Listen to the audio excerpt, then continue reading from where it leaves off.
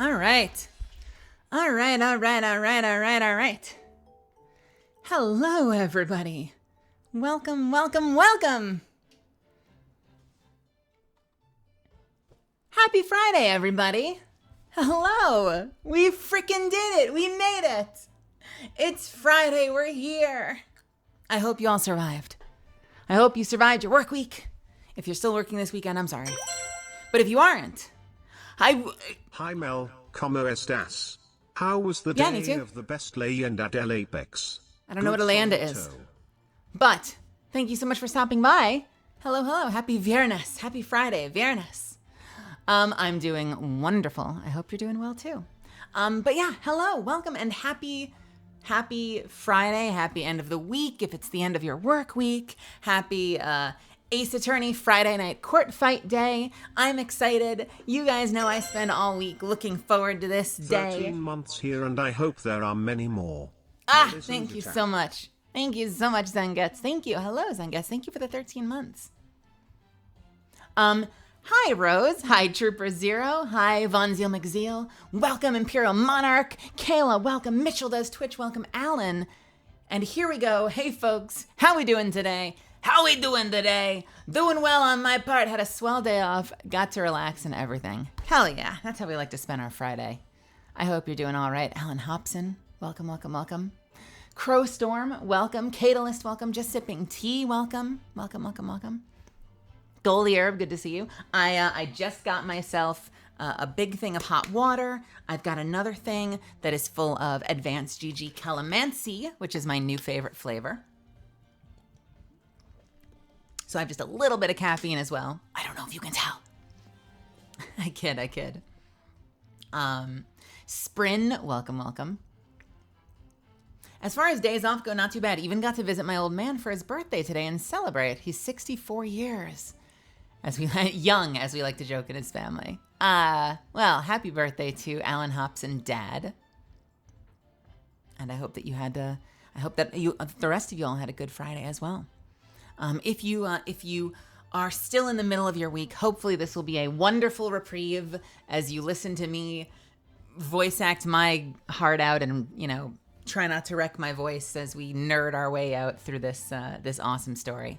And have a fun, campy, anime as fuck time and genuinely have a wonderful romp through Ace Attorney. Hello, Ad Legend. Jono, welcome. Looks like Jono's ready for a fight already. So we're off to a great start. Not so sad now. Welcome. Well, I hope not. Hopefully it only gets better from here. Mom. Let's turn the music on just a tiny little bit.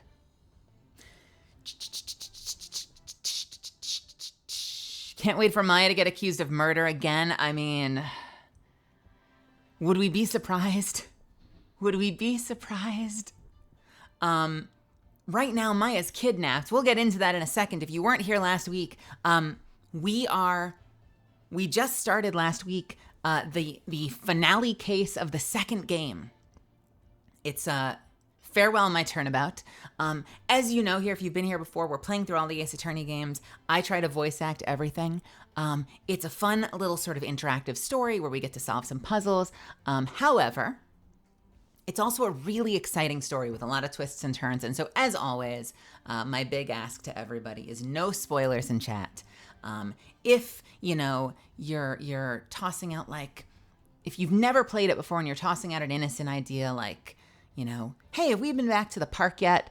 That's awesome. And once in a while, I might miss something really obvious. Like last week, someone reminded me that I could submit character profiles as evidence, which I had completely forgotten. And that was the biggest lifesaver ever.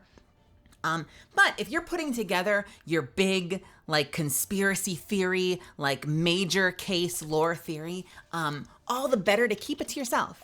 And just kind of keep it in the back of your mind and see if you end up being right. And if you end up being right, gloat like crazy in chat.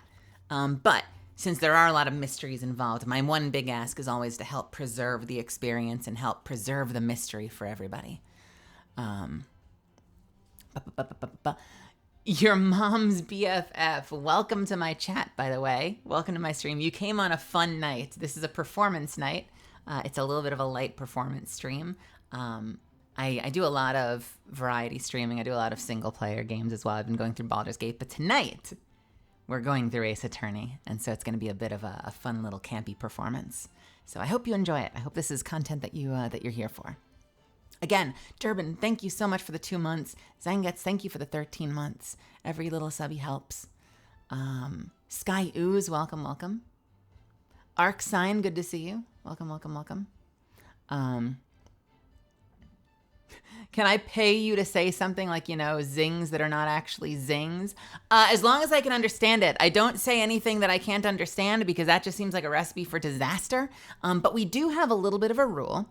As we play through Ace Attorney, if you want to hear something sus or say so from one of the current characters on the case, 200 bits will get it for you. You can buy a line of your choice. Provided it doesn't get my stream canceled. And the only thing I ask is put it in a separate message. Drop the bits and then hit it in a separate message, because if I'm going to voice act it anyway, we don't need to hear Brian say it. But that is an option that's available to you.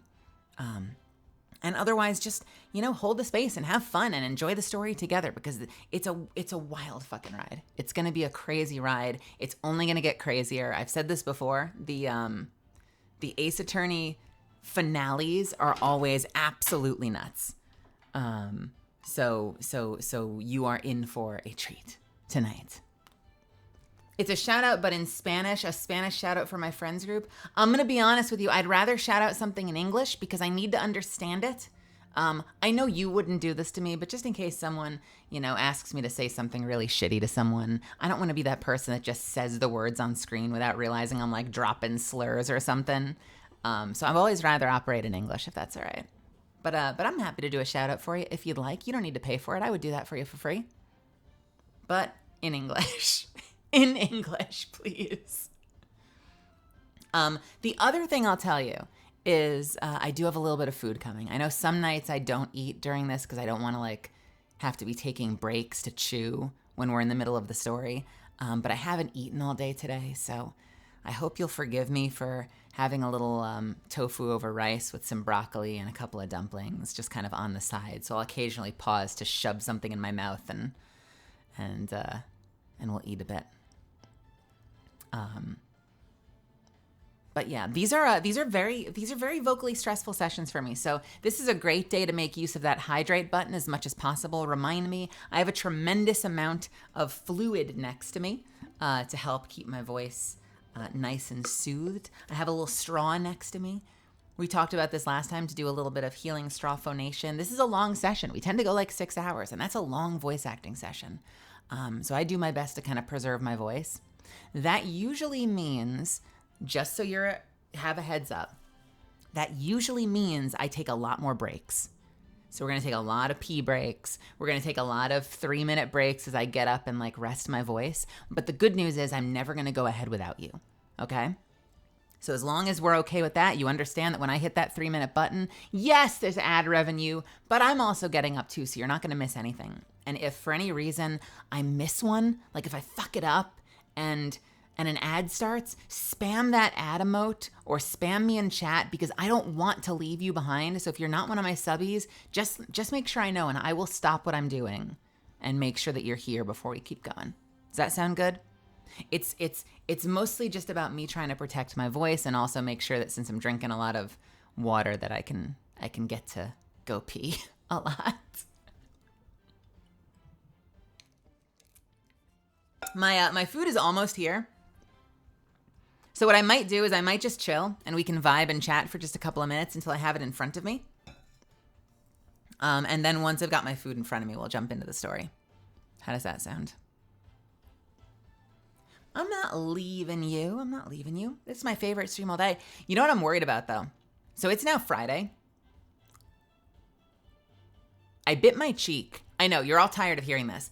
I bit my cheek, Sonic fan, welcome, last Sunday. Really bad. When I was at the Ren Fair. Just on Sunday. But I bit it bad enough that it's been swollen. And I have been biting it again all week. I bit it multiple times on Monday and Tuesday and Wednesday and yesterday. And I just said this now because I felt it catch for a second and I stopped early. So I'm warning you in advance in case I'm in the middle of a line and suddenly I just start like whimpering. It's because it happened again, and I hope it's healing. I think it's healing. It's getting better. But I'm still catching it.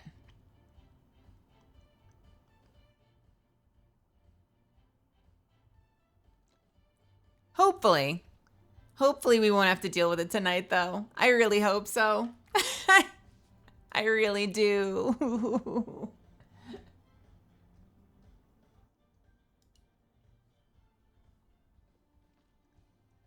Food should be here in a second, I think. It says they're on the way. So, how are you all doing today? How is your Friday treating you? We heard from Alan. What else have you all been up to? Anyone have any wins, any W's they want to share? Anyone playing any Apex today? Get any cool games? Any cool kills or plays in that game? It's okay if this is the first thing that you're getting to that you're excited about. That's always okay. It's been a tough week. I know that it can be a tough week. You're hooked to Fortnite? I've been doing debut prep, like character design stuff, swapping notes all week, so I've been working constantly. I got my 20 kill badge on Catalyst after hundreds of games. Yo, congratulations. I think I got that once, but I think I cheated. I think it was in like 3 strikes or something. Whichever one let you get it. One of them let you get it. So I like didn't get it properly.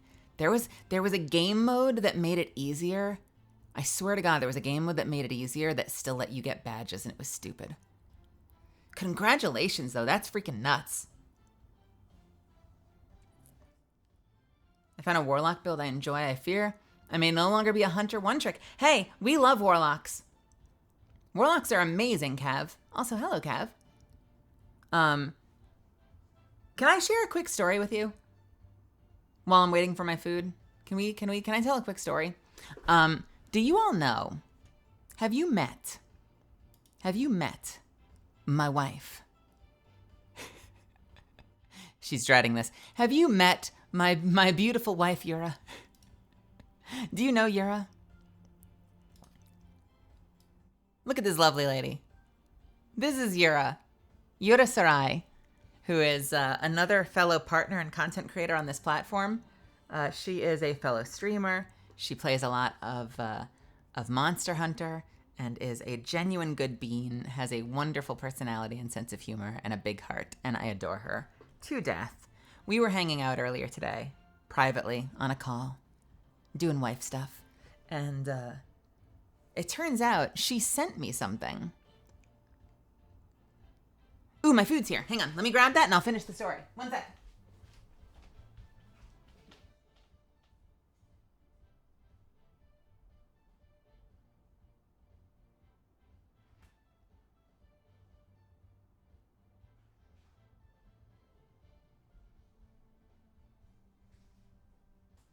Hooray!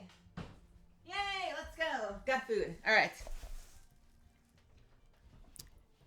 So we were hanging out and talking today, and she sent me something. She sent me a little package that she said was just kind of like a nice little sweet token of friendship, that she was thinking about me, and she wanted to give me something, which, by the way, is like fucking adorable.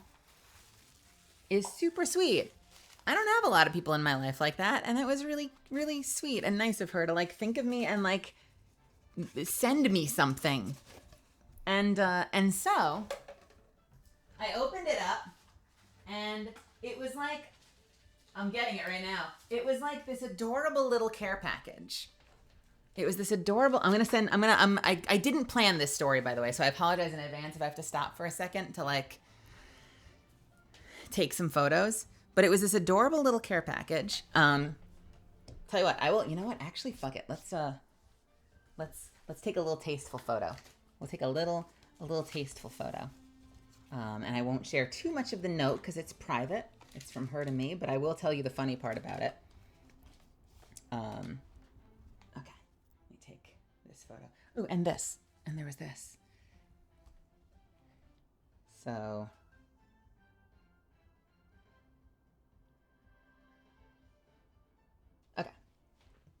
Was there a Kraber? There wasn't, and I'm sorry that my mouse mat underneath is probably gross as hell. Cav, if you're there, I'm sending this to you just to transplant it to my computer. I apologize.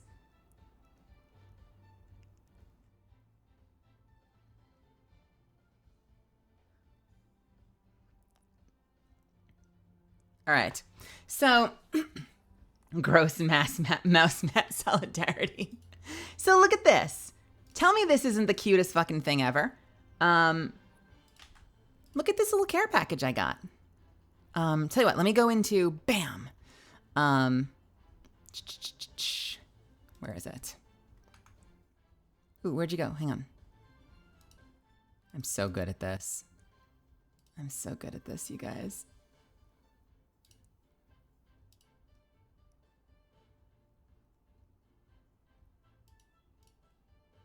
Whew. That's Yura. So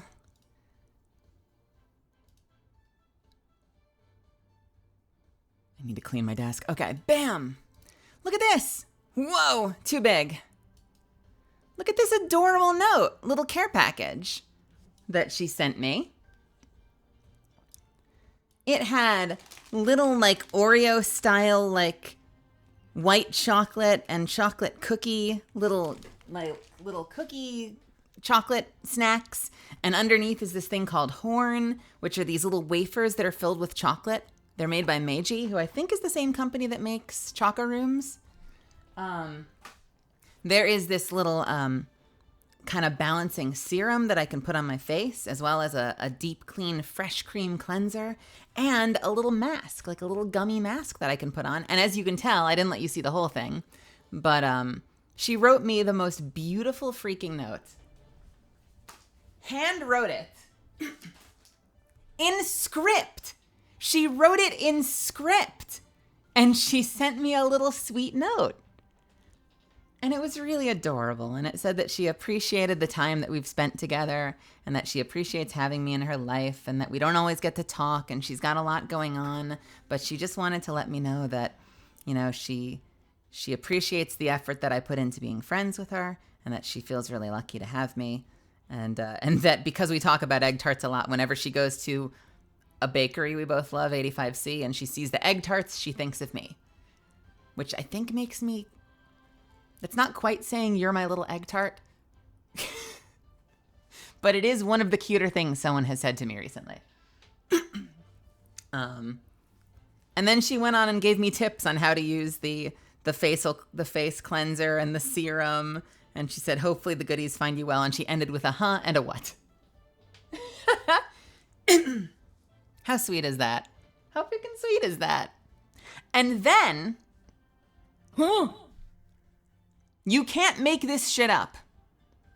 There's a twist. So then, as I'm looking at this, I'm looking at it, and on the bottom it says designed by Pepier, made in Korea. And I look at the top, and there's something written in Korean. And I'm like, what does it say at the top? And she's like, I don't actually know. I don't like fluently read Korean. It was just part of like a really adorable like paper pack that I got when I was out shopping, and I've had it for a long time and I've never used it, and it's just really beautiful stationery. So I figured that I would use it because it was really pretty, and I wanted to write you a note on it. Have a good night, Durbin. Welcome. Have a good night. Wait, welcome. Sorry, brain. Have a wonderful night. I will see you at the next one, Durbin. So she's like, I don't know. It was just really cute paper. I've had it for a long time. I don't know what it says, but like, it just seemed really pretty, and I wanted to send it to you. And so I say, you know, and that's this right here. If any of you beat me to it, don't spoil it. I'm like, you know, I have a little Google thing on my phone. So why don't I take a picture of it and we can translate it and we can see what it says? Like, win-win. It's probably like some live, laugh, love shit. And she's like, all right, sure, let's find out. So I run it through the translator and I lose my shit. I run it through the translator and this is what it comes out as. Since I'm still at an age where my heart flutters to say I love you, I want to have the courage to tell you that I love you very much.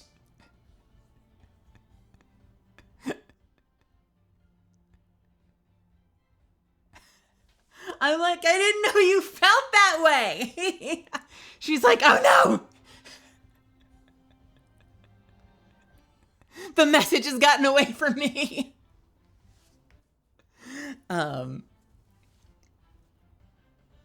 We were giggling for like 10 minutes. She's like, well, I don't, so I didn't, because like, okay, so like I didn't read the and I'm like, listen, right back at you, because I love you to death, and I'm very happy that I have you in my life. You're a very, very good friend, even if that's all it is. And I only wish that I could have met her a year sooner when I was down in Dallas, because there was a moment in time when she was 10 minutes away from me. 10 minutes away from me. And we didn't know each other because I didn't stream. And I don't even know how we would have known each other, because before I booked Catalyst, if I ever went live, I went live to like 3 people, maybe 5. So like there's really no world in which we would meet each other, you know? But if somehow like something had happened, if like somehow I'd booked Catalyst sooner and we met sooner, I wish that we'd known each other like a year earlier, because she was like 10 minutes away and I absolutely would have been getting lunch with her all the fucking time. I would have dragged her out of her house and we'd be hanging out on a regular basis. So yeah, that was my sweet little funny kooky little message of unexpected, unintended declarations of love between gamers. You should tell your friends that you love them all the time. See, I agree with that. I think that is the mindset to have. I think that's really sweet. Yeah, and we don't say it enough. And then so many of us live feeling like attention starved or contact starved. And like, I think that's why, as I've made friends in this space, even though it's kind of taboo because VTubers tend to thrive on anonymity, my big like secret wish is I want to meet all of my VTuber friends and I want to give them all big hugs. That's like my one dream, is that I can meet all of the people I make friends with in this space and give each one of them a big hug. Because I am here for, I adore the friends that I'm making in this space. So that's my Eurus story from earlier today. And we hung out for a few hours on Discord, and it was wonderful. So I'm going to grab a fork. Marinate on that for a second, lovelies, and I'll be right back.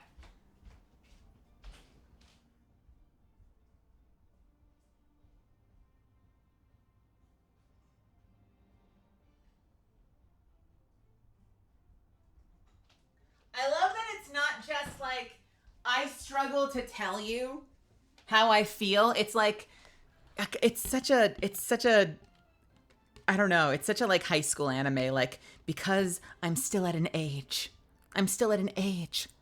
where my heart flutters. My heart flutters to say I love you. I am not yet so jaded that the phrase means nothing to me and is a source of sadness. I don't know. I think it's sweet. I think it's really sweet. Anyway. So, Misfits, I've got some food in front of me that I'm very excited to dig into. But we also have a game to play, and I don't want to keep us waiting on it too long. All right? So, I'm going to, for the moment, I'm going to table my food, because I have dumplings and I have the main meal. So I'm going to table the main meal. We'll come back to it. We are going to dive into the game, and we are going to continue where we left off. Now, we ended in the middle of a trial day last time. It's one of the few times we've done this, all right? We ended in the middle of a trial day. Let me launch the game. And I want to do just a tiny little bit of a recap, if that's okay. So when we last left off, Well, let me get the game loaded and then I'll do this.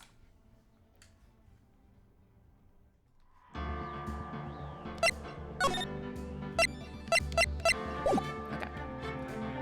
When we last left off, we were attending the what is it called? The Gatewater Imperial Hotel for a grand event that essentially boils down to the Oscars of Sentai characters.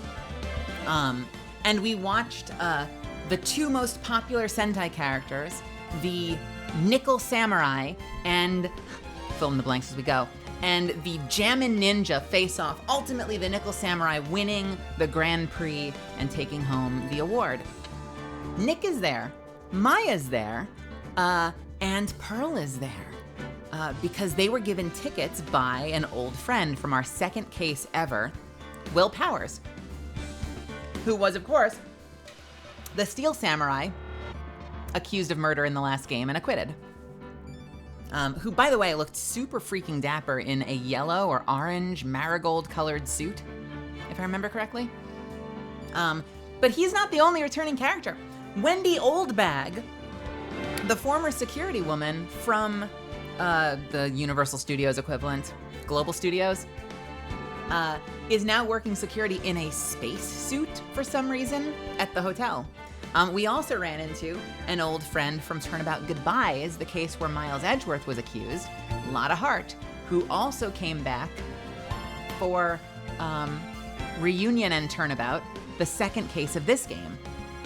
She's the photographer with the afro who has problems telling the truth on the stand. Both her and Wendy Oldbag, problems telling the truth on the stand. But who doesn't in this game?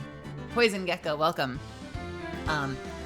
We found out a couple of things. We found out that there's this rumor going around that Matt Engard, the Nickel Samurai's manager, a woman named Adrian Andrews, is having an affair with Juan Carida, the actor playing the Jammin' Ninja, meaning essentially his competition on television. And someone we get the impression he really doesn't like. I mean, everything points to Matt Engard, who becomes our client, and the Nickel Samurai being the most popular show ever. Juan Carida, Jammin' Ninja, the second place show, not doing as well. He's losing in every regard, and yet for some reason, Matt does not like him. Like, it is fucking petty. He's kind of a dude, bro. He's kind of a nice guy. You know, he's got his head in the clouds a little bit, but he's super chill, super laid back, but he just gets a little petty sometimes because he's got that kind of like super celebrity energy where he kind of expects the whole world to come to him and give him whatever that he wants, you know? So like he doesn't have his feet on the ground. He's kind of just got his head in the clouds. He's got a phone on his wrist. He's always talking to his manager and his publicist because he's used to having everything handed to him on a silver platter.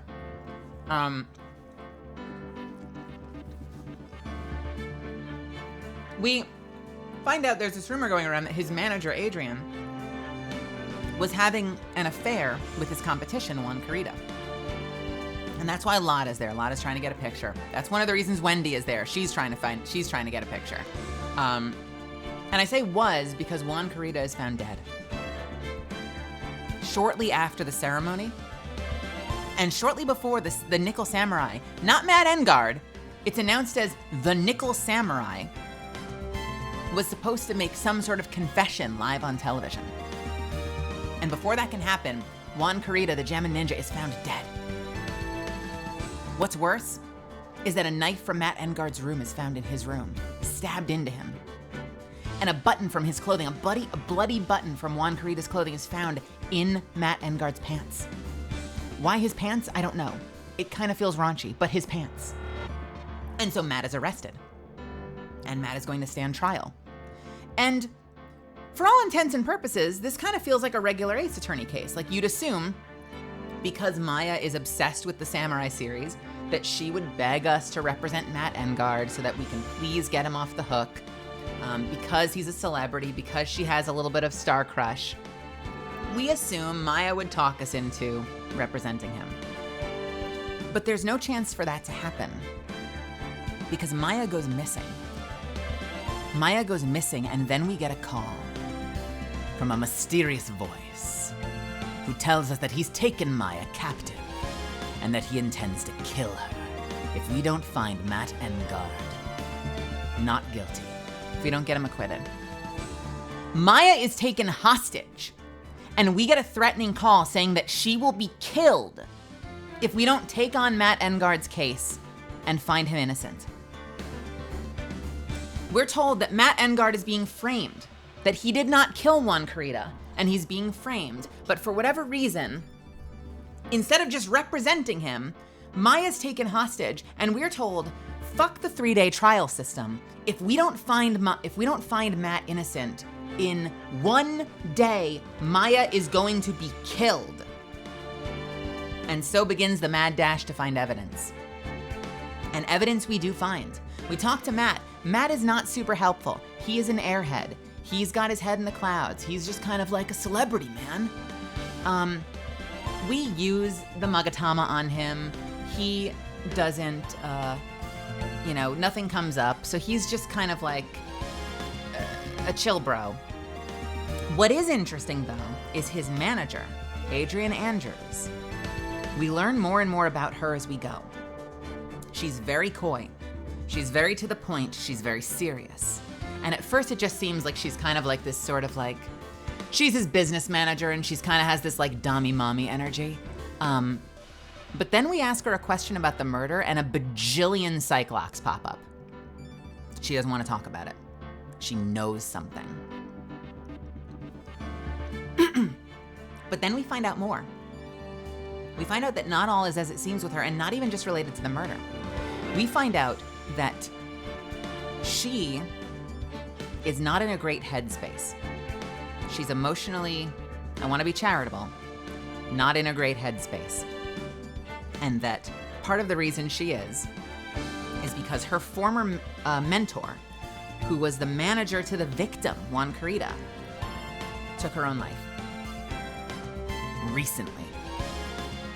And Adrian spiraled. She's now holding herself together by a thread. She's working for the opposition, Matt Engard. But as we come to find out in the trial, it seems like she might have been in Juan Carita's room the night that he was murdered, dressed up as the Nickel Samurai. She's got a lot of secrets, and we haven't unraveled all of them yet.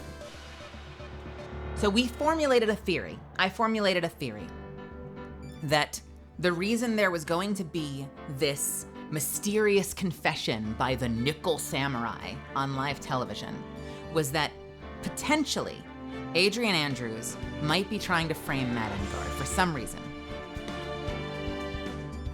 Did Matt do something? Who knows? All we know is that the opposition, Juan Carita's manager, took her own life. We know that a suicide note was never found. Now we know that Adrian was seen potentially sneaking into Juan's room the night that he was murdered, dressed as the Nickel Samurai, which would lead you to believe that she was then going to, wearing the Nickel Samurai costume, get on live television and confess to the murder, to seal Matt's fate. Why? We don't know. All we know is she's got secrets, she was involved in the murder somehow, but she's also not in a great headspace. And that could be leading her to make rash decisions. We don't know much more than that just yet. So by the time we got to the end of the first half of trial day 1, we finished questioning Wendy Oldbag, who lied left, right, and center. But we finally got to a place where we have accused Adrian Andrews of potentially being involved, and we are going to question her next. One last fun detail. It's not Franziska von Karma as the prosecutor this time. Because we got a call right before the trial started from the kidnapper saying that he had given us a gift. Franziska was missing, and we came to find out she'd been shot in the shoulder, just like her dad, and was in the hospital.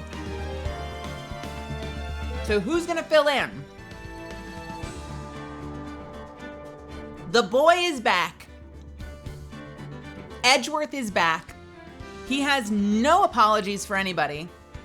Does not seem to give a shit that he left us all hanging and that we thought he might have been dead. But the boy is back and we're facing off against Edgeworth in the finale in court. And can I tell you something? He's prosecuting circles around us.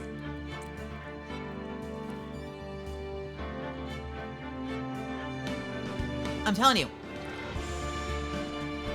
every step of the way during the trial, he was ready for us. Even down to finally unraveling all of Old Bag's lies and accusing Adrian Andrews. The judge says, well, we'll have to get Adrian Andrews into questioning, so we'll have to postpone the trial by a day. Phoenix freaks out because he's under ultimatum. And the kidnapper said if he doesn't get the trial sorted in one day, Maya dies. Edgeworth is prepared for this? Edgeworth already knew everything all the cases we were making. Said he came to the same conclusions, just wanted to see if Phoenix would too. And that Adrian has already been arraigned, and is in custody and is being prepped as a witness.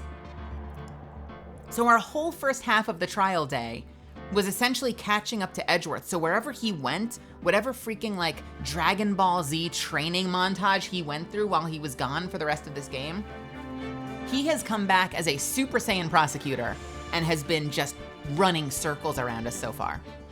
It's gonna be really exciting. This case is gonna be nuts. I cannot wait to see where it goes next. Yes, as Goalie Herb says, we also established that if you're gonna play a Metal Samurai, you're the one going to be accused of murder. And 2, never order a steak for lunch or dinner. Yeah, this is the second time. Apparently they do nothing but eat T-bone steaks.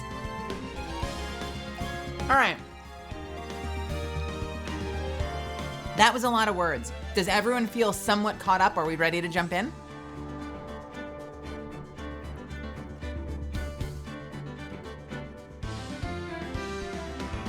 Where is the game?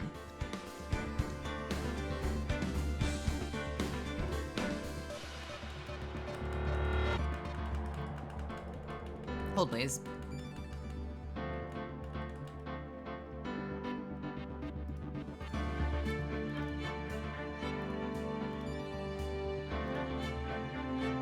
There it is.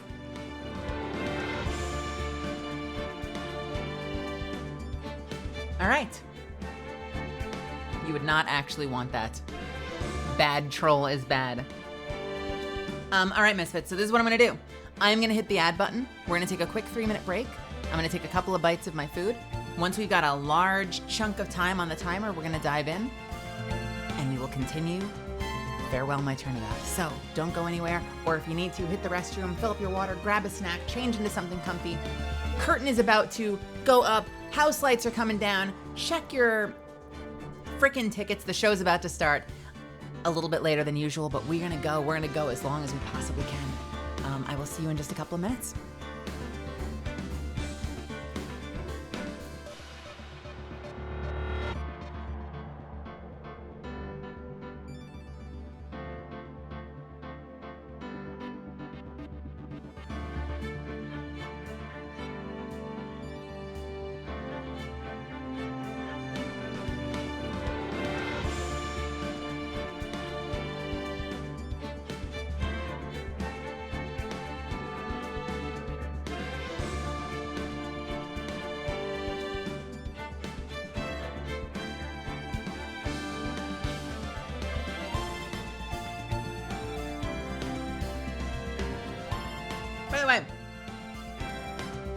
By the way, I don't know if that recap was necessary or helpful at all, but I guess I'm just feeling a little self-conscious because we usually stop cleanly at the end of the day, but we went way too long last time.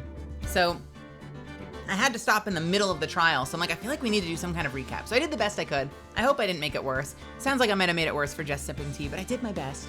Hopefully it'll all kind of help as we go and get into the story. I'll be like, oh, I remember Mel said that. If that was dumb, I'm sorry.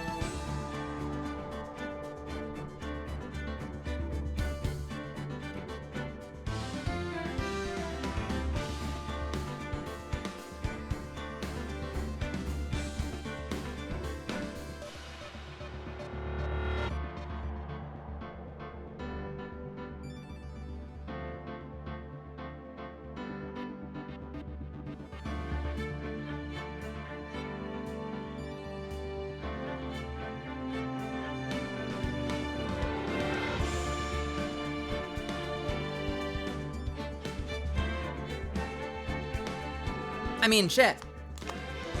That would be a great reason to have an editor. I mean, fuck, if I had a video editor that could actually like distill down the main moments of each of these Ace Attorney things and make like a proper previously on, I would play the shit out of that at the start of stream.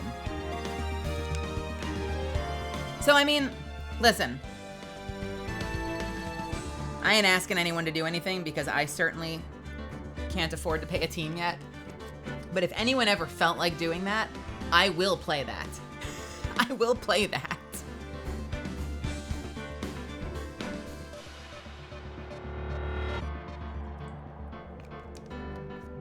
On the last episode of Friday Night Court Fight. All right.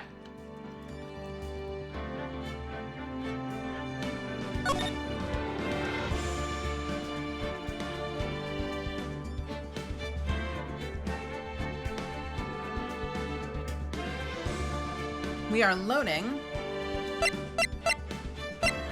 this one.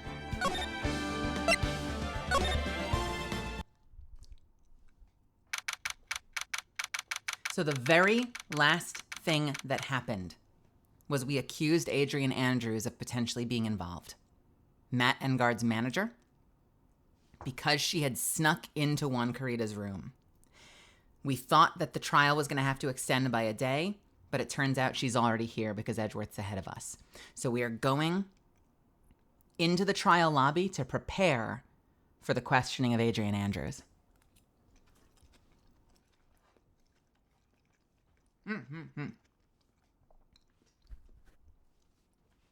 March 22nd, 2:14 p.m., District Court, Defendant Lobby number 3.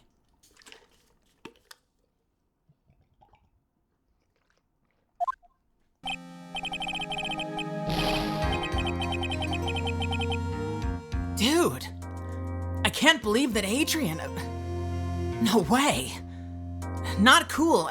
Not cool and collected Adrian Andrews. She's your manager. It would have been very easy for her to pull this off. The only person who had easy access to the knife you used at dinner was, well, her. So after the ceremony, during the break, huh? Ooh. I was sleeping like a log the entire time. See? She could have also easily planted that blood-covered button in your hakama. Huh. Because she was the one that came to wake me up? Then... Dude, you're saying it really was her? Yeah. She's the real killer. She was the one who murdered Juan Carita. But... why? I thought she was buds with Juan. She has her own agenda. Her own agenda? What are you talking about? I'm sure you'll see by the time this trial's over. It'll be all right. I'll get you acquitted by the end of the day. Get me a verdict that's refreshing like a spring breeze, okay, Mr. Lawyer Dude? Phoenix. You think her motive is related to Celeste Impacts' missing suicide note, right? Yes. Ms. Andrews depended on Ms. Impacts and her strength. Excuse me. Ms. Andrews depended on Ms. Impacts as her strength and reason to live. But then Ms. Impacts suddenly killed herself. It sounds like she left a suicide note, and the person thought to have hid it is Juan Carita, the victim of the murder. The victim of this murder. And that's why I think that Ms. Andrews got close to Mr. Carita. All to get the suicide note back. It sounds plausible, but one thing bothers me. What? Who was it that first told us of that? Something bothers me. What? Who was it that first told us about their relationship? Better stated. Ms. Andrews' dependency issues with regards to Ms. Inpax.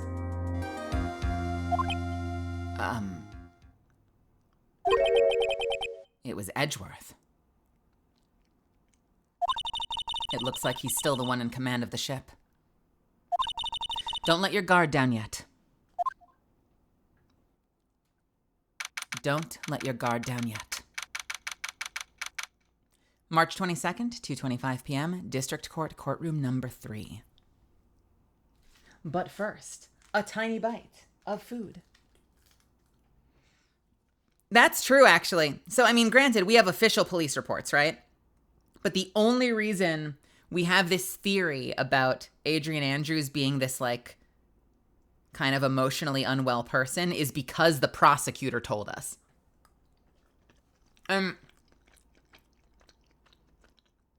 At the time, he said, well, I can tell you anything you want to hear because I'm not the one working the case, but now he is.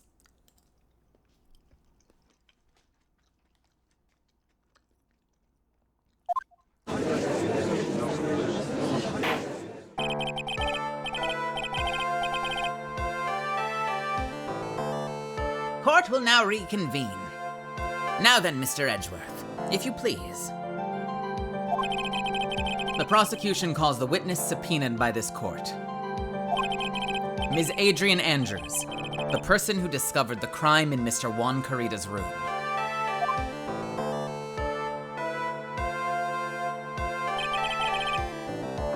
What is your occupation? I'm the manager of the defendant in this case, Mr. Matt Engard. I see. Now then.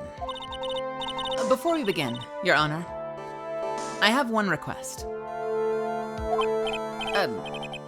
Yes, sure. What is it? I'm sure everyone in this room is wondering the same thing. And would love to find out more about my relationship with the victim. After all, it was the topic of a certain weekly magazine recently. No, I have no idea what you mean. I've never even heard of Gossipland. If the judge was ever a prosecution witness, he'd do all the work for me. Anyway, I was wondering if you could please tell us about your relation to the victim. Yes. I was seeing Mr. Carita. I was also aware of the rivalry that existed between Matt and Juan. But this was a private matter between Juan and myself. So it was a fry and bait matter. Or was that a bait and fry? Reminds me of fishing. But I didn't kill him. No one is accusing you of that. I think there's someone who would beg to differ.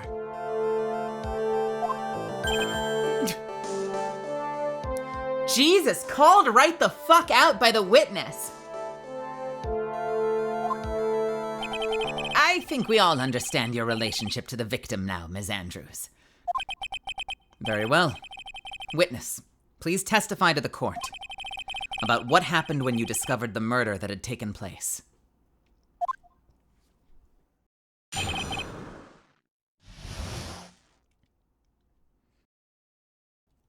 There's a lot of similarities, I feel like, between her and Lana Skye. I feel like when Lana Skye first entered the courtroom, she made a very similar, like, if I can have the court's attention, sort of plea for sympathy when she first got there. We don't have a lot of witnesses do that, do we?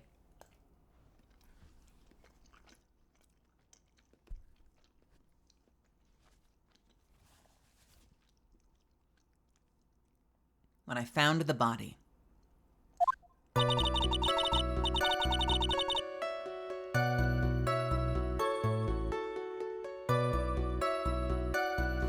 It was time for the show to start, so I went to get Matt from his room. After that, I went to Juan's room. And there was his dead body. I was in shock. What I saw was, naturally, the exact same scene as in the crime scene photo. I felt as though I was about to faint, so I poured myself a glass of juice.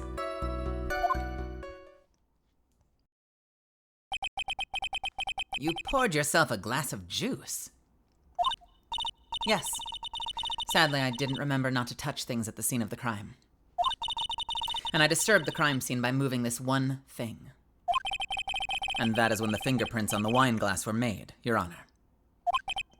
I see. Well, Mr. Wright, you may cross-examine the witness. Phoenix. She's one cool and collected customer. And she has the brains to match. Yeah, I know. In order to catch a person like her, you have to avoid head-on confrontations, really? In order to catch a person like her, you have to avoid head-on confrontations. You should disrupt her pacing. Disrupt her pacing? She's the type of woman who is easily thrown off by things inconsistent with her thinking. So you have to attack when she least expects it. The instant you let up on your offense is the instant this trial is over. Understand? Whoa! Well, no pressure! I feel like that means press everything. It was time for the show to start, so I went to get Matt from his room. Hold it! And what was Mr. Engard doing at the time? He was taking a nap. He was worn out from his mini performance as the Nickel Samurai during the ceremony. Mr. Engard did say he was taking a nap. Then I guess you could say that it could not have been taken out of his room. Wait, what? It could not have been taken out of his room? What, the costume? Then I guess you could say that it could not have been taken out of his room, yes? Excuse me? It? What are you? Objection! Right? I thought years of school would have taught you how to construct a sentence. Oh, that's what he's doing! He's leading her with like a half sentence to fuck with her. That's so funny. Me as the player, I was just super confused, but that's exactly what he's doing to her. Right? I thought years of school would have taught you how to construct a sentence. If you can't make a sensible sentence with a subject, then I'll make one for you, right? Wait. If you can't make a sensible sentence with a subject, then I'll make one for you. Watch.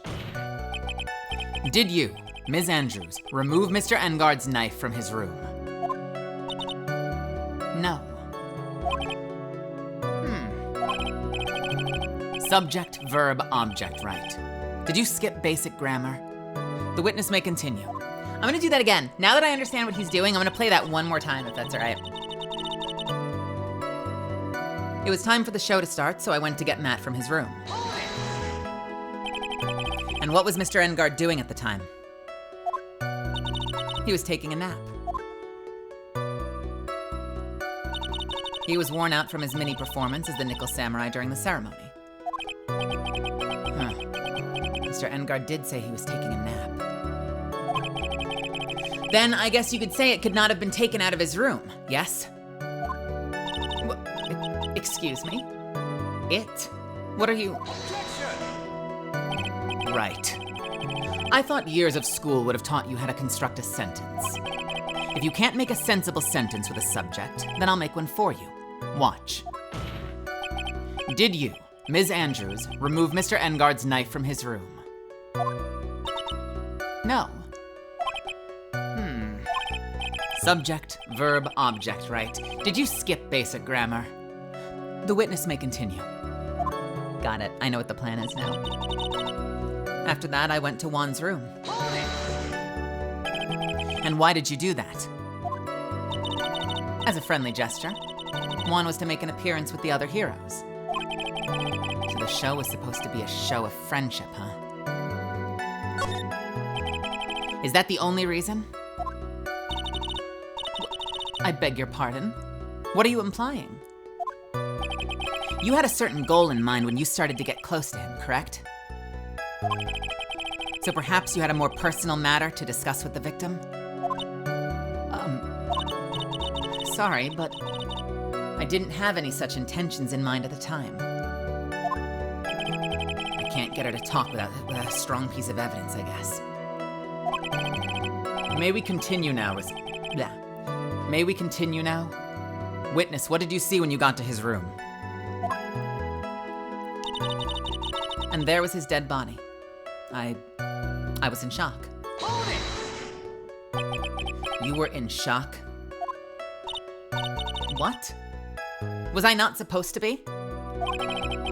Ms. Andrews is a very calculating person. And despite how close they were, I doubt she had romantic feelings for Mr. Kurita. Fuck. Anyone randomly stumbling upon a dead body would be in shock. And you can't seriously expect that a young beauty like her would not be shocked. Somehow I don't think beauty has anything to do with being shocked or not. I see. What I saw was naturally the exact same scene as was in the crime photo. This is the photo you're referring to, correct?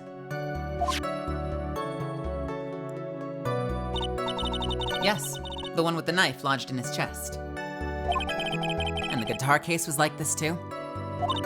Yes, it was open and empty, of course. And then what did you do next, witness? I felt as though I was about to faint, so I poured myself a glass of juice. Juice? Yes, there was a bottle of tomato juice on the table, so I helped myself. But you didn't drink any of it, did you? Huh? There were no lip marks left on the wine glass to suggest that anyone drank from it. I wasn't feeling terribly great, so I set the glass down. Without drinking it. Ms. Andrews, I'd like to confirm with you one more time. When you discovered the dead body of Juan Kurita, you were in great shock? And that's when you poured yourself the glass of juice, correct? And what of it?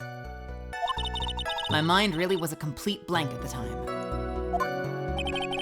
Your mind was a complete blank? I didn't think that was possible for you. Aren't you rude today? I was so dazed that I made one careless mistake, that one thing. What one thing? Never mind. It's not a big deal. What was she starting to say just now? I made that one mistake. What did she do? What was the one mistake? Ms. Andrews! I'm convinced that, as you said, you made a mistake at the scene of the crime. What I really want to know is what this mistake was.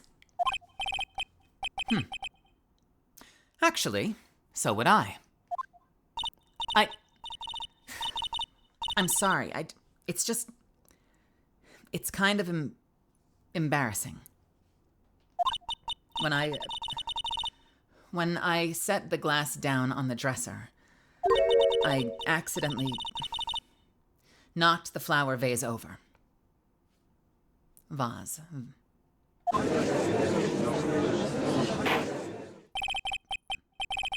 Flower vase? Are you talking about the one on the floor in the crime photo?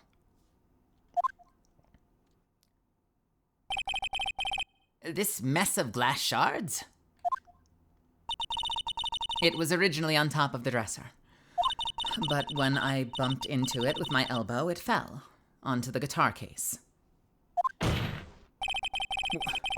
Why did you withhold such an important piece of information? I'm sorry. I thought that since the crime scene was already in disarray, that people would simply assume the vase was just another part of the mess. It looks like yet another fact has come to light here. Please add this and anything else you have to reveal to your testimony. I'm sorry, but I have nothing more to add. I didn't touch anything else. I think she just made a big fucking mistake. I'm gonna take a bite first, because I'm hungry. But I think she just made a big fucking mistake. Let's not look too far ahead, because we don't want to spoil anything. Do any of you know, who haven't done the case before, do you know what mistake she just made? Do you remember? Because we haven't talked about it yet tonight. I'm taking a big bite while you think about it.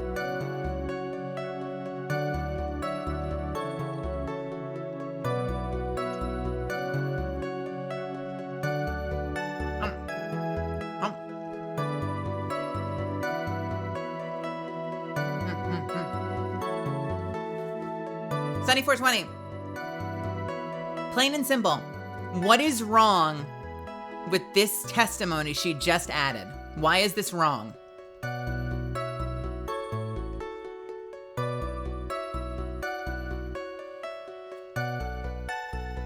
Is it always this suspenseful? Yes. This series is amazing. Your mom's BFF. I'm gonna take one more bite. What is wrong with this specific piece of testimony?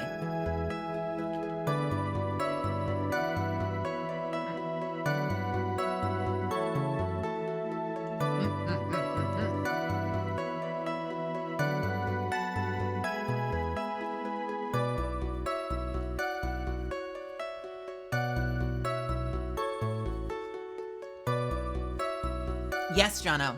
We know that Juan Carita died by strangling, and that a knife was stabbed into his chest after the fact. Yoshi, thank you so much for the 16 months. Thank you. Let's go. How are you, honey? Yes, 100% Sunny 420. What we know about the case, not the case, but the guitar case, is that the water is on the top of the lid. 100%. Von Zeal, Sunny 420. The water is on the top of the lid, meaning that when the water was spilled, the guitar case was closed. Now, what's weird, and I wonder if this is going to come up later, what's weird is that apparently the guitar was never in the hotel. We've apparently been given confirmation that the guitar was left at the studio. So the guitar was never here. So why is the guitar case here? I want to know if something was in the guitar case. Was something stored in the guitar case? I don't know. But we know that when the murder happened, at least when the vase was knocked over, the guitar case was closed. So the fact that she's testified that the scene is exactly as it was in the photo when she got there, she even specified that the guitar case was open, means that her little weird addition of knocking over the vase is utter bullshit. So I'm gonna save, just in case, because sometimes you know how like you have to present things in weird orders. I'm gonna save in case this is one of those like we're too smart for the case things, but then let's go ahead and give it a shot. I was the one, she says, I was the one who knocked the flower vase over, where it fell onto the guitar case.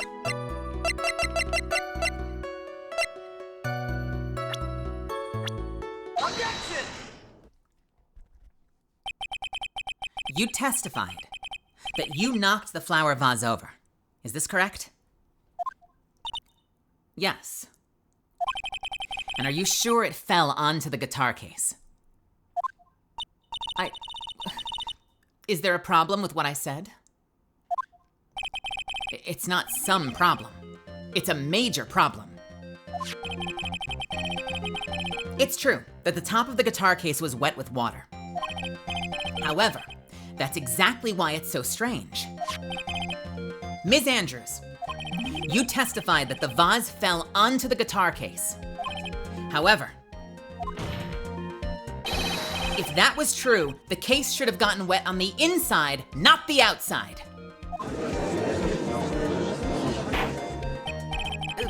Well, that's very true. Furthermore, there's one other strange thing about this guitar case.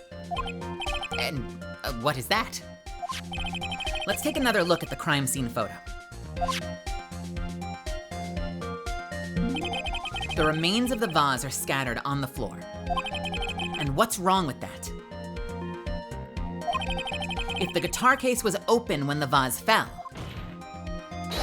the glass shards should be inside, not outside the case. Objection! What is your point, right? That the case was closed at the time the vase was knocked over? Is that all? Objection! No. Think back to what Ms. Andrews testified to. She said that other than the vase, she didn't touch anything else. Yes, that is right. She did implicitly say that she didn't touch the guitar case. Objection! But this whole matter with the guitar case is a dead end.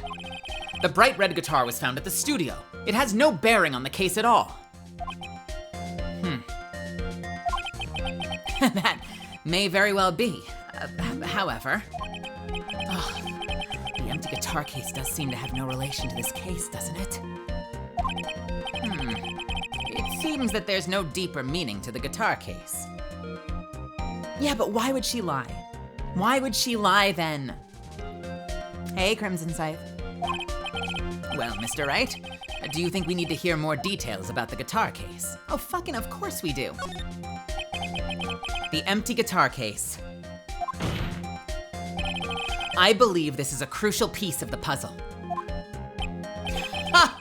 I can't believe anyone would reach for straws like this, but it is you. I can't believe I'm doing this either. Phoenix doubts himself too much. All right, I'll follow along. For now. Ms. Andrews, please testify to the court about the guitar case.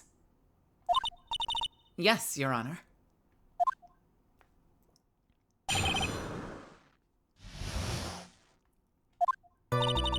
I don't remember too clearly because I was a bit dazed. I suppose I must have opened the guitar case after I knocked the vase over. It's not a big deal though, right? The case was empty after all. As for why I opened the case, even I don't know. Ooh, that's a careful testimony. There's not a lot to do with that. It looks like this really wasn't a very important point. This wastefulness is such a familiar feeling by now that it's almost comforting.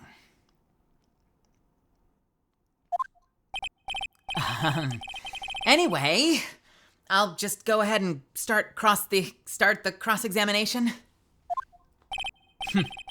Using any way to change the topic. A convenient escape for a weak man.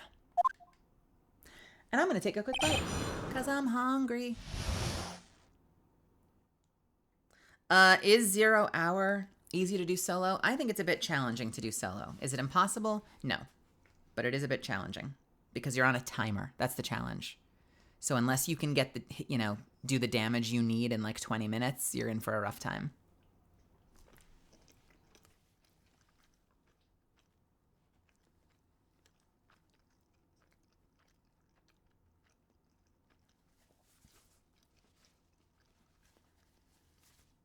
All right. It's a really great case, though. You'll love it.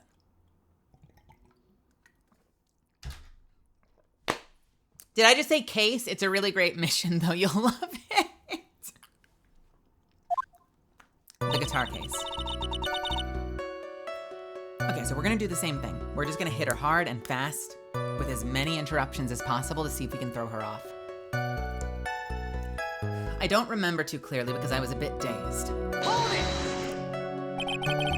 During your testimony just now, did you remember those events clearly in your mind? Well, you see. Are you sure you're the one who opened the guitar case?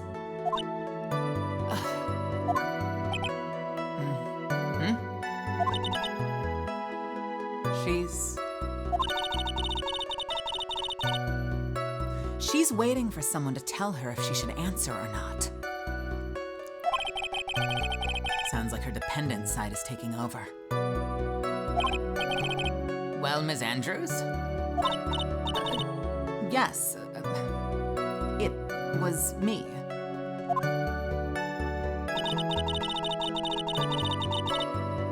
And at this moment, It's not getting brutal yet, but at this moment, if you're here watching, I know that the games don't do this, so some people might say you don't need this, but I want to give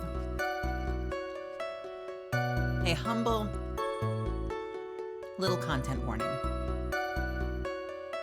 A tiny little content warning. Just if it applies, just to prep you.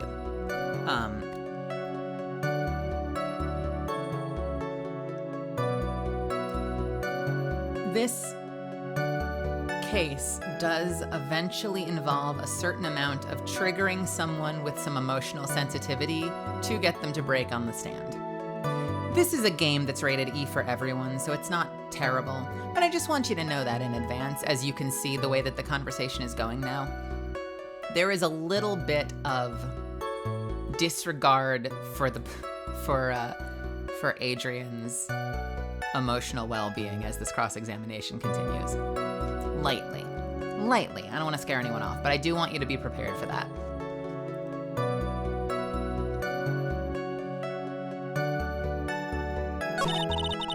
I'm going to start this one again, just now that I've said that. I don't remember too clearly because I was a bit dazed. During your testimony just now, did you remember those events clearly in your mind? Well, you see... Are you sure you're the one who opened the guitar case?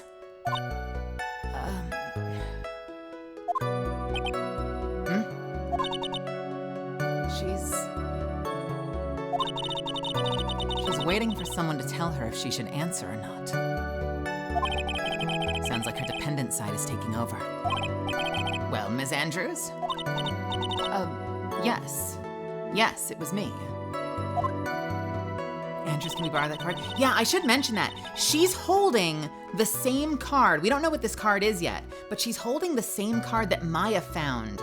We've gotten a couple of first-person perspectives on Maya from her hostage situation, and there's one of these cards in the cellar where Maya was tied up. I think she might have escaped by picking the lock. But there was one of these cards in the cellar too, so we have questions about that as well. We asked her about it. She says she doesn't know what it was. She found it on the table, and she's just hung on to it ever since. So I feel like it's gonna come in. I feel like it's gonna be important eventually. I suppose I must have opened the guitar case after I knocked the vase over.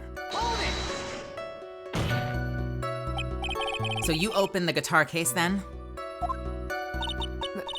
Yes. Well, maybe.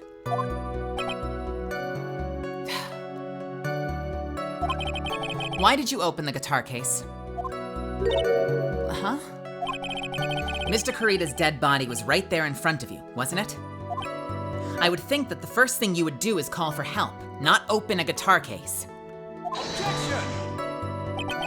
As the witness has said multiple times, when she found the dead body, she was dazed. Maybe I was curious to know if the bright red guitar was all right or not. I thought maybe the criminal took it. Why would she care about the bright red guitar? But getting back on topic. It's not a big deal though, right? The case was empty after all. Was it really empty?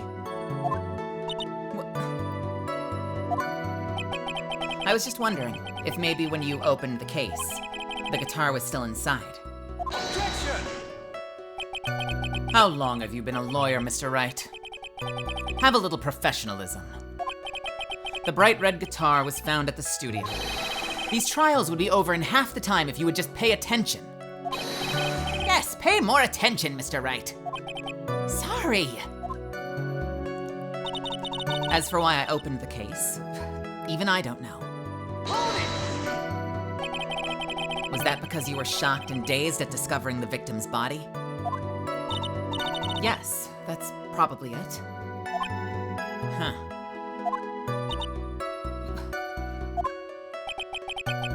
I'm not gonna get anywhere if I continue pressing her like this. The only way to make her talk is with evidence. I guess I should give it a try.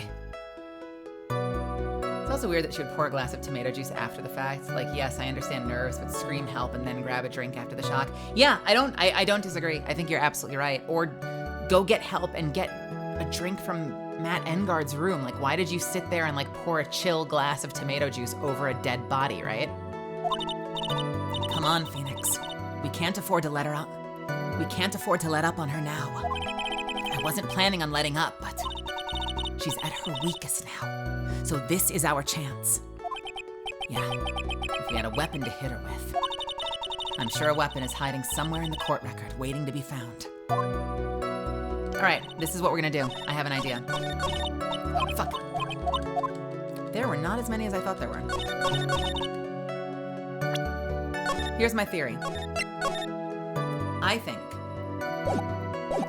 So what do we know about Ms. Andrews? I'm gonna talk while chewing. Oh. Here's what we know. We know that Adrienne Andrews learned everything she knows about management from Celeste Impacts. We know that Celeste Impacts was her mentor. And Celeste Impacts was the manager for Juan Carita. So even though Adrienne Andrews is now working for Matt Engard, her mentor was the manager for Juan Carita. And she killed herself. And Juan found the body. And there's reason to believe, based on evidence, that there was a suicide note, but the note was never found. One could argue, and I feel like we're about to argue, that the reason she snuck into the room, if we assume for a second, because these cases have so many twists and turns, she's been so obvious so far. If we assume she didn't do it, she was still in there. And I think the reason she was in there, even if she didn't kill him, is because she was looking for the suicide note.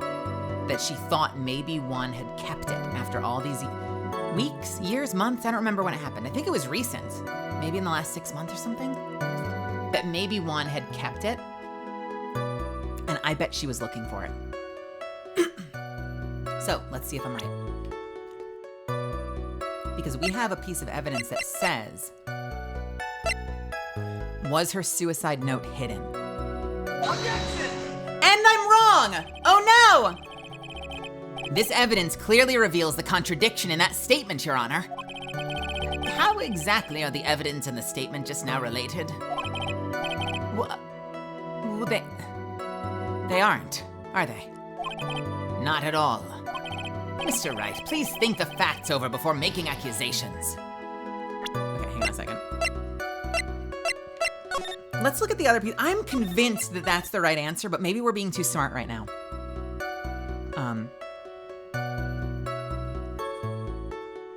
Let's see. Let's just take a quick look, because maybe it's the same evidence, but in a different place. I don't remember because I was dazed. I suppose I must have opened the case after I knocked it over. No contradiction there. It's not a big deal though, right? The case was empty after all. As for why I opened the case, even I don't know. I think this is it. So is there a piece that works better? Strangle with a scarf, stab with a knife. Adrienne Andrews attempted her own life because of shock from Celeste's death. Celeste was dead. Was the note hidden? Ripped from his costume. The button was ripped from his costume. It's covered in Carita's blood, found in Engard's pants, basically. As for why I opened the case, even I don't know. Why would you open the case?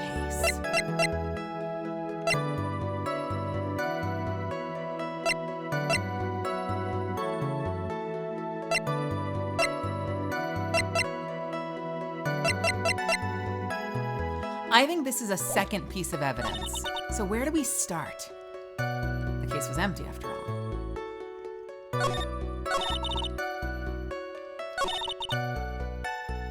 I must have opened it after I knocked the vase over.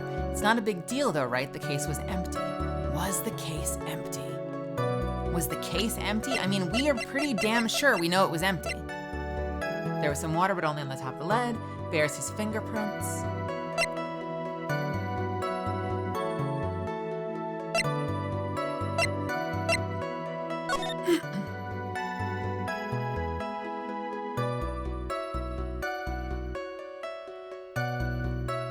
Roses on the floor. Flowers are on the floor.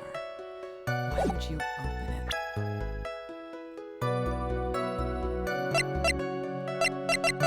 Can we take a quick look at the... Do we have a picture of the Jammin' Ninja? I don't know that we do. No, we don't.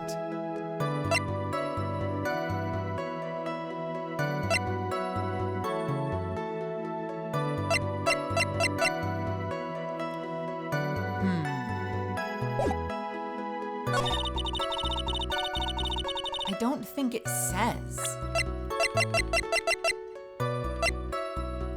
Corrida's fingerprints are on the case. So, Juan Corrida's fingerprints are on the case. Which, why wouldn't they be? They're his. It's his case. So, getting in close to the mysterious beautiful manager, superstar in an ultra hot mega secret love scandal. Not a big deal though, right? The case was empty after all. It's one of these two. It's either it's not a big deal, the case was empty.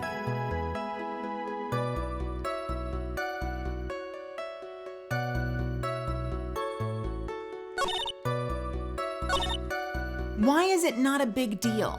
That's another question. Why, what does that mean? It's not a big deal, the case was empty. How did you know the case was empty?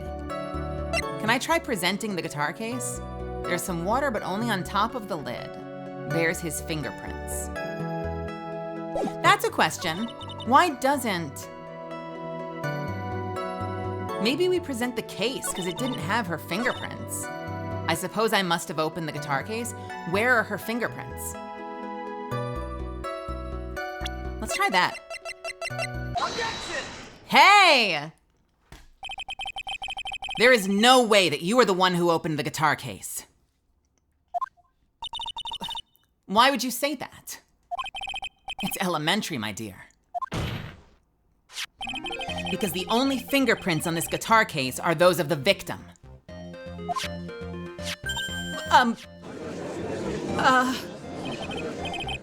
What is it, Mister? What is it, Ms. Andrews? You shouldn't assume that I must have left prints just because I touched the case. Wait, I'm sorry. Are you incriminating yourself? You shouldn't assume that I must have left prints just because I touched the case. What do you mean? What if I were to tell you that I was wearing gloves at the time? Gloves? But why would you be wearing gloves at the time? Woo sub anniversary. Melisand love, Melisand love, Melisand love. Samus, thank you so much for the 6 months. Why would you be wearing gloves at the time? It was the night of the award ceremony. So of course I dressed up for the occasion. Yes. Now I remember. I'm almost sure I was wearing a pair of thin gloves. I see. Well, Mr. Wright, it seems the witness was wearing gloves at the scene of the crime. You were wearing gloves? Isn't that a little strange? Why is that strange? Do you have something that would prove I was not wearing gloves at the time? Yes, your fingerprints are on the fucking drink. Take that! I have your proof right here. This wine glass. The wine glass? You left your fingerprints very clearly on this wine glass. Even if you took your gloves off when you poured yourself this glass of juice, wouldn't you think it was just a little strange that you put your gloves back on just to open the guitar case?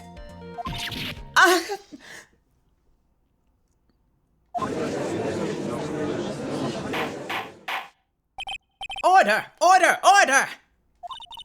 Looks like you hit the nail on the head this time. Huh? What do you mean?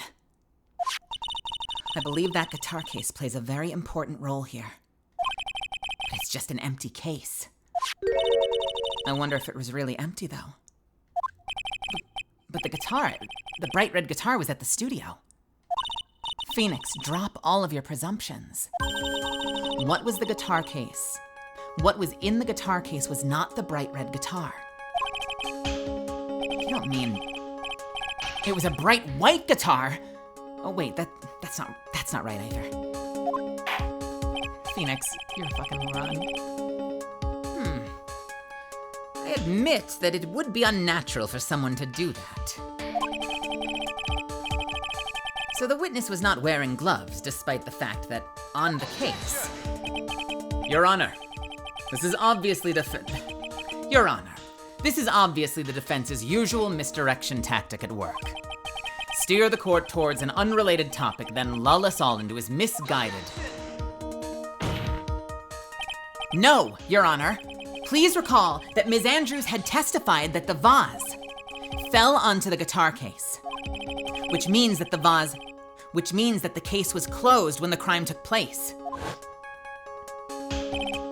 However, it is wide open in this photo of the crime scene. I am sure that this guitar case has some relation to the murder. Objection! If you're so sure, right? Then I'm sure you can somehow substantiate your outrageous claim, correct? Please, enlighten us as to why that guitar case has anything at all to do with this murder.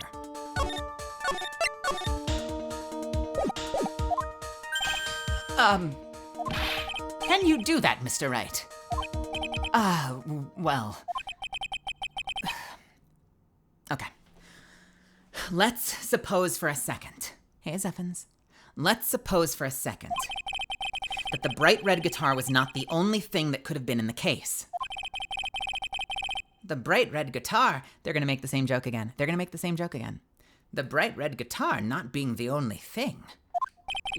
You don't mean to suggest that a bright black guitar could have been... So, Your Honor, you intend to push your theory that the case was not empty, is that it, right? I wouldn't say something if I didn't intend to prove it. Deflate that head of yours. You haven't proven anything yet. Now then, let's have it. What was inside this case at the time of the murder? All right. There are two options. And you can tell that they know that this is a hard question because it's only gonna penalize 1 point. I'm gonna take a quick bite. All right. Here's the big brain option. The big brain option that I think is too smart for right now. You know how sometimes, we've already talked about this, but you know how sometimes like you're too smart for the case and you're sort of 3 steps ahead, so if you present that answer now, the game is gonna penalize you.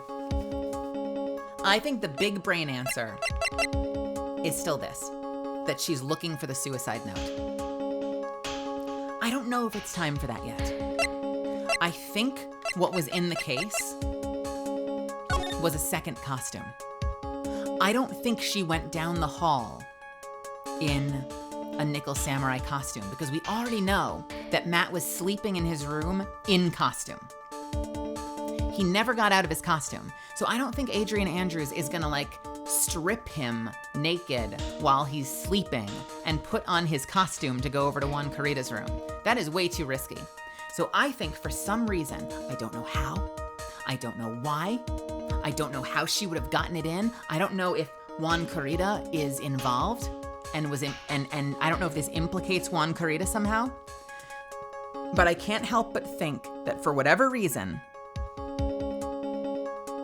there was another costume inside the guitar case. That's my theory right now. If she drugged him, possibly, I think it was another costume. I just can't help but think that right now, it feels a little too irrelevant to be like, the suicide note, because we've never talked about it, you know?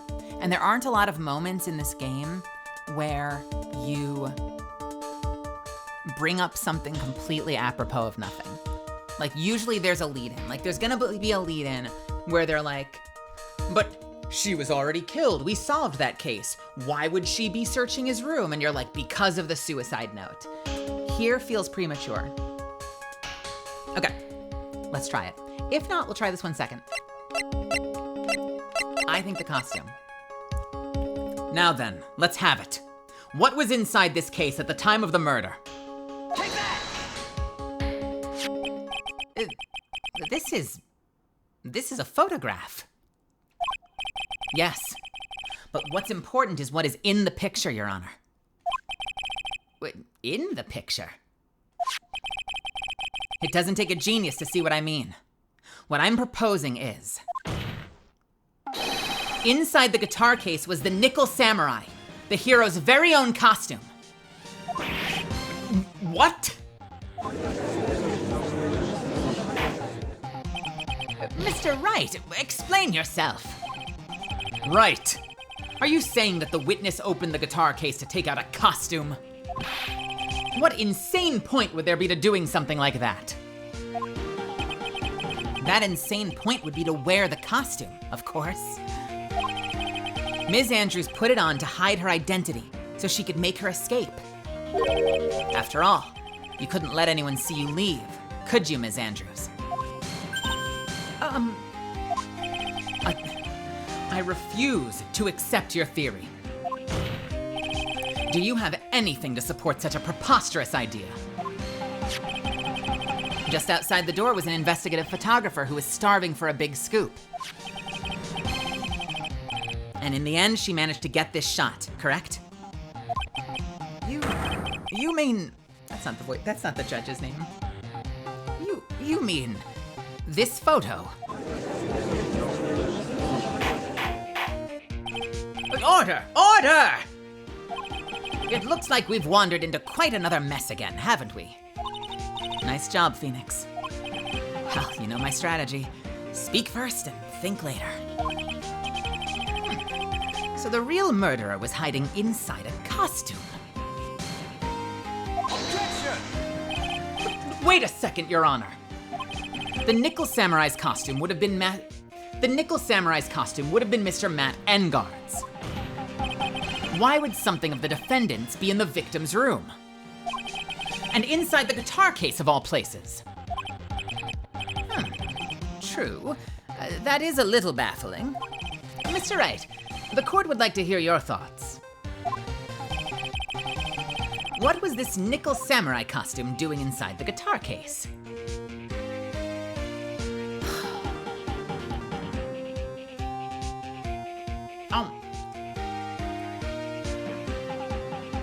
I mean,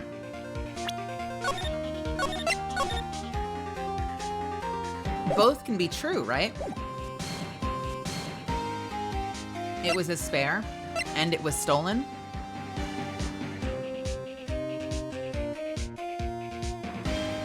Wait a minute!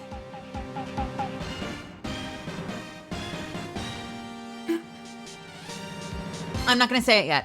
I'm not gonna say it yet because I just thought of something that's like 15 steps ahead and I don't wanna ruin it if I'm true. I just had a thought. I'm keeping this to myself for now. I'm keeping it to myself for now. Okay. I think it was stolen, obviously. I think it was spare and it was stolen. I think both of those things are true. Let's see. I think it may have been stolen from Mr. Engard. But stolen? But why would someone do such a thing? Maybe the thief wanted to interfere with the post-ceremony stage show.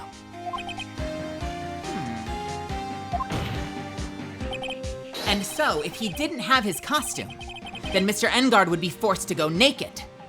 Oh, fuck you. This is not correct. This is not correct. This is not correct. I'm going back. I already know that we're going completely off the rails. Okay. Bro. All right. I think they're both true. It was obviously stolen from Engard, but the point isn't to say it is his only costume that was stolen. It's obviously a spare.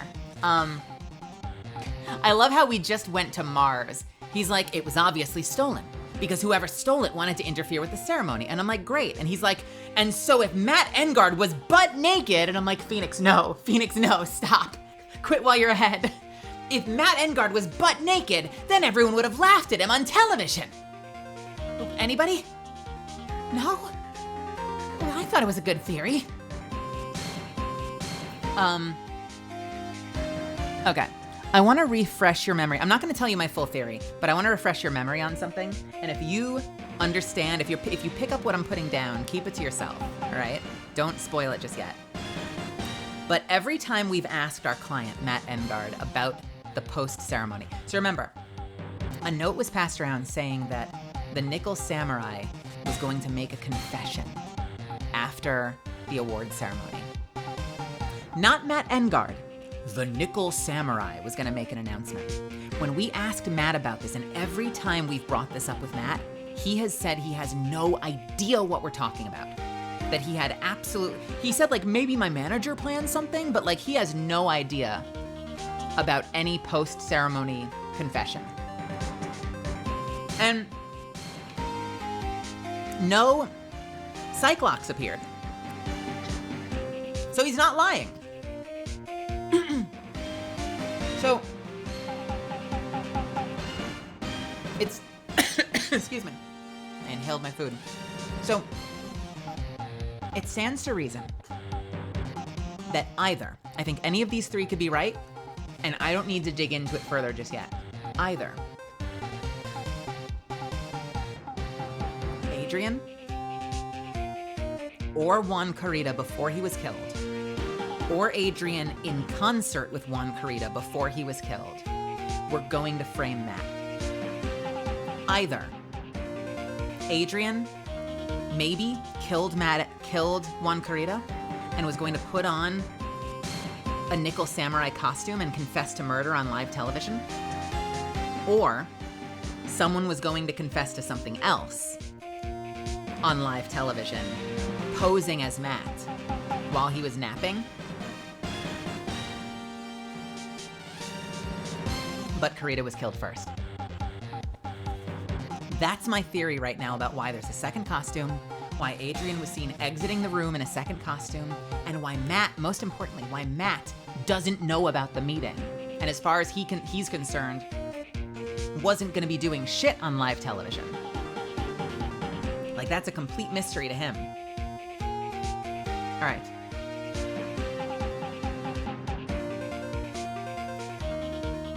Spare costume. Mr. Engard did not take his costume off during the break period. In that case, the costume we're talking about was a spare one. What? Then, are you saying that on the night of the murder, there were 2 Nickel Samurai costumes at the Gatewater Hotel? Yes, that's what I'm saying. And how do you explain the costume that was inside the guitar case? It would mean that the victim himself had brought this spare to the ceremony on purpose.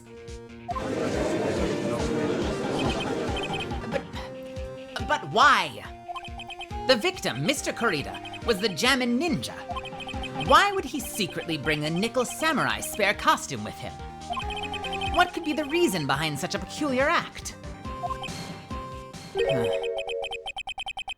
And therein lies the sticking point. Objection! What are you mumbling to yourself about now? Have you just been rambling all this time without any sense of an inner monologue? No, I just... Mr. Wright, please explain yourself. Why do you think the victim had the Nickel Samurai spare costume? Phoenix, are you sure you can explain this one? Think carefully before you answer, and then answer with gusto. I believe in you. All right. This is what I think. The reason the victim brought the Nickel Samurai spare costume to the hotel was... Take that! What is this? On the night of the murder, after the stage show, the Nickel Samurai was going to hold a special press conference. A press conference? Yes, the Nickel Samurai was supposed to confess something at the conference. I heard about this as well. For once, you're not making something up, right? But what struck me as strange was that Mr. Engard himself said he had no idea what he was supposed to be holding a press conference for. That's not her voice. That's the same voice. Who cares? But how can that be? The way I see it, that can only mean one thing. The conference was set up by none other than the victim, Mr. Juan Carita himself. The victim? Yes. The spare nickel samurai costume was prepared for that very conference. Mr. Carita was going to hold the press conference as the nickel samurai. Why was Adrian wearing it then? Why was Adrian wearing it then? He was going to dress up as the nickel samurai to hold a conference? But why would the victim do such a thing? That's something I don't quite know yet. However, what I am concerned with right now is what he intended to reveal at that conference. The nickel samurai was going to confess something. And by confess, I'd wager he was going to reveal something about himself. Which means that Juan Carita, posing as the nickel samurai, was going to speak about Matt Engard. Yes, I guess that is what that would mean. But if that's the case, that's not a confession. That's a public disclosure. Really? Semantics?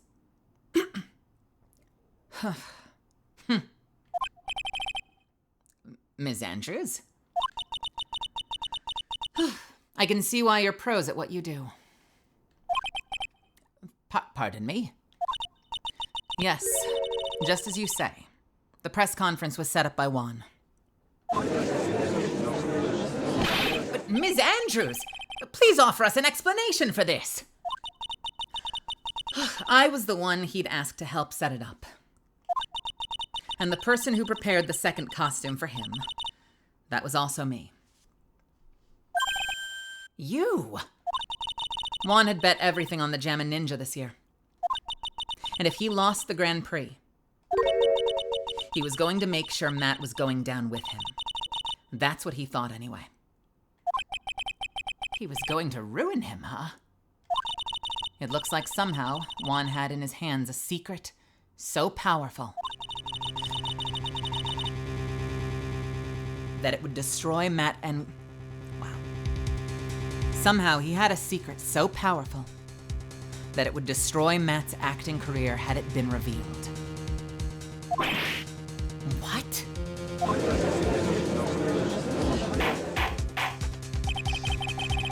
And do you know what this secret of Mr. Engard's is, Miss Andrews?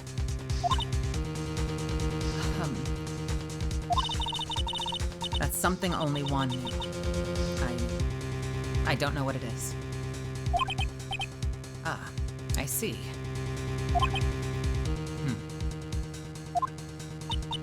I've probably been coming off quite suspicious to everyone. But that's to be expected. I've been trying to protect Matt after all. Protect Mr. Engard? And yet again, another strange bit of truth comes to light, it seems. Ms. Andrews, if you could, please tell us the truth about your behavior. Yes, Your Honor. I understand. Protecting Matt.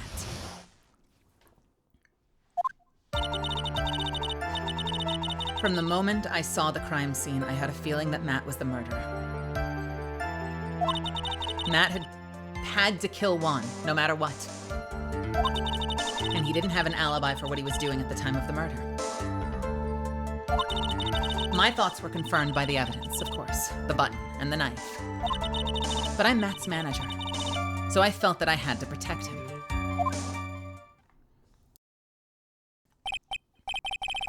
What the fuck?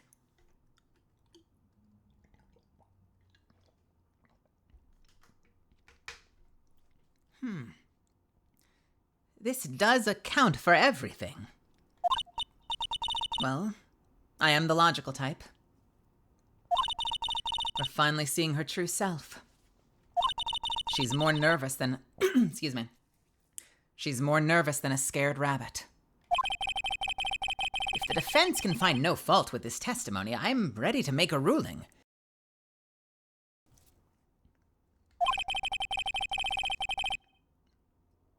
Please keep in mind as you cross-examine Mr. Wright. Oh, sorry. If the defense can find no fault in this testimony, then I am prepared to make a ruling. Please keep that in mind as you cross-examine Mr. Wright. Looks like somehow everything has swung to the opposite end of the scale again. It just means I have to put my weight into this and turn her logic upside down.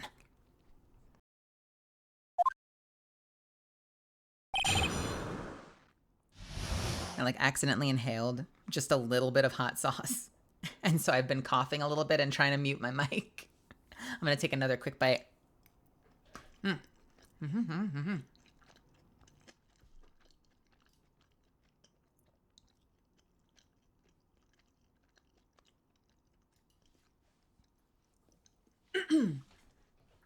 All right, quick sip of water.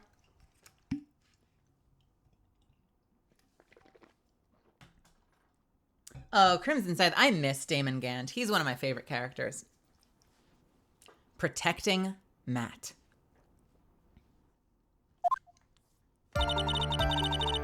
From the moment I saw the crime scene, I had a feeling that Matt was the murderer. Hold it! Would you say that that was your intuition speaking to you? Would you say that that was your intuition speaking to you? Don't confuse my methods of reasoning with your own. If you want to prove that someone did something, you need 3 things. 3 things? A motive, an opportunity to commit the crime, and finally, decisive evidence. And if you think these 3 things through, the answer becomes quite clear. You should have already known that, Phoenix. They didn't teach that to us in school. At least, not from what I remember. May I continue now? Have you noticed she's gotten her gusto back? We had her on her heels. She was backpedaling, but she is back in full force, isn't she? Matt had to kill Juan no matter what. So would you say that this need came from the press conference? Yes. Do you know why Juan chose that event and that hotel for the conference? Because that was when he could cause the most damage to the public's beloved Matt Engard. And you knew of this plan, didn't you, Ms. Andrews? Yes. Because I was the one who set up the conference and prepared the costume. But I'm sure Mr. Engard himself didn't know anything about the press conference. Oh, really? Can you show me any proof that he didn't know about the press conference?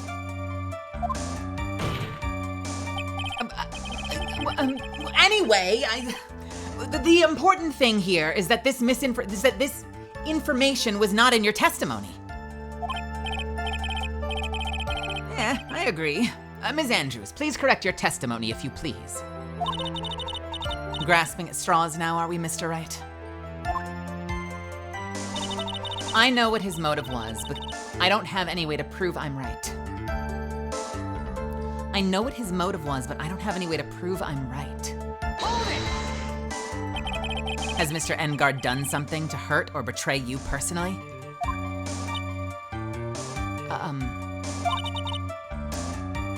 Why do you ask?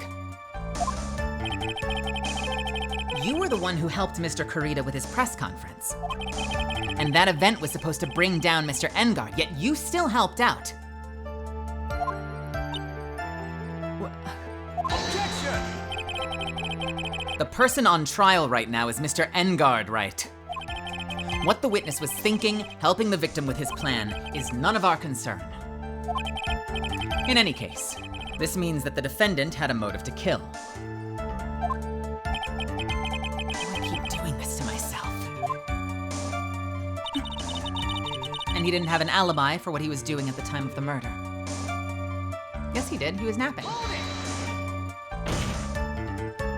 But didn't you already testify earlier that Mr. Engard was taking a nap in his room? Are you telling me now that that too was a lie so you could cover for Mr. Engard?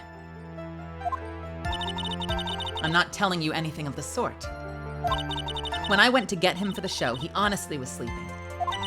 However, as to whether he was sleeping the entire time, that I cannot say. I was too busy setting up the stage at the time. I keep trying, but I can't find any flaws with what Miss Andrews has said. I can't say the same for some people here in this courtroom, however. The judge is glaring straight at Mia. He's glaring at you, smart guy.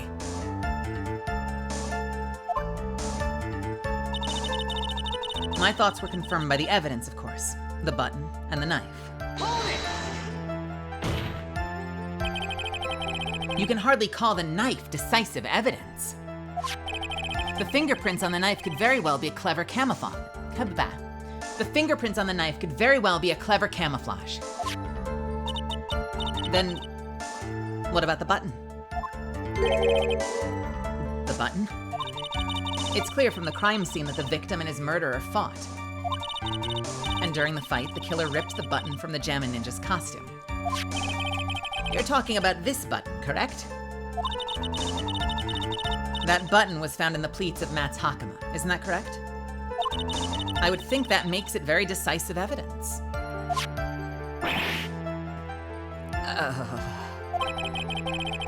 Looks like you are outfoxed again, Mr. Wright. Well, anyway, the knife doesn't prove a thing. Please fix your testimony. I can't stand this. I can't stand the sight of a man who can't gracefully accept defeat. Thank goodness Mia can still look at me. With an icy stare, yes. Ms. Andrews, for Mr. Wright's sake, please add this information to your testimony. That button was torn off of Juan during his fight with Matt. Was torn off during his fight with Matt.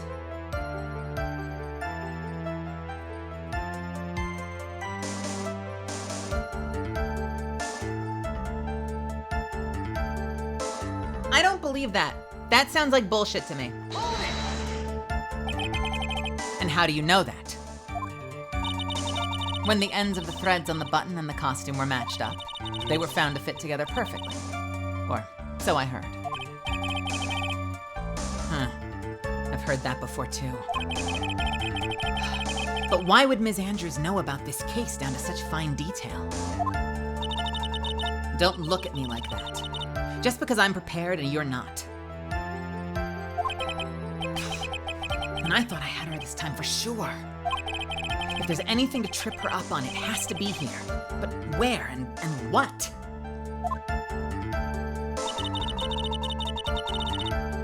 But I'm Matt's manager, so I felt that I had to protect him. But what you really did was stab the guy in the back, didn't you? And at the worst possible time.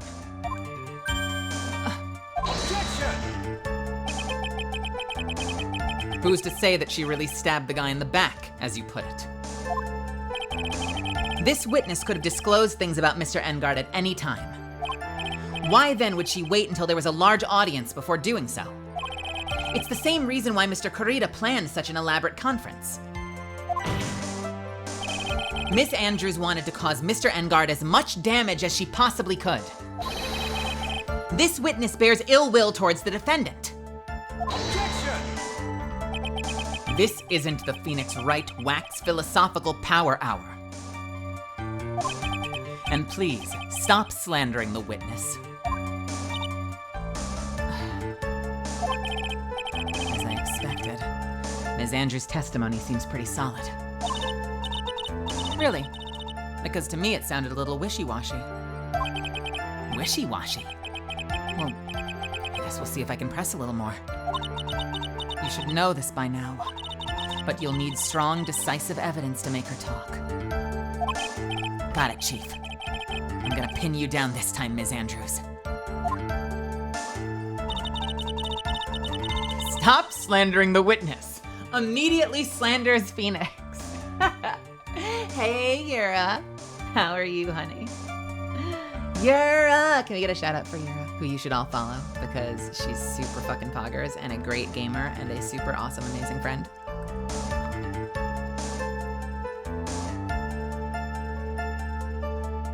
Who totally didn't confess her love to me on parchment earlier today. In Korean. All right, let's see.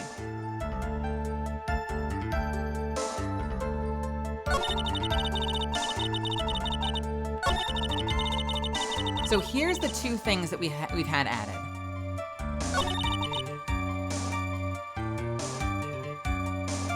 The two things that were added was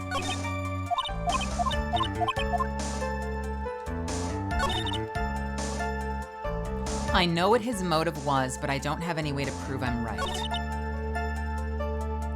I know what Matt's motive was, but I don't have any way to prove I'm right. And the button was torn off of Juan during his fight with Matt. I think this is it, because I think we can point out the fact that Juan Engard, new character reveal, that Juan Carita was strangled, not stabbed. And if he was strangled specifically, think about this. Look at this. If he was strangled, not during a fight, he was strangled while sitting down. At least that's how the body was found. So if he was strangled while sitting down, the button was not pulled off during the fight. Probably. Oh yeah, Yara, but I totally showed them the other part that we had to translate.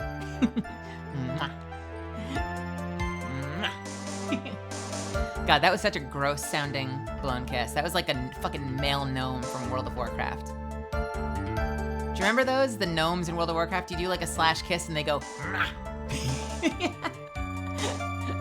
I can't romance. I'm leaving. Goodbye. I'll see you later.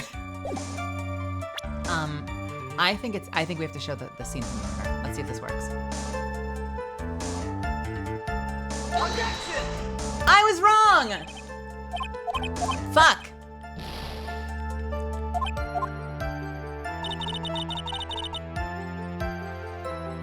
Okay. He didn't have an alibi. I know what his motive was, but I don't have any way to prove I'm right. Okay. What other ways? Yeah, make it as gross as you can.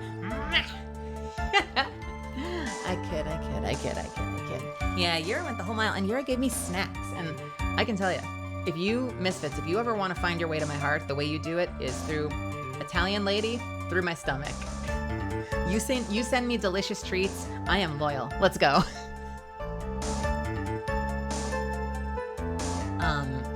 Let's see. Strangled with a scarf and stabbed with a knife. It could be this, actually. Let's try this. I'm gonna try this one more time. Torn off of Juan during his fight with Matt. Let's try the autopsy. Objection! Yes! Same thought, different evidence. This is the victim's autopsy report. It clearly states that the cause of death was strangulation by a scarf. Strangulation?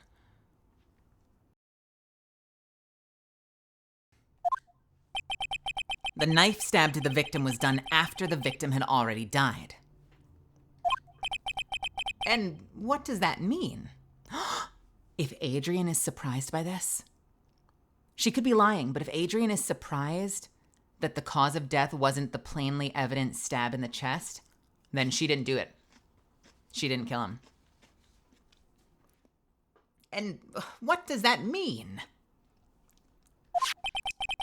Let's examine the evidence.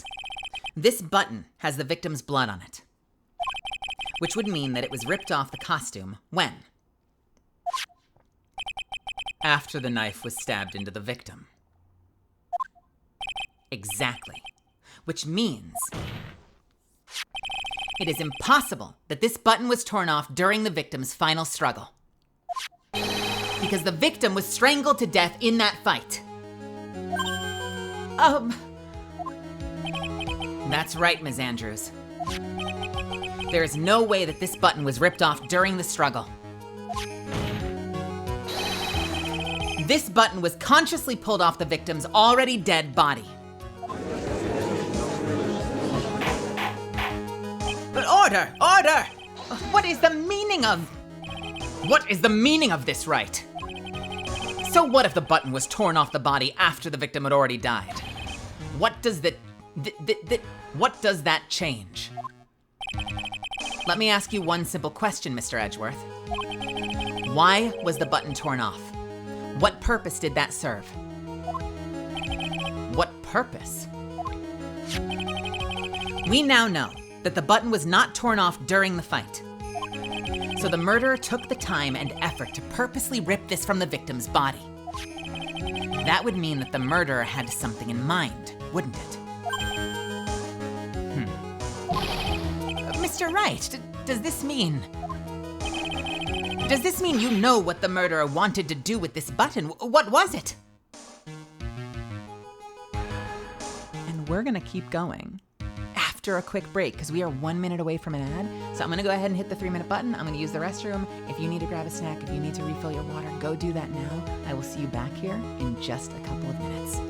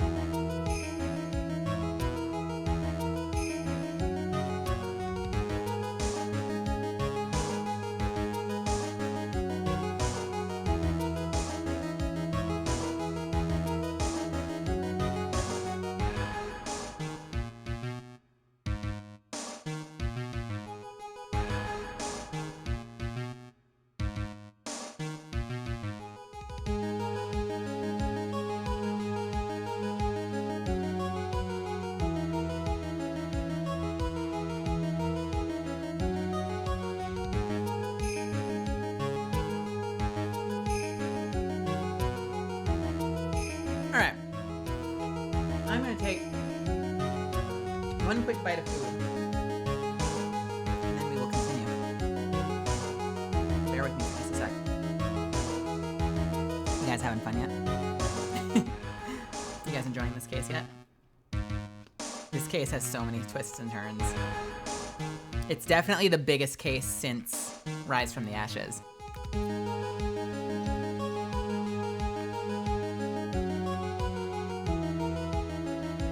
Also, Adrienne Andrews is a great character. I really like her. Like, she's very serious. She's not one of the more, like, eccentric, wild characters in the series. So, I kind of think that makes her more compelling in a way. You know, she's real. And because she's real, I feel like you want to get in her head more and like figure out what's going on. You know, like she's not, it's easier when it's just a caricature to be like, okay, well, they're like a cartoon character, but she's pretty grounded. Hey, Milker, what's happening? All right. Enough munching. I gotta act.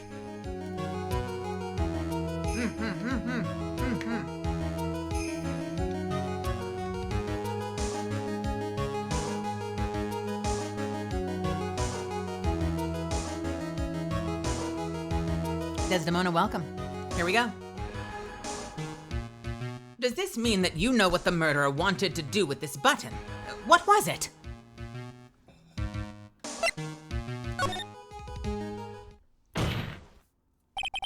There's only one logical reason for doing something like that. It was to pin the crime on Mr. Engard.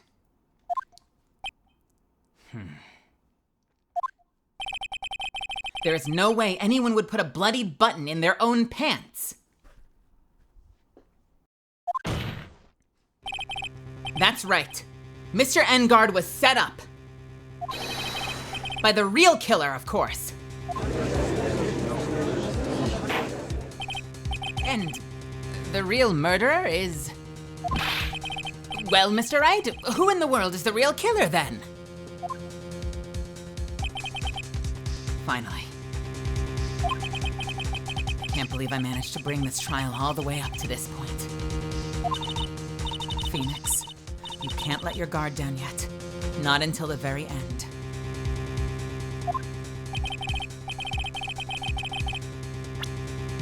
The real killer, the person who planned to frame Mr. Engard is... Oh wait, that's Phoenix, hang on. The real killer, the person who planned to frame Mr. Engard is... Are we accusing? Like, are we officially accusing?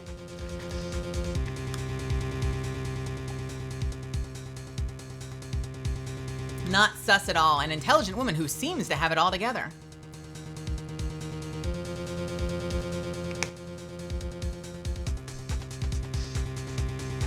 I have to blow my nose real quick. Hold on.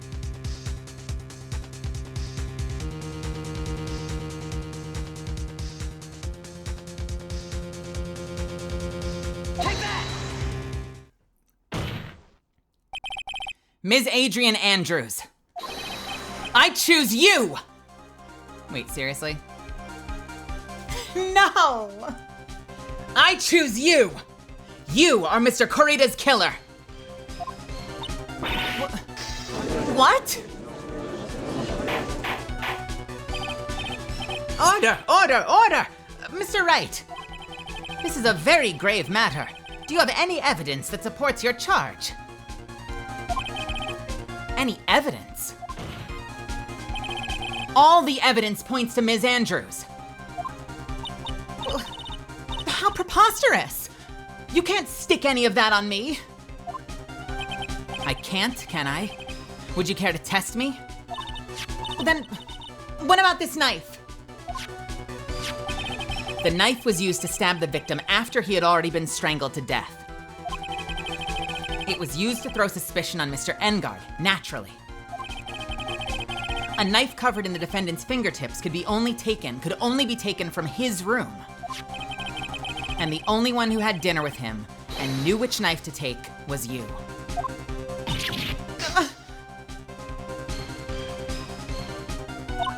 Then... What about the button that was found on Matt's Hakama?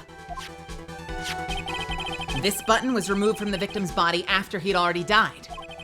The only people who could have done so were the person who found his body or the killer. However, if Mr. Engard was the real killer,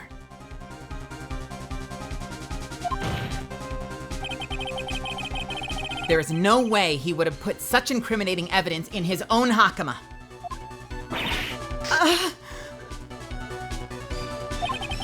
The only person who could have put this button into Mr. Engard's Hakama is the person who went to wake him from his nap, which is you, yet again, Ms. Adrian Andrews. I see. What about the empty guitar case? That is also another piece of evidence that incriminates Ms. Andrews. New art! That costume was only used to hide the real killer's identity as they fled the crime scene. Now, who could have known that there was just such a costume inside the guitar case? It could only have been the person who prepared the costume for the victim. And that person is you, Ms. Adrian Andrews. No, I... But Ms. Andrews' fingerprints were nowhere to be found on the guitar case. And it was you who proved that she was not wearing gloves at the time. Well, that's right. That's because she did not intend on leaving any prints. If anyone had found out that she'd touched the case, they would have asked her why. So to avoid leaving any prints, she used a towel or something else to open it. But the glass of tomato juice is a different story.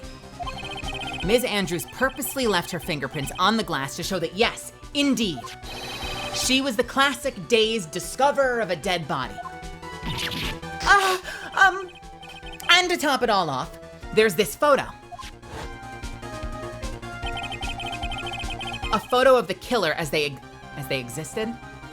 A photo of the killer as they exited the scene of the crime. No reasonable person on Earth can believe this nickel samurai is Mr. Engard. He would be much too short for his own costume if it was him.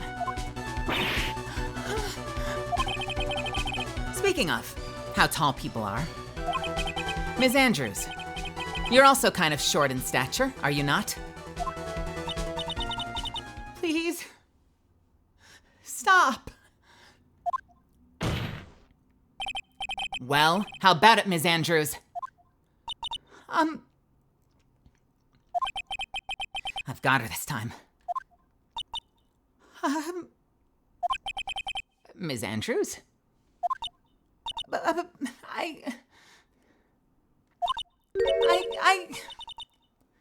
I refuse. I refuse to testify.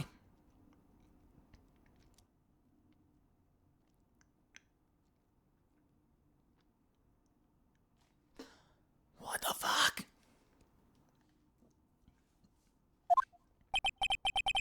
What was that? There's a law. It says that I can't be forced to testify about something if it can incriminate me. Well, yes. You are absolutely correct, Ms. Andrews. The law does provide us with a way to avoid self-incrimination by allowing a witness to not testify if the testimony can cause damage to themselves. What? Pleading the fifth is not something most people would think to do on the spot. Actually, thinking back to yesterday in Mr. Engard's room. Adrian Andrews. Yes? Think hard about what we just discussed. Understood? All right.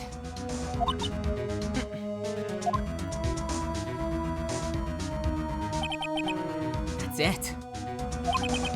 That's when Franziska planted this idea into her head. She must have told Ms. Andrews not to testify if things looked bad. You did a good job of proving everything up to this point. This point? You did a good job of proving everything up to this point, Phoenix. But there's still one thing you haven't done. Something I haven't done? What's wrong, right? Are you finished already? Run out of evidence? What is so humorous, Mr. Edgeworth? I'm sure you realize this as well, Your Honor. But everything the good lawyer here has proven up to this point is meaningless. What? Everything you've proven is circumstantial. Circumstantial? Yes, circumstantial. You have yet to provide a single piece of definitive proof. Proof that Ms. Andrews did in fact harbor a wish to murder Mr. Kurita.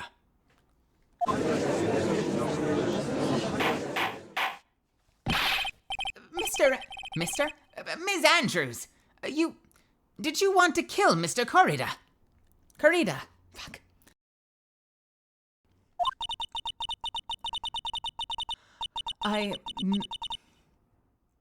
I believe this may lead me to incriminating myself, so I will abstain from answering. But Ms. Andrews, if you do that, it would be the same as admitting your guilt, don't you think? Maybe so. Or maybe not. There's nothing to prove it either way. Besides, you don't even know what crime I would be guilty of due to my silence. No! She's taking that defiant attitude again! Mia, what should we do? Somehow we've landed in the worst possible situation. I think we've reached a certain conclusion at this point in time.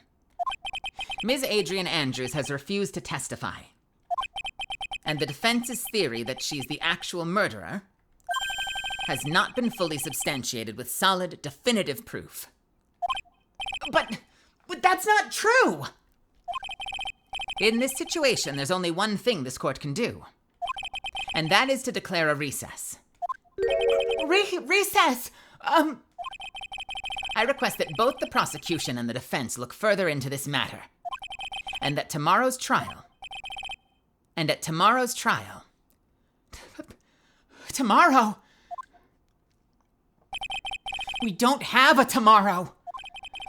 If we don't get a not guilty verdict today, then... Please, wait, Your Honor. That's not necessary. The trial, please continue the trial. What are you sweating for? Your client is getting one more day to live, isn't she? Isn't he? Shit. Your client is getting one more day to live, isn't he? That's not it. This isn't about that. Edgeworth, I know you know who the real killer is. Please.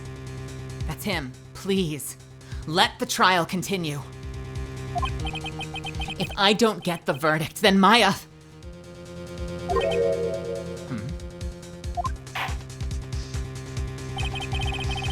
But it's impossible to continue as long as the witness refuses to testify. Now then, this court is... It is not impossible for this trial to continue.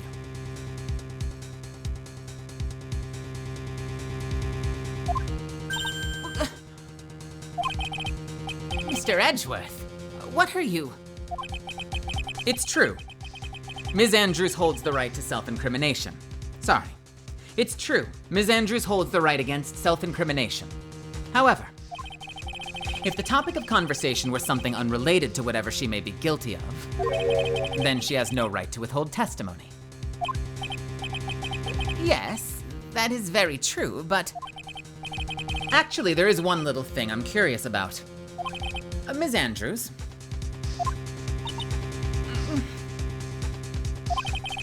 When you found the victim's dead body, you poured yourself a glass of juice. Yes, and? I can't help but think how unnatural this is. Usually when one finds a body, they're shaken up, not stirring a glass of juice. So my actions were unusual, but I've already... Before you speak, I want to state that if you have a reason behind your actions, I would like you to testify to that effect. Testify? Your Honor, I would like to request that the witness testify again as to what happened when she first discovered the victim's body. Whatever we find out in this testimony should in no way implicate the witness. I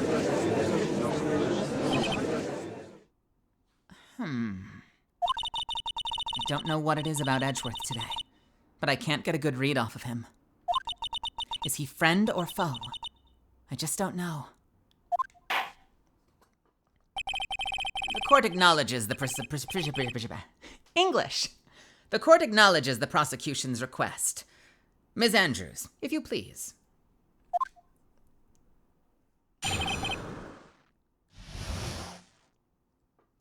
Edgeworth is holding on for us. He's fucking delaying. When I found the body. Well, that glass of juice, I didn't really pour it for myself. I was surprised when I walked into the room and I saw it in that messy state. And Juan, he was sitting slumped over and tired looking in the corner. When I saw him sitting like that, the thought that he was dead didn't cross my mind. To be honest, I'd thought that he'd just fainted or something, so I went to pour him some juice. When I realized that he was dead, that's when I knocked the flower vase over.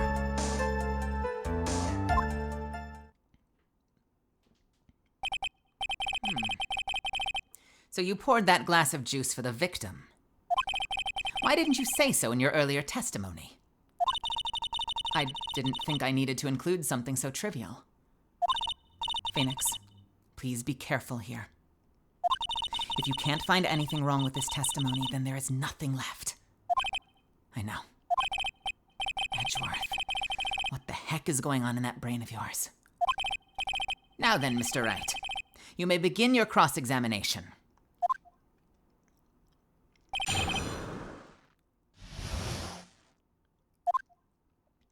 Mama, the guy had a knife sticking out of him. How could you see he wasn't dead? That glass of juice. I didn't really pour it for myself. Hold it! But there wasn't anyone else in the room, right? Of course not. Then who did you pour it for?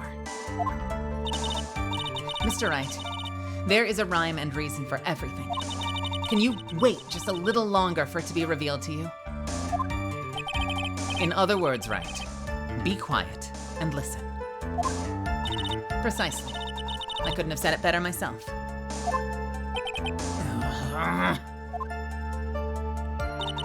I was surprised when I walked into the room and I saw it in that messy state. Hold it! So it was a mess? Are you sure it wasn't messy because of your fight with Karita? Objection! I understand your frustration at not being able to prove your theory. However, before you go accusing people of crimes, go find yourself some evidence. And then, what did you see next, witness? And Juan, he was sitting slumped over and tired looking in the corner. Hold it! Slumped over? Yes, he was just sitting there with his head tilted forward, eyes closed. He really looked like he was sleeping. Is it just me, or did that right there sound a little odd? When I saw him sitting like that, the thought that he was dead didn't cross my mind. Hold it! Then what did cross your mind? I thought maybe he'd smashed everything up in anger because he lost the Grand Prix. And then felt tired after his rampage, so he decided to take a nap. Anyways, that's what I thought. I see. So you didn't think he was dead at all? To be honest, I thought he'd just fainted or something, so I went to pour him some juice. Hold it! You thought he fainted? I thought he was asleep at first, but then the room was in such a messy state. I thought maybe he'd gotten into a fight with someone. And that's when you went to pour a glass of juice? Yes. He always has a hard time waking up, so Juan always has a glass of tomato juice to drink. I see. And after that, what happened next? When I realized that he was dead, that's when I knocked the flower vase over. Hold it! And how did you come to realize that he was, in fact, dead? I shook him over and over, but I never got a response. So I set the glass down on the dresser and tried to take his pulse. I was shocked and staggered backwards. And knocked the flower vase over. So that's what happened. Yes. This is what it all comes down to. Huh? This is the absolute end for both sides. And Adrian is letting her guard down. Phoenix, now is our best chance yet to kill the prosecution's case. Isn't that a bit harsh? Ms. Andrews, will you tell us the truth this time? All right. Someone already said it in chat. How did she think he was sleeping when there was a knife inside of him? Unless she's the one that put the knife there. The thought that he was dead never crossed my mind. Uncrowned King, welcome. Hern Dragon, welcome. Objection! Yes. So you honestly didn't think he was dead when you found him? No, not at all. Even though this is what you saw when you discovered the body?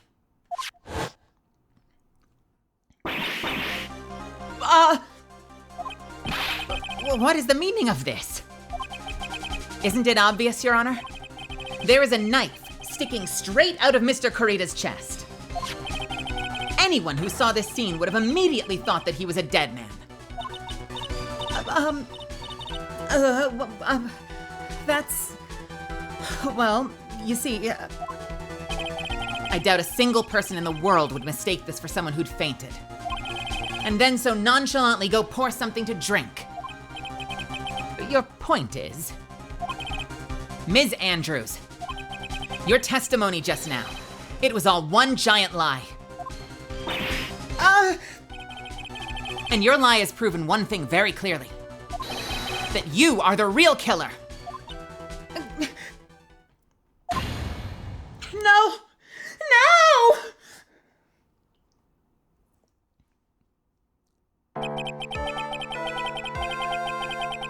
Huh. It looks like the defense has somehow brought the ugly truth to light. The defendant, Mr. Matt Engard, is not guilty after all. That's impossible. You're wrong. Ms. Andrews, try and have some composure. It wasn't me. It wasn't me, I tell you. It was Matt. I swear it, he's the one who killed Juan. But you were the one who refused to testify. And your reason for not doing so is that you might end up incriminating yourself. That's because... Ms. Andrews, I will give you one last chance. What exactly are you hiding that may incriminate you?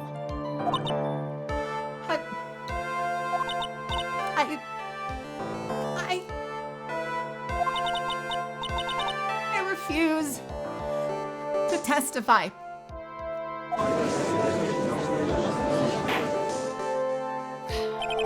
Then there is no need for this court to continue any further.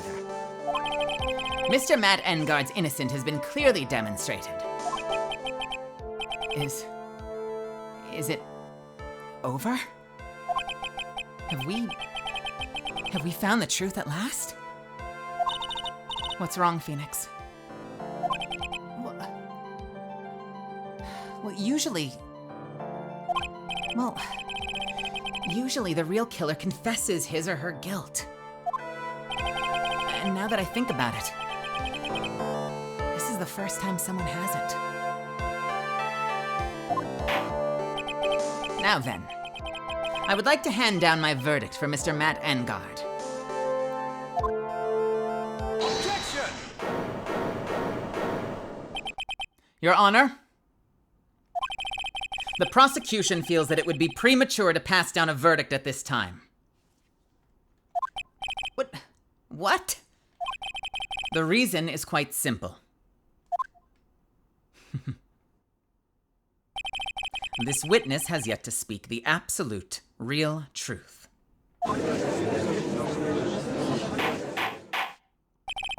The absolute, real truth? What are you?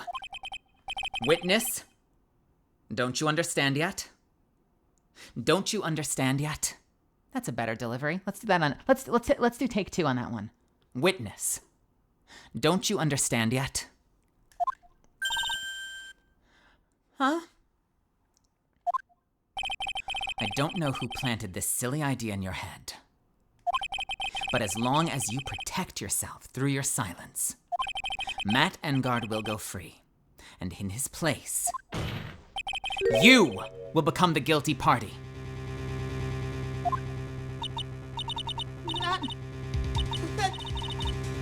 That's a lie! I don't believe you. What?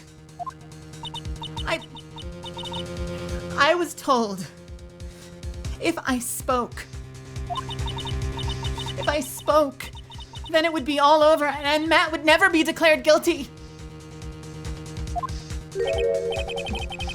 What in the world is she talking about? Has she lost it? I can't speak about it. I'm too scared. It's Franziska von Karma. Huh? Don't you remember, Phoenix? Ms. Andrews lives by gripping tightly onto the words of another. Because she doesn't have the strength to believe in herself.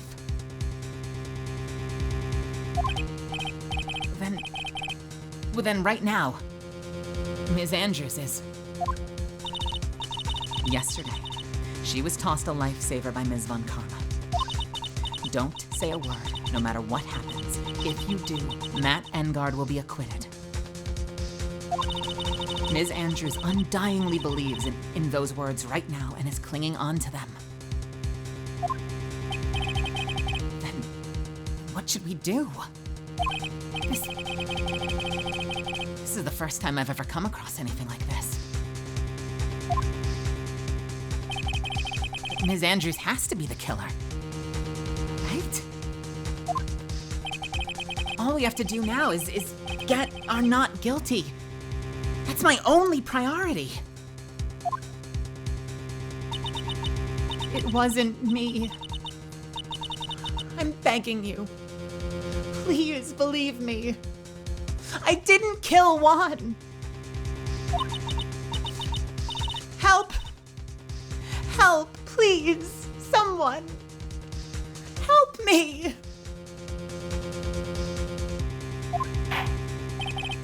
Mr. Wright? Yes, Your Honor? The court can't continue on like this. Therefore, I'd like to hear what you intend to do. What I intend to do? What am I supposed to do? What am I supposed to say? Right. I suggest you think very carefully about this. think about what this witness did and what she did not do. And think about who is the real mastermind behind this crime. Who's the real mastermind? Isn't that obvious? There's no one else who it could be except the woman crying over there. Right? Come now. What will you do? What kind of man are you, Mr. Phoenix Wright?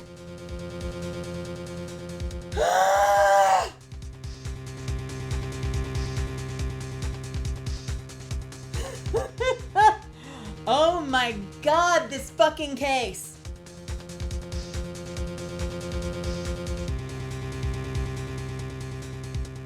I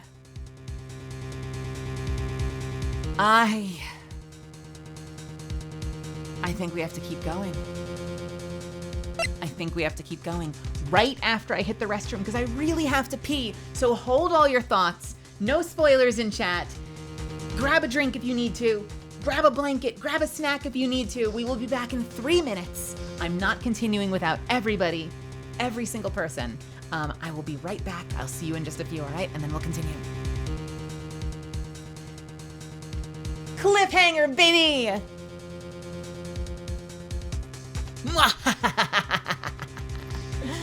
See you in just a second.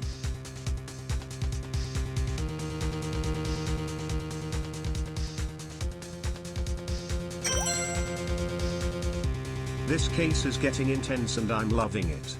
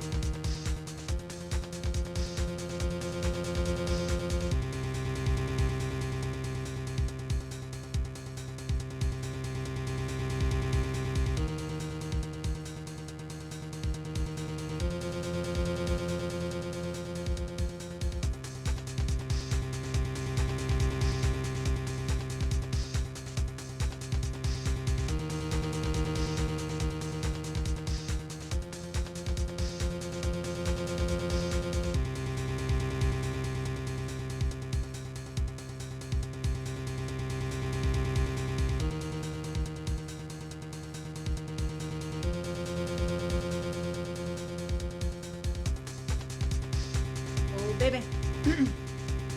We still have a minute and a half, but I'm just gonna take a bite or two of food. Oh my God.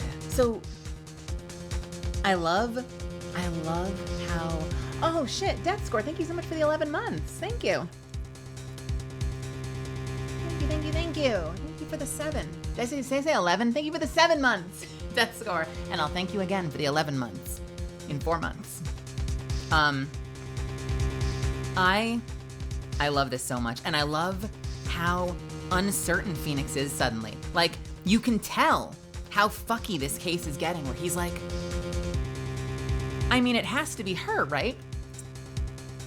I mean, sure. Every guilty party ever confesses their crime at the end of the case, but like, it has to be her. Surely the mastermind behind all of this is this woman who is sobbing, begging anyone in the court to believe her that she didn't do it, and then begging anyone in the court who will listen to save her. Surely she's the mastermind, right? Like,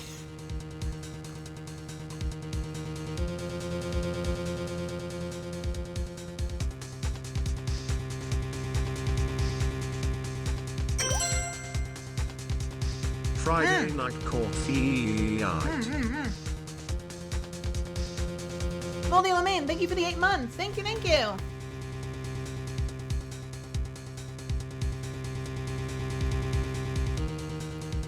I'm gonna take one more bite and then a quick sip of water, and then we'll keep in. If you were gone on break, I was just saying, I love how fucky this case is getting, and how like Phoenix is sitting here being like, every other, I know I'm repeating myself, but how like every other murderer always confesses at the end, and like, surely she's the mastermind, right? This woman who's sobbing and begging people to help her and swearing that she didn't do it and begging anyone in the court who will listen to save her. Surely she's the evil mastermind, right? Right?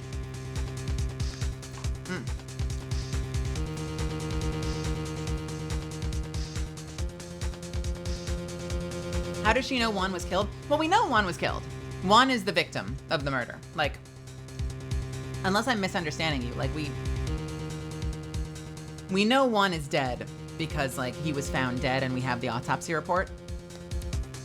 Unless I'm misunderstanding your point.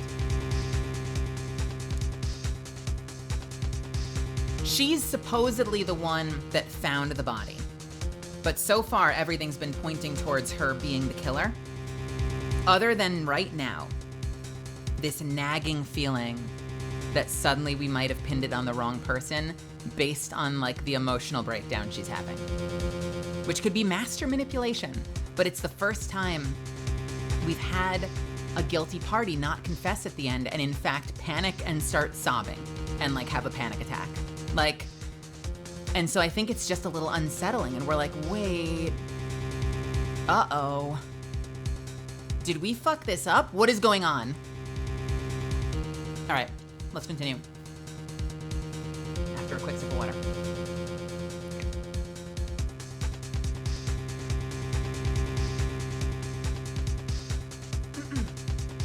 Come now. What will you do? What kind of man are you, Mr. Phoenix Wright?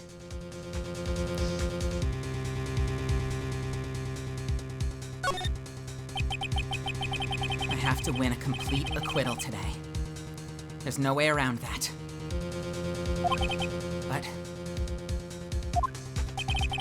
I can't bring myself to do it like this. Not when she's making a face like that. Ms. Andrews, I would like to know what you are really hiding. Mr. Wright, are you sure you know what you're doing? Sure, Mr. Engard would get an acquittal, but in his place, you would be found guilty. Is this how you really want the trial to end?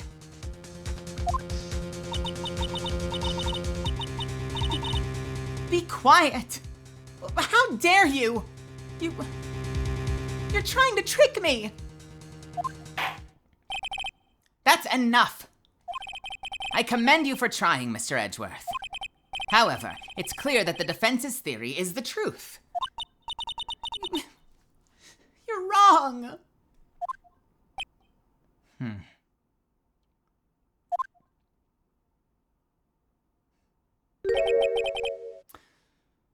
What a shame.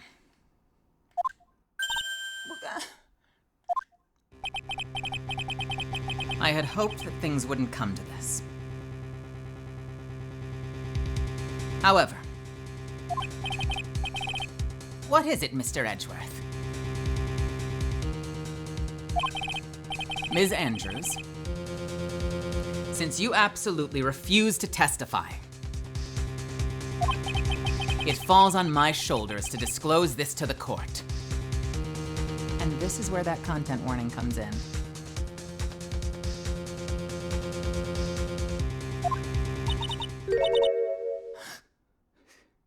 Stop! Mr. Edgeworth. This witness, how should I put this? She has an illness. What? And because of this illness, she has tried to commit suicide in the past. Stop! Please, stop! No matter how much you want to hide it, it's no use. I have the evidence right here.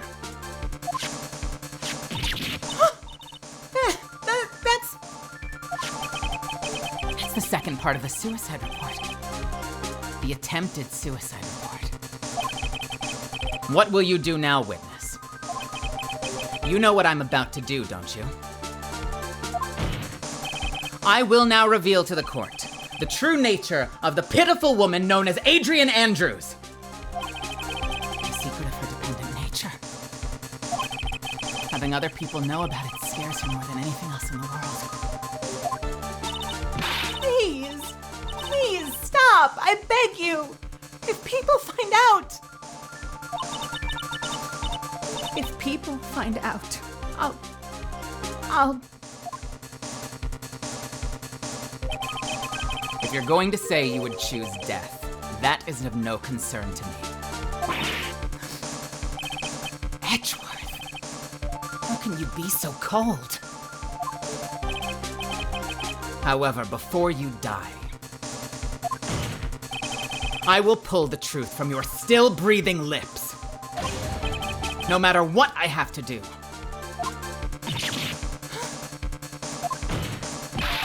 So will you tell yourself, so will you tell the court yourself, or shall I? Either is fine for me.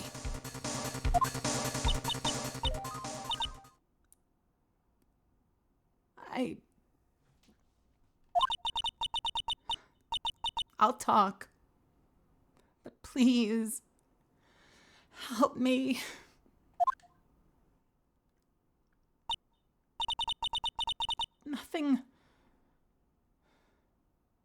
Nothing matters anymore.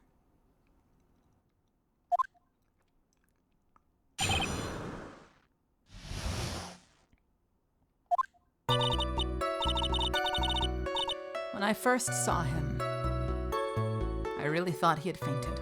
Honest. When I realized he was dead, that was when I formulated my plan. Once I made sure there was no one in the hallway, I made a dash back to Matt's room. And then I stabbed Juan's dead body with the knife. Ripped off the button. Just when I finished and was returning to Matt's room, I had a bit of an inconvenience. And that's why I ended up using the nickel samurai costume.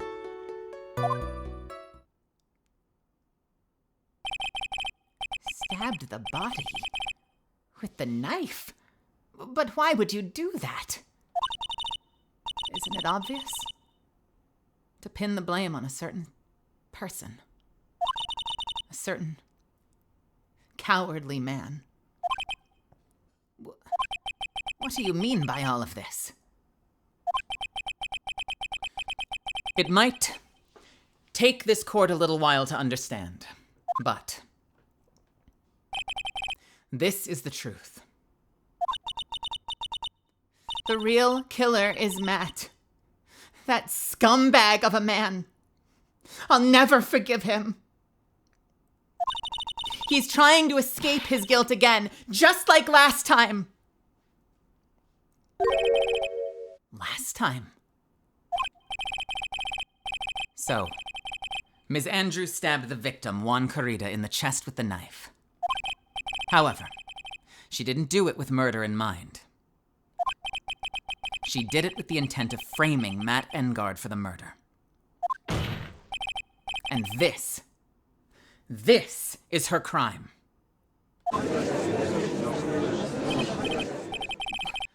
What? How is this possible? I mean, wasn't Ms. Andrews supposed to be the real murderer? Mr. Wright, please get over your shock and commence the cross-examination.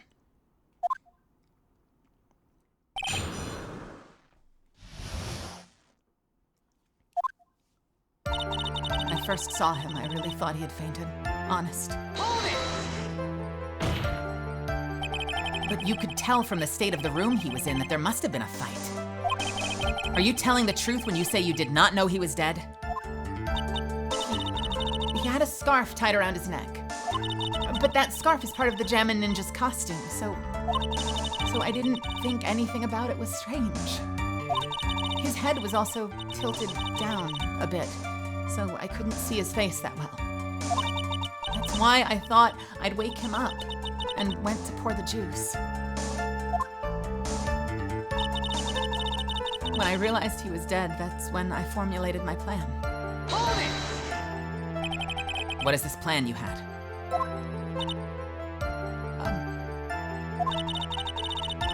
I knew right away that the murderer was Matt. I knew because, one, he was going to expose Matt's weakest weak point to the world. So Matt did this to stop Juan and silence him for good. That's when I thought I should forge some evidence and pin the crime on Matt. So the forged pieces of evidence were the knife and the button. The first thing that came to mind was to plant the knife. Once I made sure there was no one in the hallway, I made a dash back to Matt's room. Hold it! That was so you could get the knife, correct? The knife Matt used at dinner had his fingerprints all over it. I thought if I used that, then the police would certainly turn their eyes toward him. Matt was napping with his costume on at the time. I slipped in, took the knife, and returned to the scene of the crime. And then I stabbed Juan's dead body with the knife and ripped off the button. Hold it! So you were the one to stab the victim with that knife. It gives me goosebumps to think about it now. What a horrible thing I did. But at the time, I couldn't control my own body. It moved on its own. Then, when I stabbed Juan's dead body, I suddenly realized something. If I used the button somehow, I could make Matt look even more suspect. So you thought to rip off one of the buttons and plant it in Mr. Engard's Hakama. Yes, that's what I'd planned to do. But things never go that smoothly, do they? Just when I finished and was returning to Matt's room, I had a bit of an inconvenience. Hold it! An inconvenience? There was a woman with a camera at the ready, loitering in the hallway. I'm willing to bet my spikes it was Lada. There was also a woman with a ray gun at the ready, pacing back and forth. That's Ms. Oldbag for ya.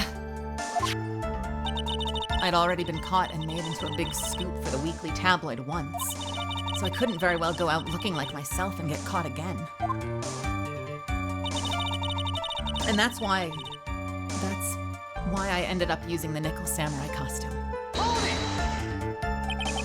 You were the one who prepared the costume, weren't you? Yes. I took it from Global Studios.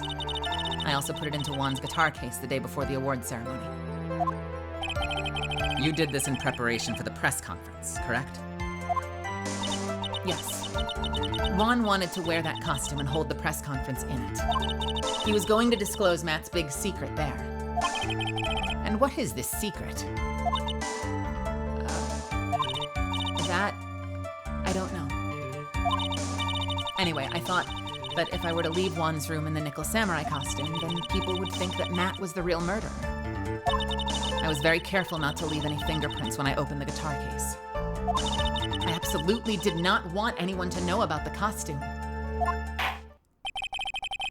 I think we've heard enough. So after that, you went back to Mr. Engard's room and planted the button. Into Matt's Hakama? Yes. After that, I folded up the costume I was wearing and put it in a bag. Then I snuck it out of the hotel to get rid of it. My word. What does all of this mean? Mr. Edgeworth, is it?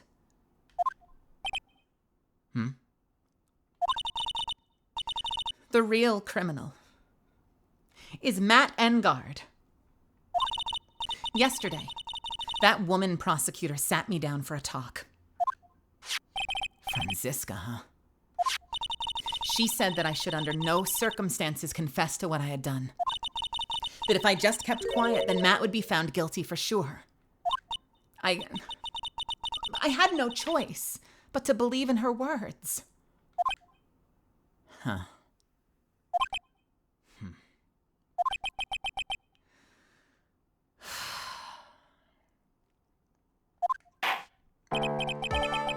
what this witness has done is clearly unlawful. However, as long as her testimony stands, we can be certain she is not the real killer. Wait, Your Honor! The defense still... Right? It's pointless. At this point in time, it is not possible to indict Ms. Andrews on anything. Yes, exactly. There isn't a single piece of evidence that points to her as the murderer. The cross-examination of this witness is over, and so is today's trial. You couldn't establish that the witness was the culprit. Please, let it go, Mr. Wright.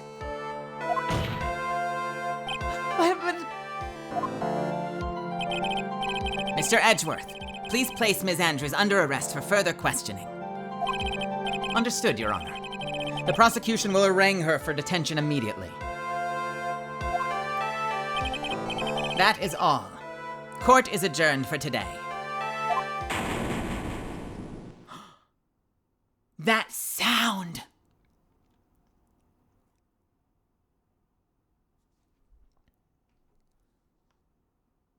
Ah!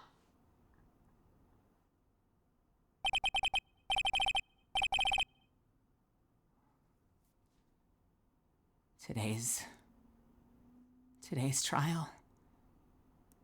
It's over. And I didn't win an acquittal.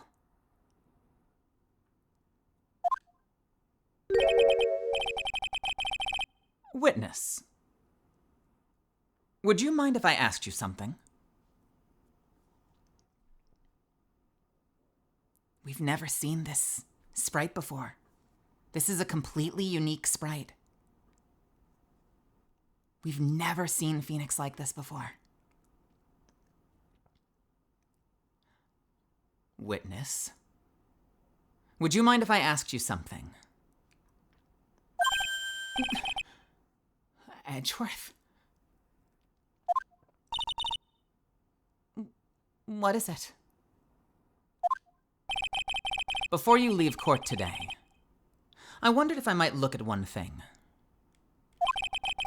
The card in your hand.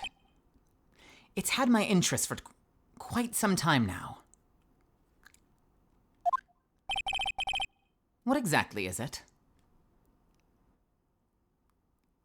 Golierb. Here we go. Oh, this? Mr. Wright also asked about this. Although I didn't remember at the time you asked me about it, Mr. Wright. I remembered just now. I found this in the room on that day. The room? That day? Yes. I found this card when I discovered Juan's body. It was lying there right next to him. You found that card next to the victim's body? I suppose I must have unconsciously slipped it into my pocket.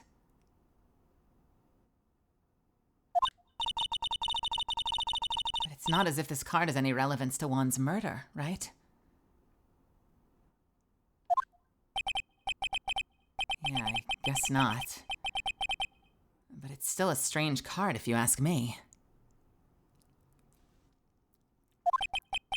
But as far as a clue to this case, I don't see why. Witness? That card. Give it to me. Hurry! Edgeworth? Do you have any idea what you have stupidly yet inadvertently done? This... Oh, I can't believe you hid this from me all this time! I didn't mean to. What is this all about? I've never seen Edgeworth so emotional before.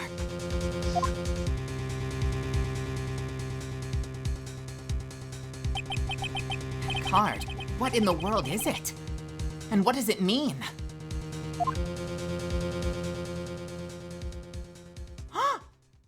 No!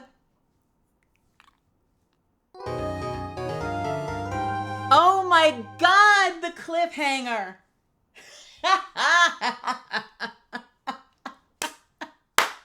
Oh my God, ain't no way.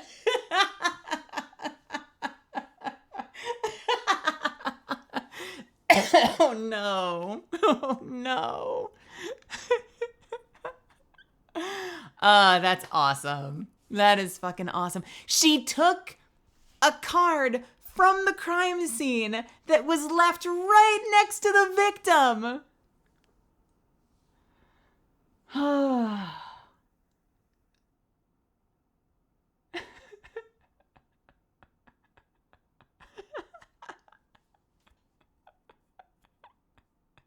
Well, we are not going to stop there. We are going to keep going. But first, a word from our sponsor. Actually, first, I'm totally sharing this thing you just sent me, Yura. Yura just shared the funniest shit with me. I'm laughing over the cliffhanger, but also Yura just shared the funniest shit with me. Raid Shadow Legends. No, this really is the game in a nutshell, isn't it? Hold on, let me do this like this. This is basically like every Phoenix Wright case in a nutshell. You ready? I'm gonna make it a little bigger. Yeah, so I went to visit my friend. Hold it! By friend, you mean someone you're friends with, yes? We were planning to hang out for a Hold it! By hang out, you mean spend time together, yes? How? We ordered food since we Hold it! By food, you mean something edible, correct? What kind of food? Anyway, Objection! Look at my attorney's badge, motherfucker!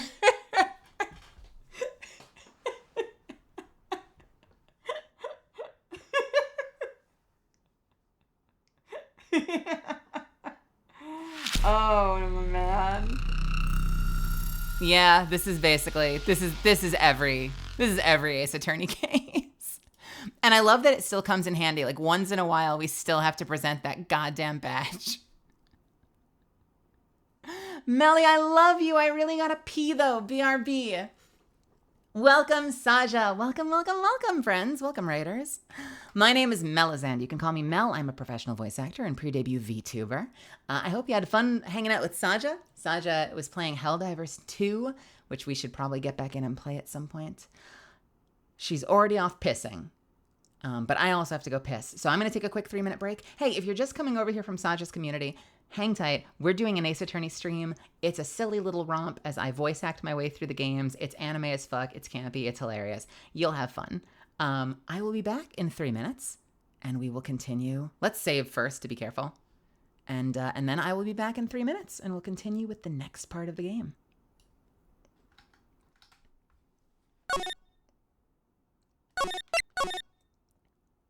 All right, BRB.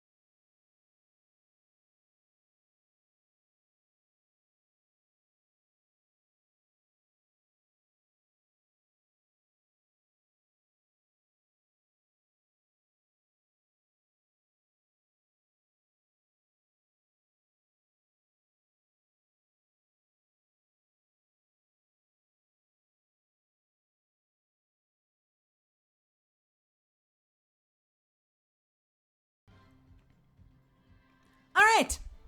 We are back. Thank you so much for waiting. Also, hello, Saja. I love you too. I hope you had a good time pissing. And welcome, Saja's community again. I hope you decide to stick around and have fun. These are always fun times. Friday stream is a fucking ride. So, let's go ahead and continue, shall we?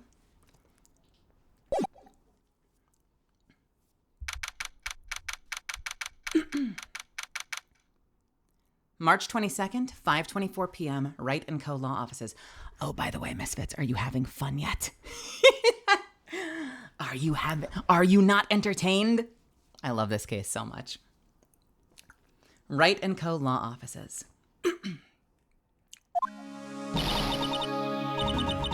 Mystic Maya! Mystic Maya! There, Pearls. I can't take it anymore.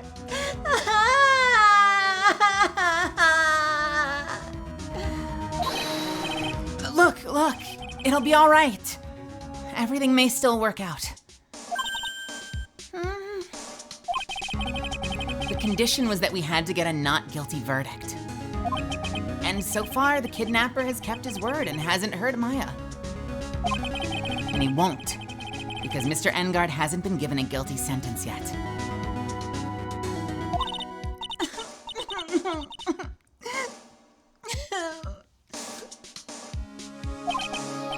Cheer up. We don't have any time to stand around crying. We have to get going. You're right. Mystic Maya's in much more pain than I am. Yeah, that's right. So? Hey, you guys! Glad I caught up to you, pal. Mr. Scruffy Detective. Oh boy. Looks like Detective Gumshoe.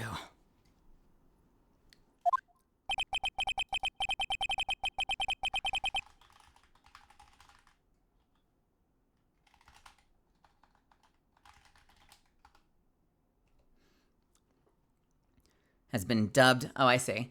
Oh boy. Looks like Mr. Let me try that one more time. Oh boy.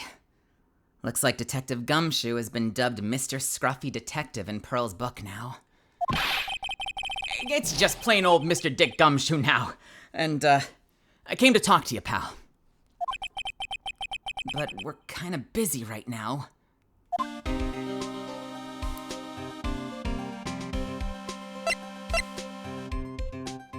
Hey, hardcover. So, what are you gonna do from now on? What do you mean, pal? Well, you've been fired, right? So, do you have a new job lined up yet? Oh, that! What am I supposed to do now, pal? I don't have anything coming in at all until my next payday. What are you talking about? You don't have another payday. I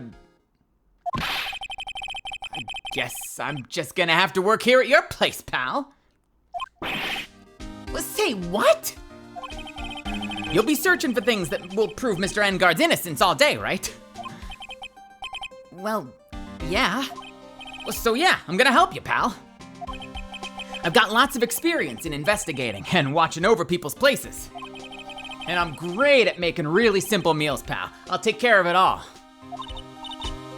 Come on, Mr. Nick. Let's let Mr. Scruffy Detective take care of things.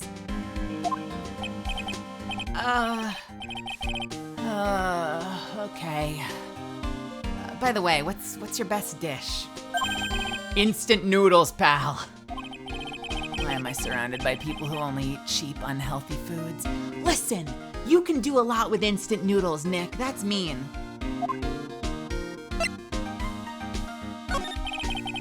That was the first time I've ever seen Mr. Edgeworth act like that.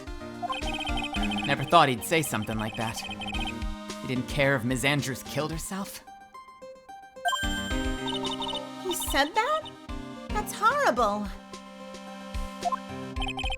But because of him, doing that, we got the truth finally. The truth. Ms. Andrews' last testimony. I wonder if that was the truth.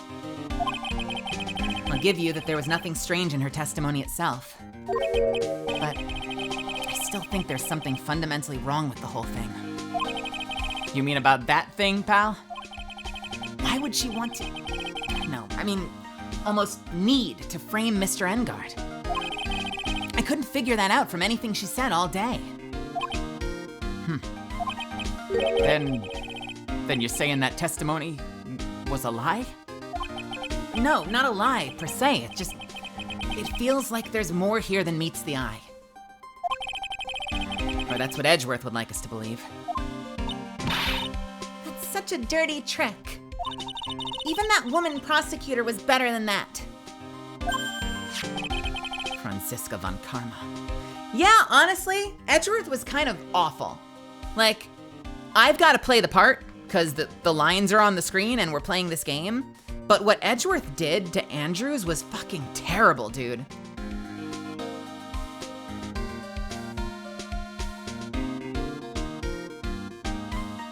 Damn, this man's brow is doing the worm when he's involved. He does, doesn't he?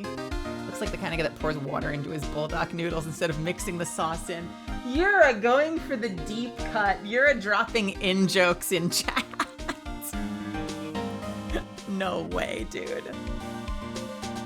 I gotta take a quick bite. It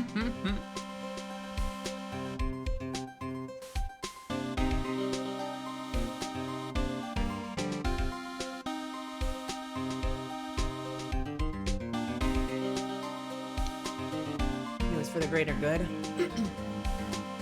It was brutal. Edgeworth was brutal with Adrian. Still, he knew if he didn't do something, Adrian would have been made guilty. Yeah, I think, I don't want to like 100% say, but if anyone found that part of the case a little tough, if not great, but if you did,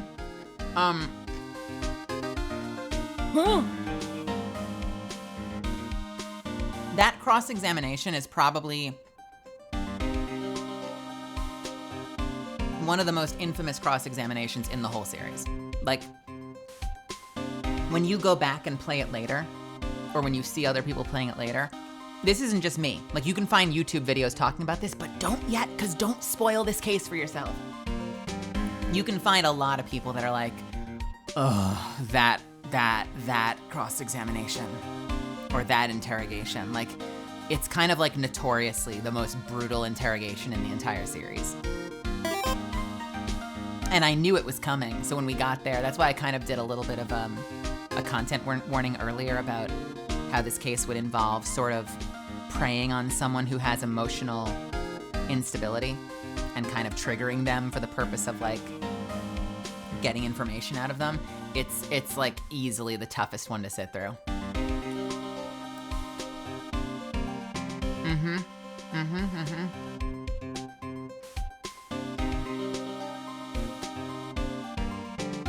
Hey, Sina, how's it going?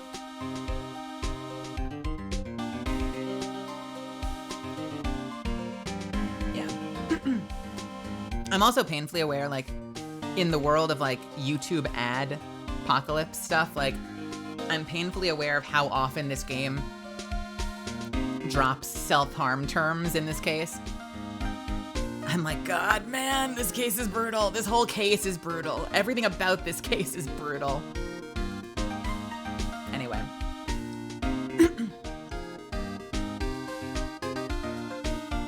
Franziska von Karma. Speaking of Ms. von Karma, do you have any more information on her condition? Wasn't she shot this morning? Ms. von Karma was shot today on the way to the trial by a pistol pal. But she's going to be fine, right? I mean, Edgeworth said she was in stable condition, but... Well, she was shot in the shoulder, so she's okay and still hanging in there. They should be done taking the bullet out, so she's probably resting at the hospital. Which one? What? You got a visitor, pal? No, well, I was kind of thinking about it. Excuse me? Excuse me? For all of the Edgeworth Phoenix shipping, is Phoenix going to marry Franziska? Are they planting the seeds? What is this behavior? What is this little tsundere behavior? No, I was kind of thinking about it.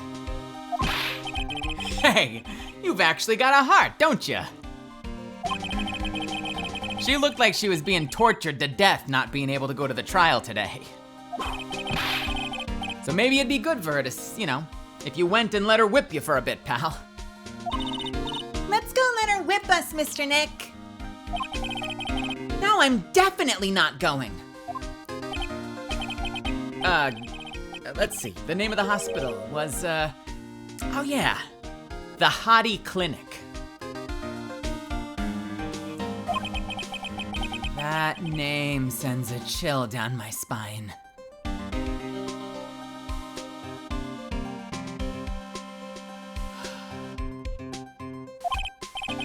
Well, I guess it can't hurt to stop by and say hi. Oh no. Oh no. I don't remember what I did for him. Did I do a Peter Lorre? I feel like I did a Peter Lorre, sort of.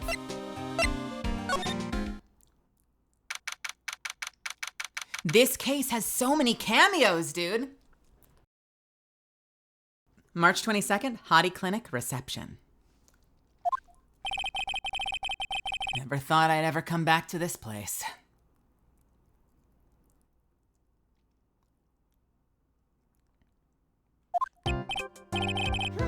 Yes. Are you here to visit a patient?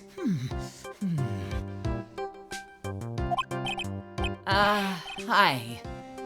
Wait a second. You're... yes, I'm Director Hottie.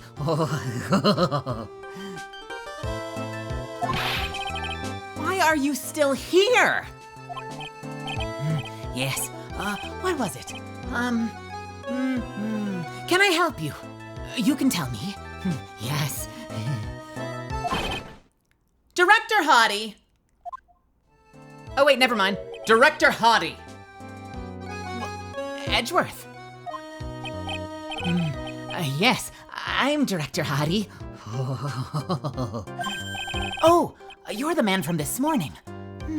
Yes. What is it? Director, Franziska. How is Director, Franziska. How is Franziska von Karma? You don't need to worry. Yes, she's in good hands. Because, you see, I'm personally taking good care of her. Yes, and that thing, that surgery, it went well. You have my gratitude. It looks like Edgeworth doesn't know about this director and his secret. Wait a minute! No way! Is Edgeworth taking this guy seriously? He thinks he's the real doctor. You have my gratitude, Doctor. It looks like Edgeworth doesn't know about this director and his secret. She looked so pitiful, absolutely terrified. Yes, but I understand. Yes, her opponent was a gun after all. And when I snuck up on her real secret-like, she would scream really loud. Yes. I see. But she's really cute too. And when I do that, she'd whip me with her whip. Boy, did I cry like a baby. Yes, but I think I could get used to it.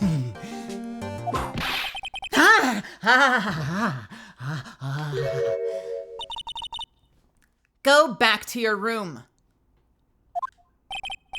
You're so mean. So mean, my frisky Friska. But that's good too.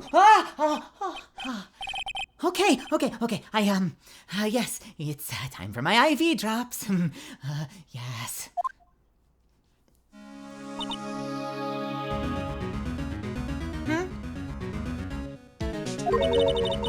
And what are those tulips doing in your hands, Mr. Phoenix Wright?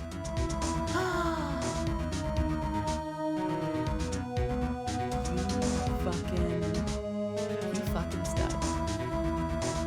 You fucking stud. Hang on. Where is he? Hang on. Wait a second. Where the fuck is my overlay?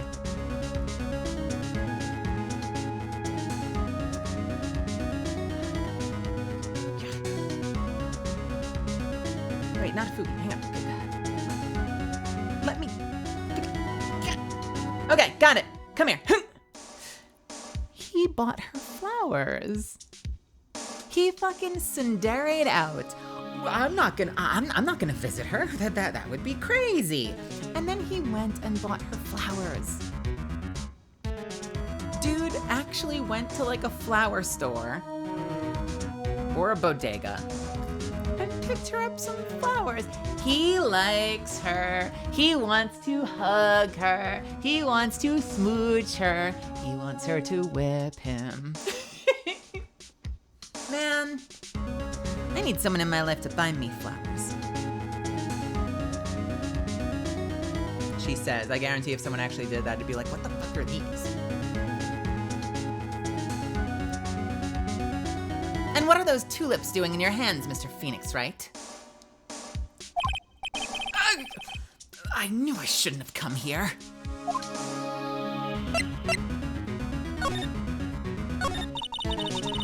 I was shot in front of the courthouse in my right shoulder. But it's no big deal. This sort of thing happens all the time. I even had full intentions of running the trial this morning. But that would have been too much for you. There's no need to act tough in front of us, you know. Regardless, I was dragged here by that man over there. He was so unyielding. One has to wonder if he was simply interested in stealing my case. It was the only logical course of action given the bullet that was still lodged in your shoulder. But by taking over the case, I found myself having to clean up after you and that irresponsible deal you made. I think I know what deal he's referring to. Ms. Von Karma, you made a deal with Ms. Andrews yesterday, didn't you? I don't know what you mean. In order to make sure you got your guilty verdict on Mr. Engard, you told Ms. Andrews to not testify in court today. I don't know what you're talking about. Do you have proof that I made such a deal? You're denying it? Looks like you were lucky, Mr. Phoenix Wright. If I'd been in court today, this trial would already be over. All while hiding Ms. Andrews' own crime. That isn't my problem, whether she had tampered with the evidence or not. I have only one objective, to find Engard guilty of murder. The end justifies the means, Mr. Phoenix Wright. The end justifies the means. Ms. Von Karma. Adrian Andrews believed you when you said, if you don't tell the truth of what really happened, then Engard will be found guilty. And what does that have to do with me? Because of that, she's now in danger of being found guilty herself. All because she believed in your words until the very end.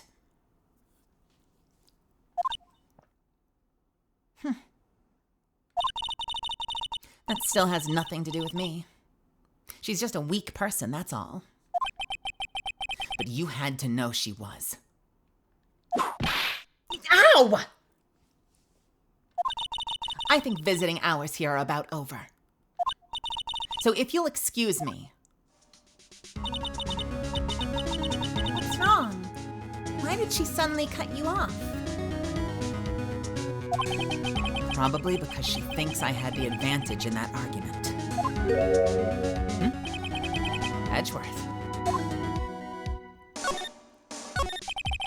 What happened today at the trial, Edgeworth?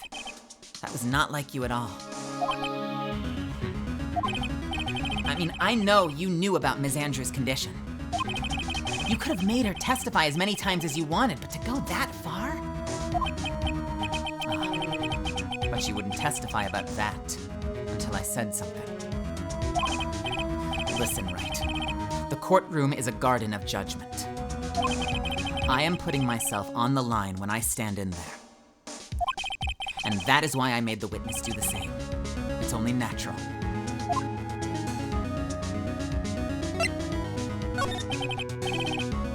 By the way, Edgeworth, you were really angry in court today. That's rare for you. Witness! That card! Give it to me! Hurry! Do you have any idea? Oh, what you stupidly yet inadvertently done! I swear I read that right the first time. Let me try that again. Do you have any idea what you have stupidly, yet inadvertently done? This, I can't believe you hid this from me all this time. That card. What in the world is it?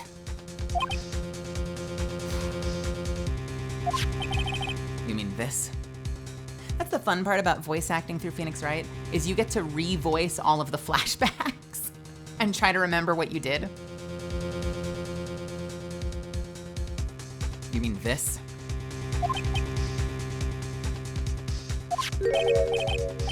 Listen, Wright. This is top secret information. You absolutely cannot leak this.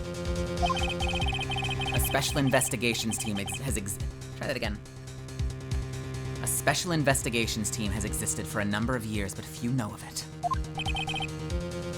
I understand. Their task is to find the owner of this card. A man called Shelley the Killer. Shelley the Killer. That's your name? A man called Shelley the Killer. And just as his name states, he is a killer. An assassin. The best at that. An assassin?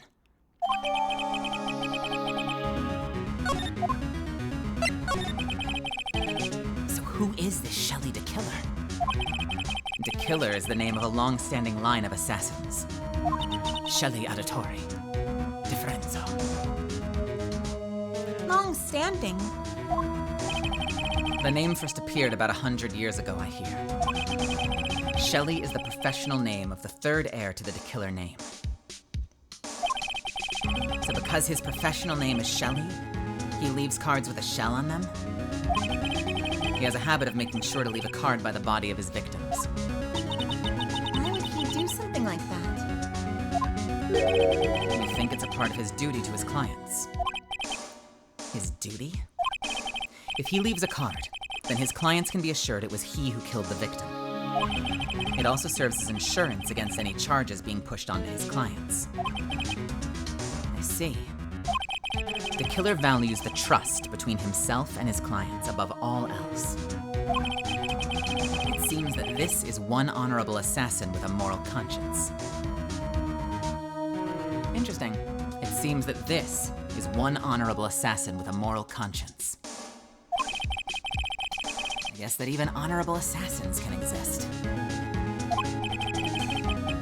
So you think this assassin, do you think he's the one who did the killing in this case?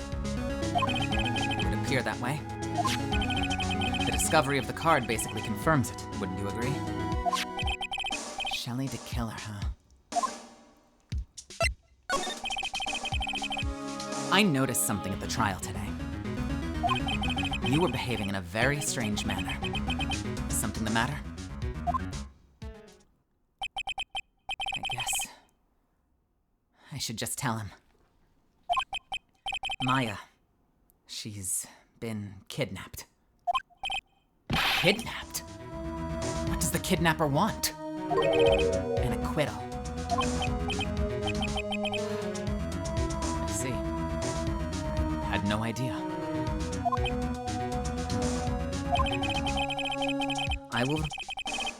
I will prepare a rescue team as soon as possible and resolve this by tomorrow. Really? Did you hear that, Mr. Nick? Mr. Edgeworth is going to... Stop trying to console me, Edgeworth. I don't need your pity. Mr. Nick? There's no way you can find her. We don't even have a single lead to go on.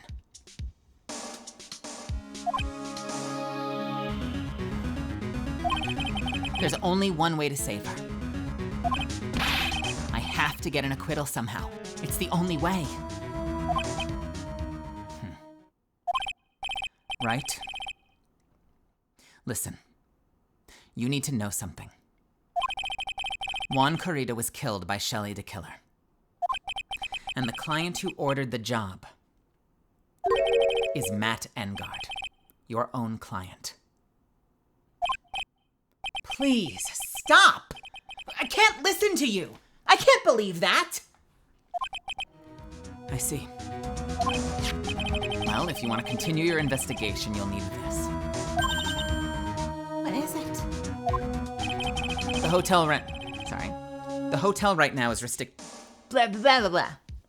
The hotel right now is restricted to police personnel only, as we're looking for any clues that might lead us to Shelley the Killer. But if you take this with you to the hotel, I'm sure they'll let you enter. Received from Edgeworth. Letter of introduction allows the bearer to freely investigate the crime scene.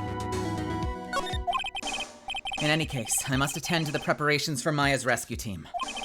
We'll meet again if anything should happen. Now, if you'll excuse me. I may have snapped at him a little bit too loudly. Mr. Nick, do you think Mr. Engard hired an assassin? No way! I mean, he doesn't have a psych lock. Yeah, I guess not. Maya, please. All I ask is you make it home safe and sound.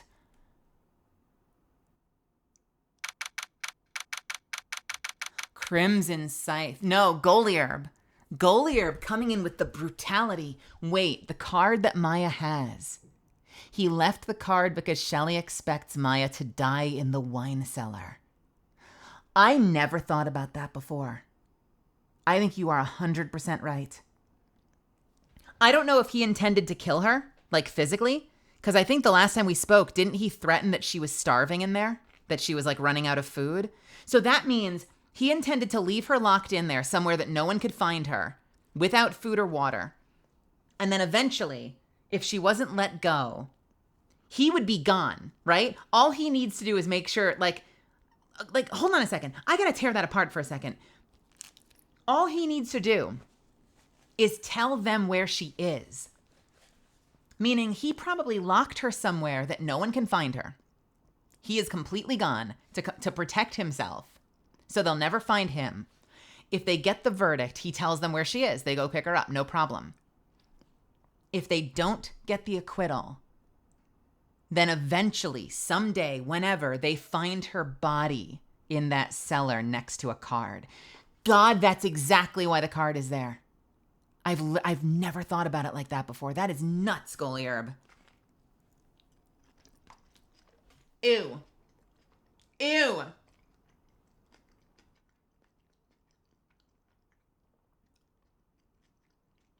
Unreal. All right. I have to take a quick sip of water.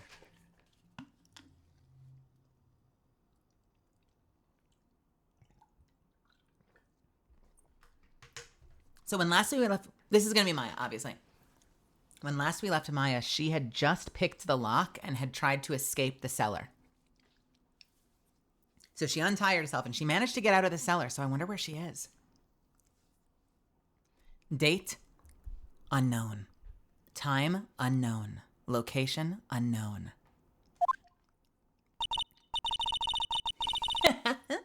I guess even kidnappers can be a little clumsy.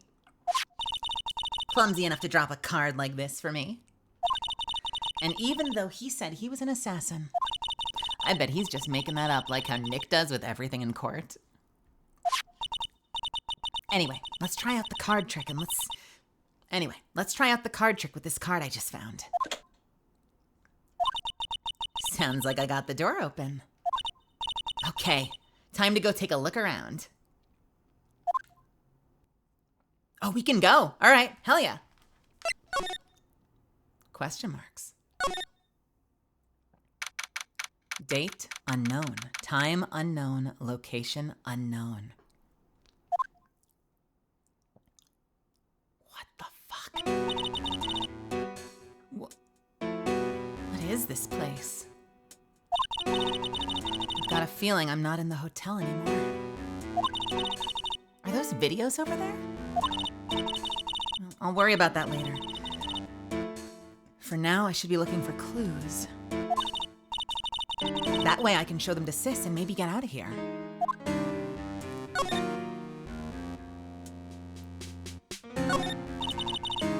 What is this thing? An antenna, I guess? And this is a VCR? Sure, a lot of electronic gadgets here. What is an antenna doing here?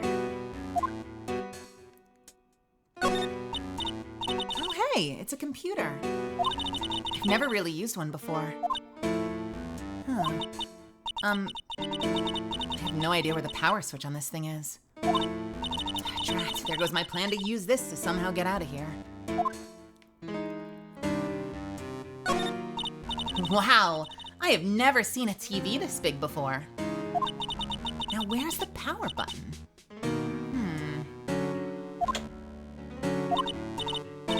Phooey, it's busted. I would so die a Happy Samurai fan. If I ever got to see the Nickel Samurai on a TV set, if I ever got to see the Nickel Samurai on a TV like this. I can't believe I just made a joke about dying, all things considered.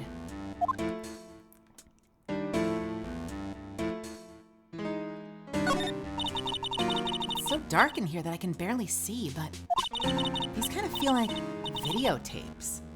All of them. Just what kind of room is this?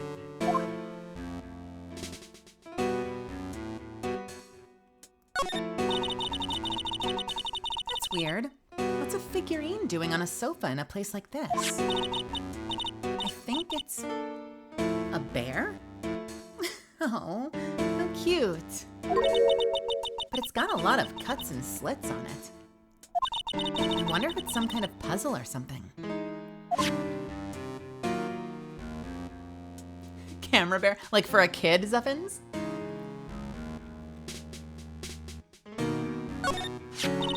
There's a framed picture sitting on this coffee table. It's a picture of a woman. She's kind of pretty. Hey, looks like something's written here. Let's see. I think it says, "With love, Celeste." I bet this could be a clue. So that's a picture of Celeste Impax, Juan's former manager. The woman that took her life. And Adrian Andrews' mentor. That's who this must be.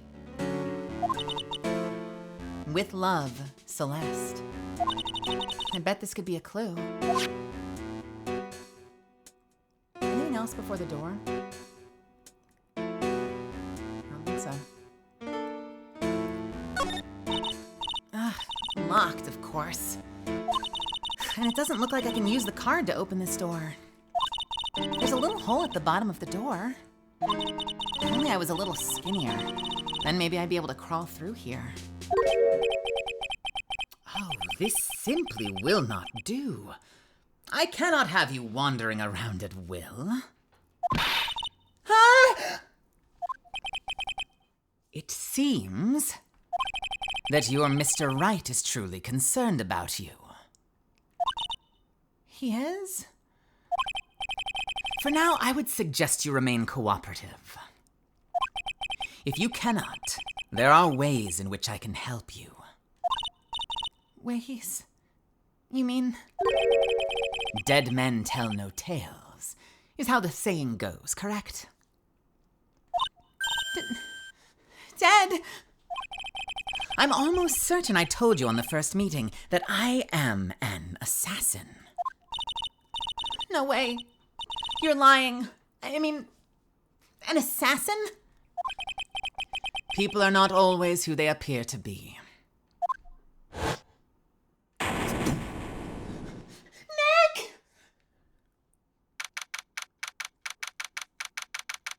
March 22nd, 7:04 p.m., Hottie Clinic reception. Mr. Nick? Huh? Oh, yes, Pearls? I got caught up in my thoughts about Maya's situation. Mr. Edgeworth has left, you know. I guess for now I have no choice but to believe in Mr. Engard. But I think I should listen to his story one more time. All right, let's get going too. Okay. I want to go talk to... Oh my god. Fucking... gumshoe jump scare. I want to go talk to him one more time.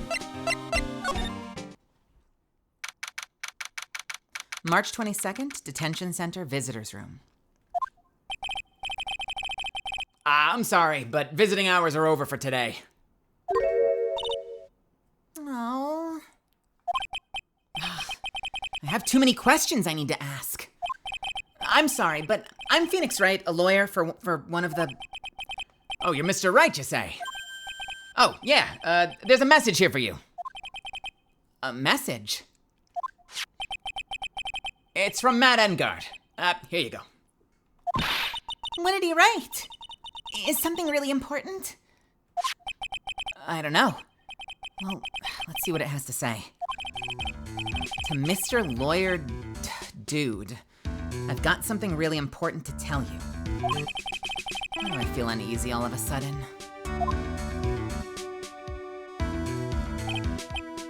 Uh-huh. Yeah, totally. Oh, Mr. Wright. So actually, I have a favor to ask you. I have this cat named Shu.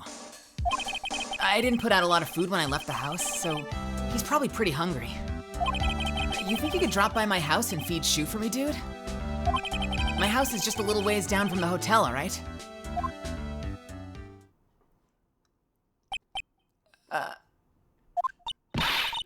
This is terrible. Let's hurry. We have to feed his cat. Really? This is the mission we're going on? I'm sure poor Shu's stomach is growling by now. Yeah, I guess. Matt's note jammed into a pocket. Please feed my cat Shu. My house is just a little ways down from the hotel. A client's request is a request. Guess I should go check up on his cat. I do care about his cat. I'm just surprised, is all. How do I go to his house? I guess I gotta go to the hotel first. March 22nd, Gatewater Hotel, hotel lobby. All right now, Mr. Nick. Let's go look for clues. We have to, for Mystic Maya's sake. You shall not pass! Ugh, Ms. Oldbag. Don't devalue my name and turn it into a gasp, you spiky-headed pettifogger. Because of you, I've been made to look like the bad guy again, although I did get a piece of gum from Edgy Boy, just as he promised. What I was really after, though, was something a little bit more, a little bit more substantial, something I could munch on, like a sandwich, maybe like a hero, like one of the slices from those 6-footers they have at parties, or maybe a piece of Edgeworth himself. He is a hot piece of meat, that one. Miss Oldbag. Keep your hands off me. This helmet is airtight. No air gets in, and no air gets out. Then why do you keep putting it on? Don't think you can get me to move with silly questions. You're gonna have to defeat me if you want to get by. I'm not hearing this.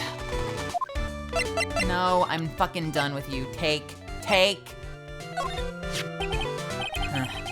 Maybe if I show her this letter I got from Edgeworth. Ms. Oldbag, if you'd look at... What? You want me to look at this worthless piece of... edgy poo? Is that her perfume, pheromone de l'amour I smell? Ugh. Let's see here. Would you please allow this unsophisticated young person to conduct his investigation?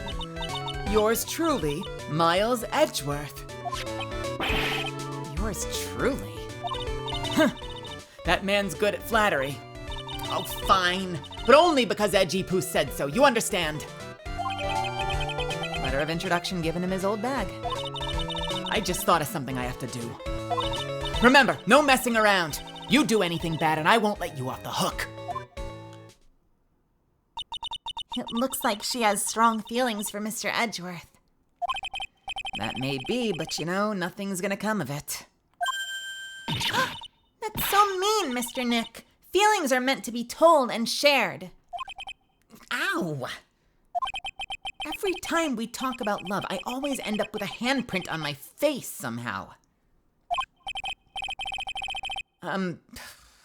So anyway, let's continue our investigation. Okay. Stop it! What? Why? Now? What? One little thing before I forget. You can't go into Engard's room today. Why? The police's main investigation team is gonna be in there all day, you hear? I wonder if they're the team in charge of investigating the killer. So don't go in there. Set one foot in there and you'll face the wrath of Wendy Oldbag. Okay. Well, we've gotta go feed the cat. But we are here right now, and like, what's a couple of hours? The cat'll be fine, probably, right? So let's examine a little bit. Let's just do a little bit of an investigation. March 22nd, Gatewater Hotel, Viola Hall. Hitomi Star, welcome to my chat. Yeah, fuck that cat. Von Zeal knows what I'm talking about. We feed those felines last. Bottom priority. I kid. Mel the cat needs food. Tonight on stream, Mel starves a cat. I love cats. I just wanted to save it because it's new. I know what you mean. Yeah, I know. I noticed it too. That the door to the room that Maya snuck out into it had a pet door. So, like, it kind of gets you wondering, right? If Maya could be locked up in Engard's place? Is that a thing? That would not look good for our client. We'll keep that in the back of our mind. No spoilers. Looks like we're the only ones here. And yet, the hotel seems so busy somehow. Probably because the police team is scouring for clues about the killer. Nothing here. March 22nd, Gatewater Hotel, hallway. Hey, city boy. Lotta, you're still here? Wrecking course. An investigative photographer eats or starves on her ability to snap up a scoop, yeah? And this hotel, I'm so sorry about this accent, and this hotel just got that aura of mystery. You know, like something's always about to happen. But don't you have a camera? Rec given. A photographer's gotta have cameras out the ear like corn to be a real pro, you know? So I'm hanging around here. Oh, speaking of cameras and feeding the mouth, do you have mine, you bread thief? Why can't you drop that thief thing already?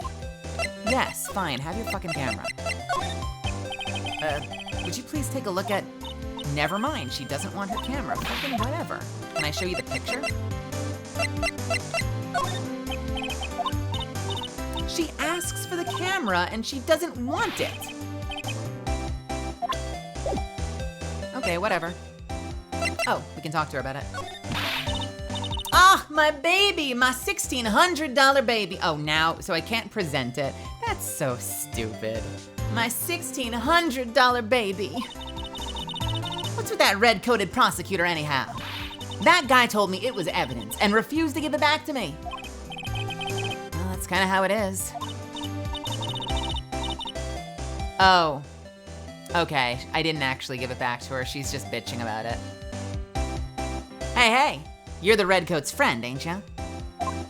So put in a few words for me and get it back and get back my camera.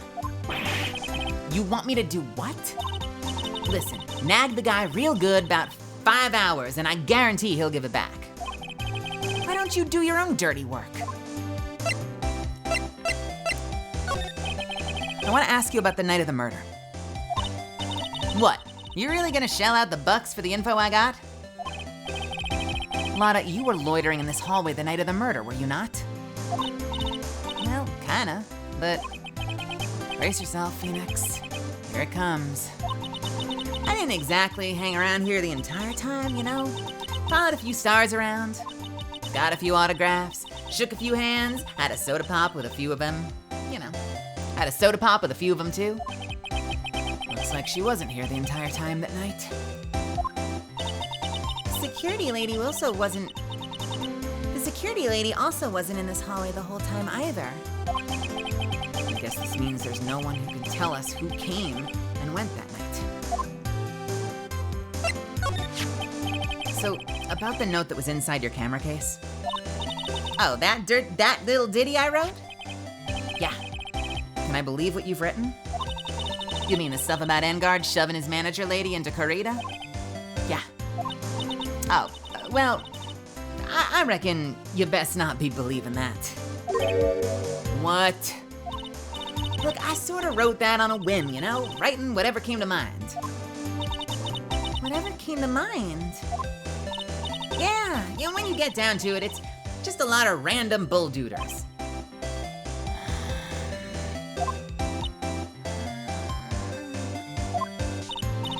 Hey, what's with you? Why are you staring at me like my grandpa used to? Oh my God, the cell phone. Ugh.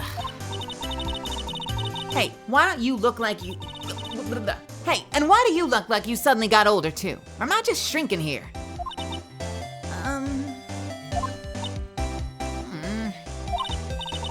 Well, I reckon it's time for me to get going.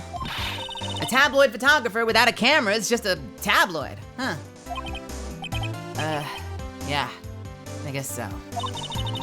Keep yourself together out there, you hear? I'm coming to see you in court tomorrow. Okay, I'll see you then. And you too there, little un. Keep up the good work, okay? Okay. Don't be picky about your food now. Okay. And make sure you do all your homework, you hear? Okay. And if you happen to find yourself a camera, make sure you bring it right to me. Would you please just leave already? Okay.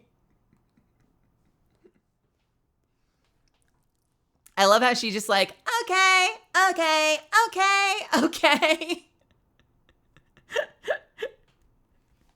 Let's go take a look inside Corrida's hotel room.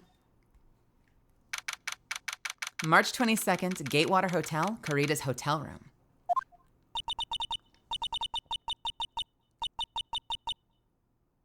What the fuck? Okay, let's think about this for a second. Who the fuck could this be? Who haven't we seen lately? Will Powers? Is this Will? And why is it Will? Who else could it be? It's not Franziska. It's not Gumshoe. It's not Adrian. It has to be Will.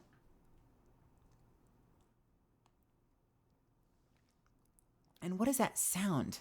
All right. Let's just assume it's like pain or sleepiness. Mr.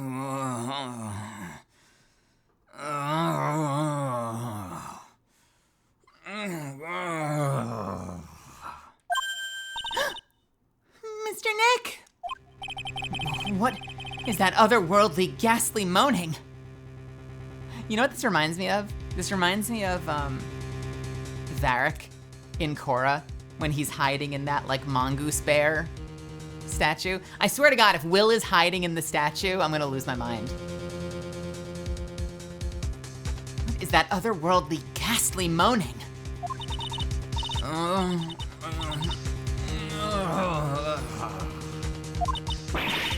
hate evil ghosts.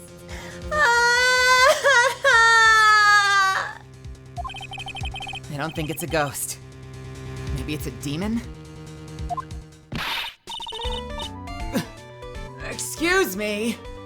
Watch who you're calling a demon, brat. What the fuck? Wait, what? What? The actual... why? Why are you still here?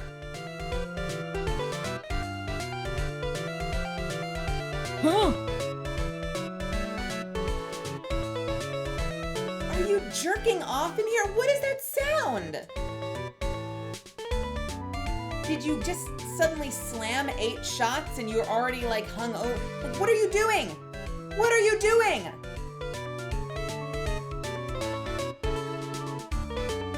All right, whatever. Watch who you're calling a demon, brat. Ah! Wait. Ah! Zoinks! It's the alien! Who are you calling an alien? Oh, it's just you, Ms. Oldbeck. What are you doing in here? What's wrong with you youngins today? I came down here to pay my respects to poor Juan, and you're disturbing me.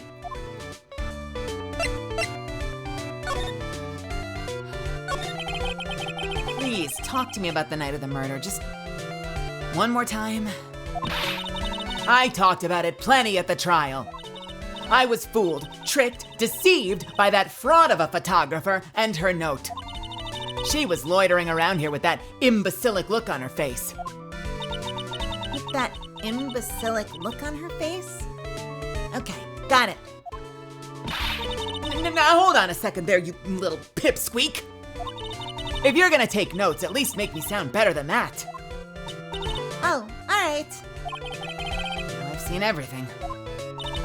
But you know, I was working that night too, doing my job, minding my own business. So it's not like I had time to waste standing around here the whole night. I was wondering if you could tell me a bit more about Mr. Kurita. He was the most popular star, you know, especially where it counts, in my book. But I heard that he was lagging behind the polls against Mr. Engard. Well, that's just a recent thing, you know, bad luck and all that, you know. But he was gonna become an even bigger star than he used to be. Look, just look at all this mountain of presents. It's a show of the mountain of feelings all his fans had for him. Yeah, the mountain is pretty big and certainly nothing to shake a stick at. Mr. Nick? Huh? What is it, Pearls? The presents. They're all bears, right? She's got a point. There isn't a single thing here that isn't a bear. All of Mr. Korda's presents from his fans seem to be bears. Oh, that's because you can't think of one without thinking about bears. Bears? Why bears? You don't know? When my dear Juan was training, he fought bare-handed with a bear. He refused to give in and let the bear win, but after the fight, they became friends. Wow, what a heartwarming story. Look, it's just like in those young people's dramas. I can see those two tuckered out, down by a river going, you sure can fight. You too, Bub. You too. Did all that really happen? It's in his biography, bub. What a load of crock. So ever since then, fans have been giving him bears as presents. Yeah, nice. Bears. I can present to you? Do you know anything about this? I don't have anything to say to delinquents like you. All right. What else could she have an opinion about? Anything else? The button or the knife? I think we got the button and the knife at trial. So I want to say everything from here on we haven't asked about yet. So let's just try some stuff.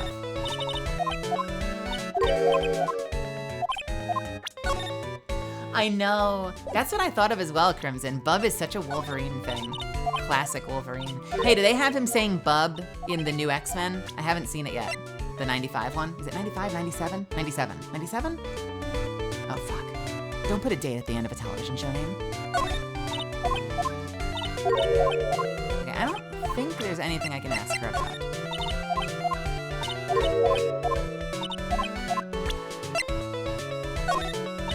Yeah, nothing. Okay. Well, so much for you. Did anything change? Bottles of cosmetics are scattered all over the floor. This is probably where Mr. Kurita fought his assailant.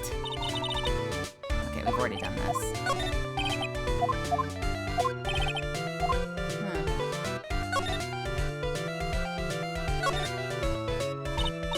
Oh, there are a lot of bears.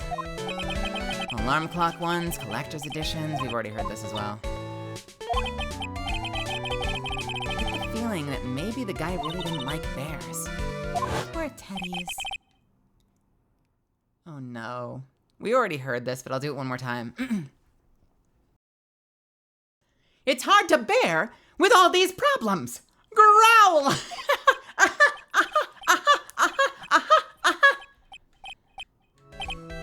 I don't think I want to bear with the trauma that last case caused me. What's wrong, Mr. Nick? Nothing. All right. Any other bears? Was there a unique bear?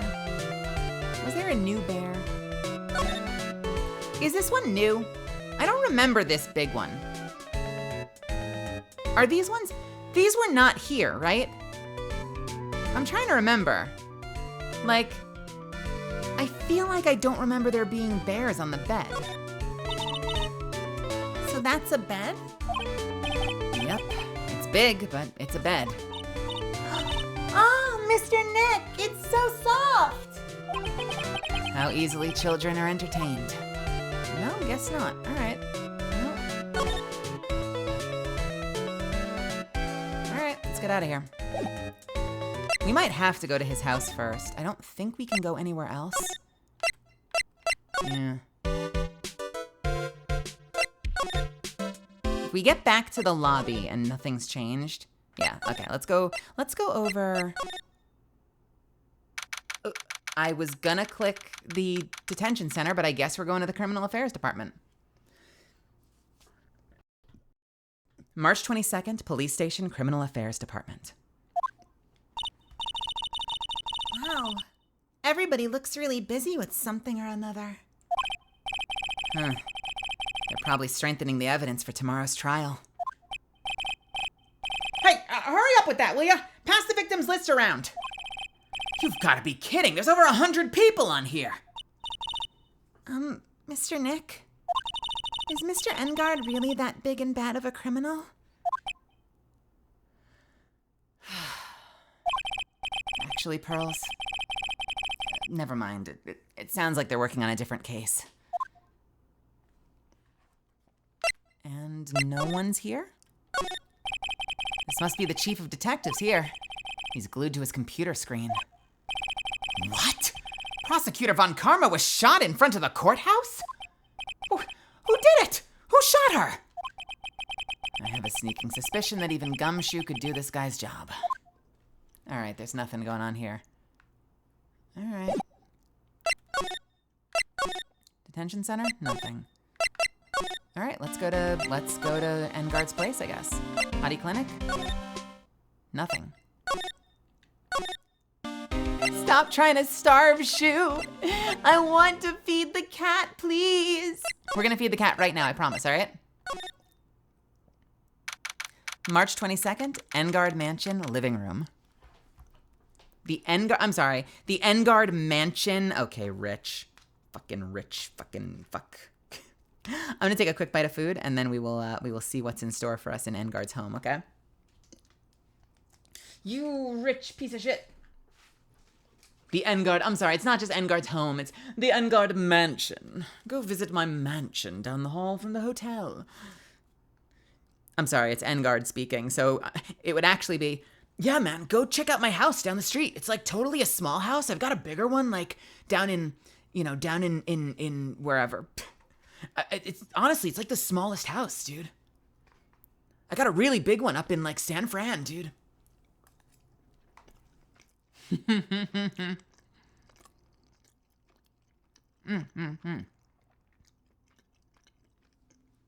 All right, March 22nd, Engard Mansion living room.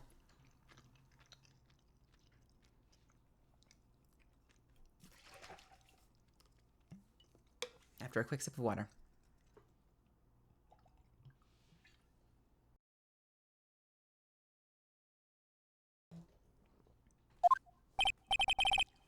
Huh. Sure is dark. I'll go turn on a light.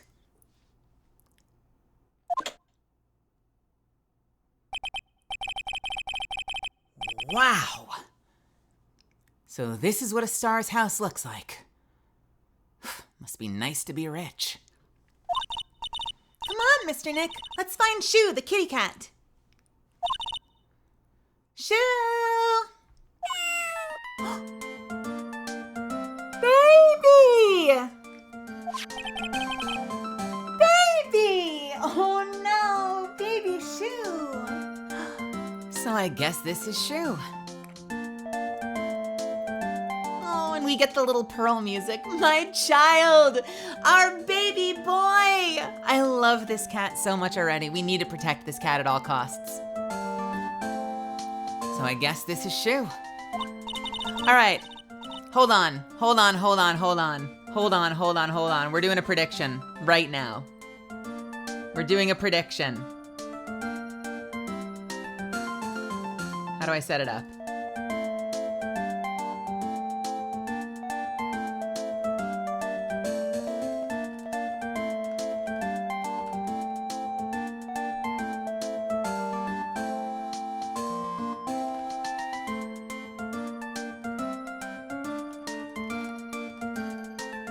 All right, 30 seconds. If you can hear the sound of my voice, we are doing a prediction.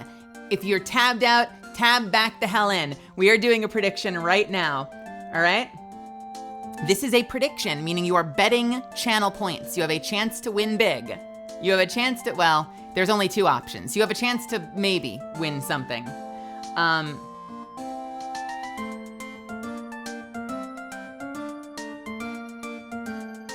And I need one of my mods to be on top of this. The prediction is going to be, will this cat fuck up Nick? Because so far, he has been fucked up by practically every animal he's encountered in this series. Will this cat fuck up Nick? I don't see a prediction.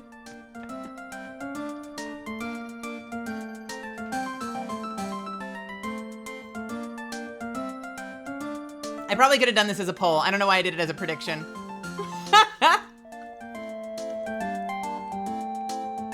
All right. You ready? Oh. Well, it said 30 seconds. Was that not 30 seconds?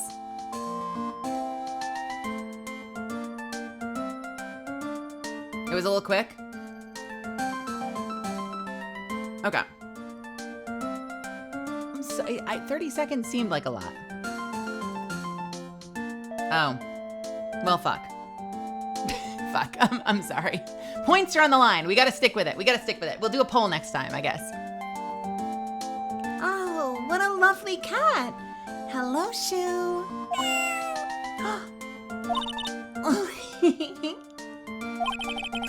The cat seems to like pearls.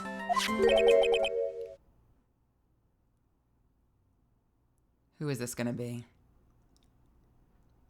Who is this gonna be?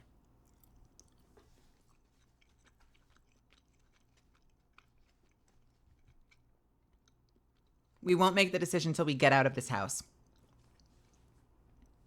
Who is this gonna be? Is this gonna be the assassin?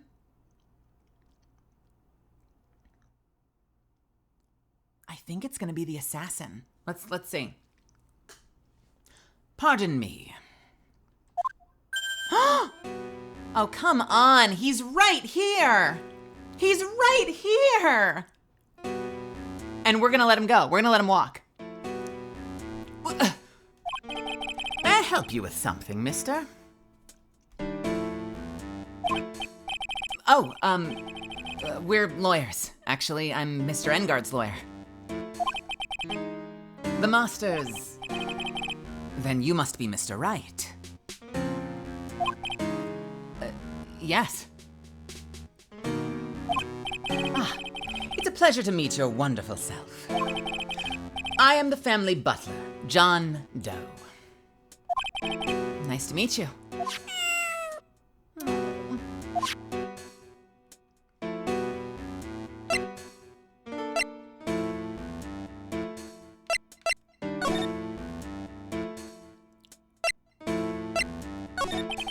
You must know all sorts of things about Mr. Engard, right? Honestly, sir, I don't believe my master is capable of such a foul deed as murder. Huh.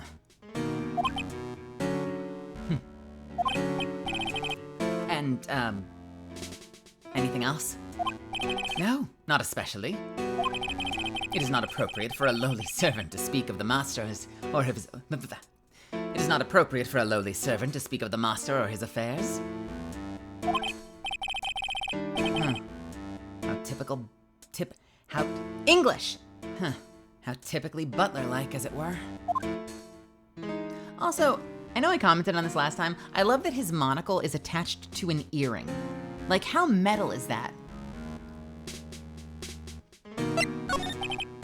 Mr. Doe, how long have you served at this residence?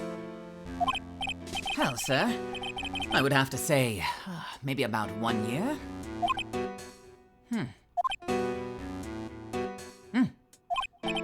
And, anything else? No, not especially. It's not appropriate for a lowly servant to speak of himself and his affairs.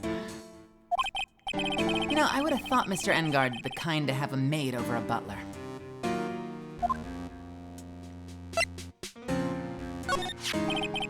It's a very cute cat you've got here. It is my duty to take care of him. The master rather fancies Shoe.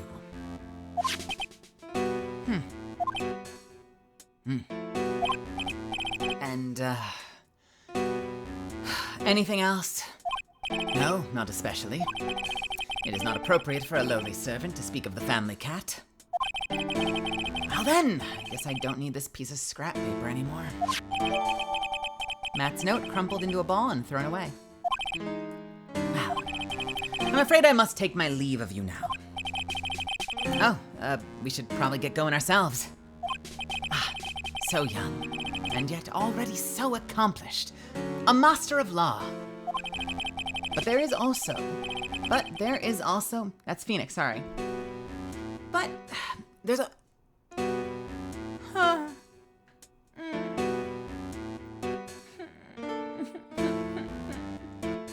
Hold on. Fuck me. I bit my cheek again. I hate this so much. It's in the perfect place. It has been a week. It has been a week and I'm still biting the same spot.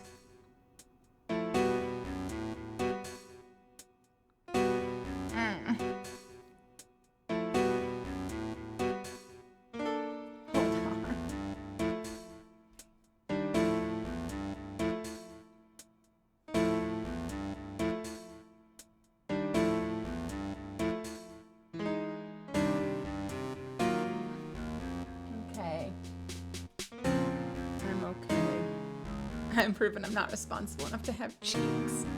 Yo, Dapper Knight. Okay. take some Advil.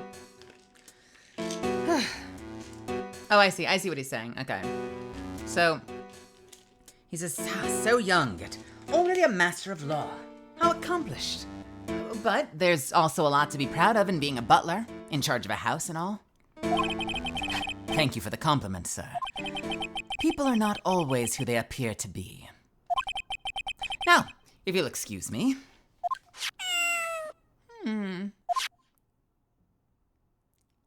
Is that it? Okay. Can we look around, I guess? Oh, there's a giant cooking hearth here.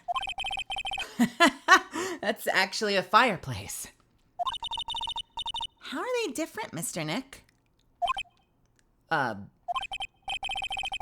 You know, I've never actually seen a hearth before, come to think of it. You should come and visit Fay Manor then. I'll show you one when you do.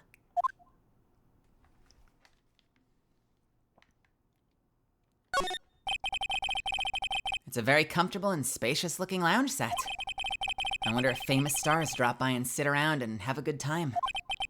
In any case, I don't really belong here, do I? What is with me and feeling inferior today?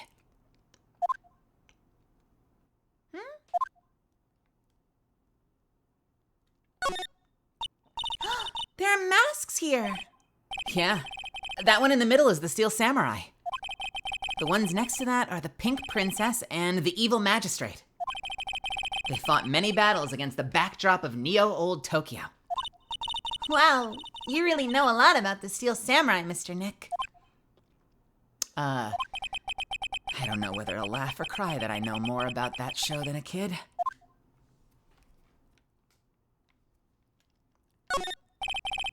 There's another door over there. You shouldn't go wandering over there, Mr. Nick. Yes, Pearls. Now I know how Maya feels when I tell her to stop playing around. A giant bicycle is flying through the air. Huh. That bicycle, Pearls, is one where you don't have to pedal. It moves on its own. Really? Wow! But sorry to disappoint you, it can't fly. Oh, that's too bad.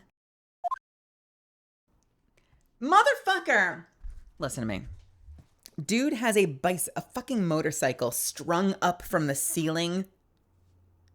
You know what's weird? The living room doesn't even look that big. Like, I wonder if this is a commentary on, like, Los Angeles. Or, you know, it's technically Japan, but, like, you know, Los Angeles real estate. And, like, how much you can actually afford on a salary of, like, being a kids show star. Because this looks like the set of a sitcom. This does not look like a mansion. But dude did hang a fucking motorcycle from the ceiling, so he's obviously got money. There's a small door at the bottom of the bigger door, Mr. Nick. I bet it's for Mr. Engard's cat to use. Oh, you mean Shu? The door? It's locked tight. Well, I guess that's to keep nosy people like me from entering it. Oh my God, it is the door. It's the door, right? It's the door. And we can't get in and we don't even know to check. Unbelievable. Unfucking believable. So, I mean, obviously Maya's being held here. Obviously, that guy is the assassin. The only thing we don't know right now is what is Matt's connection to it. You know? The client is always innocent. Usually. Every case up until now. So what's Matt's connection to it? No spoilers in chat. Like, that's the biggest thing we need to figure out. Is like, why is he being framed, supposedly? Why does Adrian think 100% that he was the murderer? Why were there no Cyclops? Why is the killer supposedly in his house with Maya locked in his office? Like, there's so many fucking questions I have right now. But there is nothing else for us to look at here. other than to go. Which also means I feel like I led people on by being like, he always gets fucked up. The cat didn't hurt him. The cat was a fucking sweetheart. The cat was such a sweetheart. Oh, man.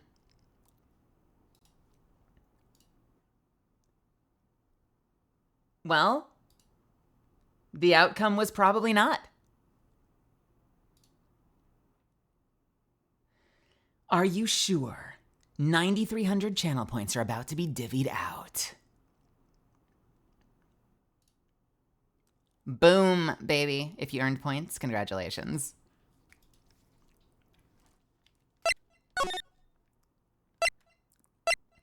Okay, can we go back to the detention center now? No. Can we go back to our office? Something has to have changed.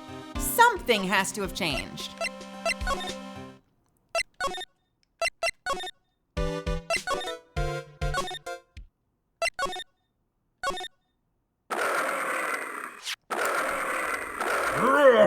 I'm Uncle Bear, and I say it's barely 8 o'clock. What is that infernal racket? It's one of the presents going off. Sounds like it's already 8 p.m. Way past your bedtime. What is your joke, Gulierb? Hit me. Ugh. That startled me. I thought I was gonna die for a second. 8 p.m. That's the time when the award ceremony ended that night, remember?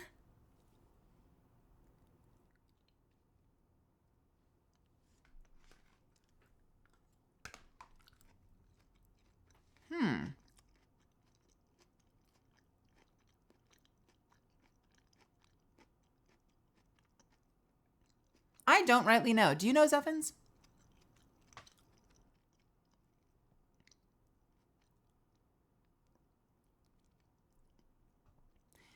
It was the butler in the bedroom with the rope. Me and my boys gonna mess you up. I rolled a one. Fuck. I love it. I love it. Gold star. 100%. A+. S+. This seems really important. That's the time when the award ceremony ended that night. That's the time when the award ceremony ended that night, remember? Time sure flies. Hard to believe it's been 2 days since the ceremony.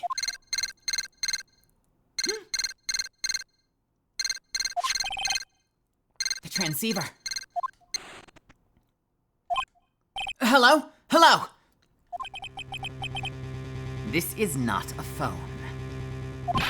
Maya! How is Maya? You haven't hurt her, have you? It seems you are not able to fulfill your end of the bargain, Mr. Attorney. I have heard the news. So it would seem my present did you no good. No! Mystic Maya! Mystic Maya! One more day, please. All I ask is for one more day. I'll get a not guilty verdict for sure this time, please.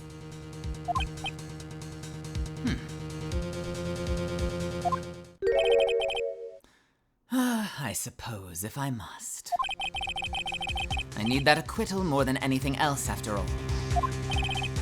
Please, please let Maya say something. I want to hear if she's all right. All right. Then, a little. What is with this static all of a sudden? Hello? Hello? It seems bad.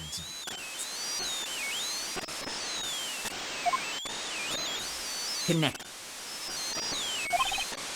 Damn it! Did the transceiver just suddenly break? Excuse me. What the fuck was that? What happened? I don't know. All of a sudden, it became nothing but static. Oh, Mystic Maya! Mystic Maya! Why did the transceiver suddenly break like that? Should probably have an electronics expert look at it. The sooner the better. Who the fuck is an electronics expert?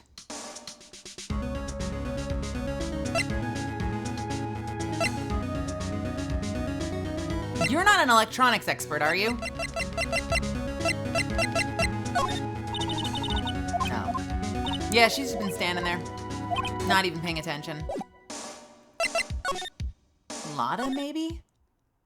Since Lotta, like, handles her camera? Gumshoe? Lotta? Who else? Do we know anyone else? It could be another cameo, maybe? Could there be another cameo?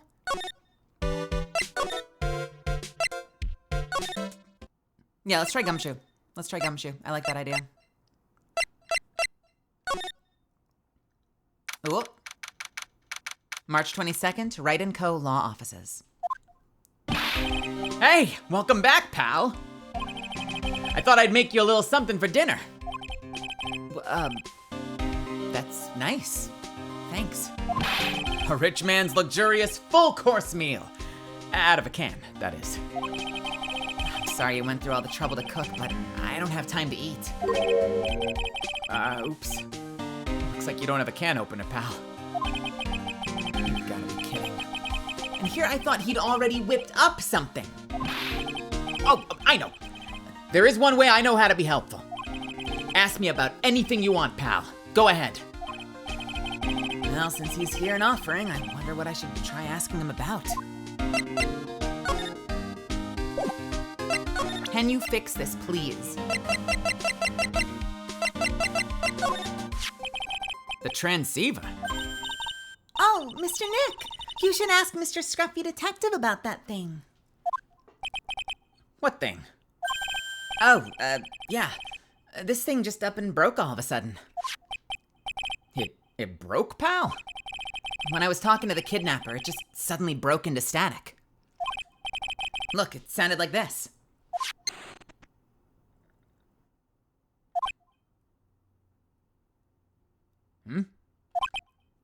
What?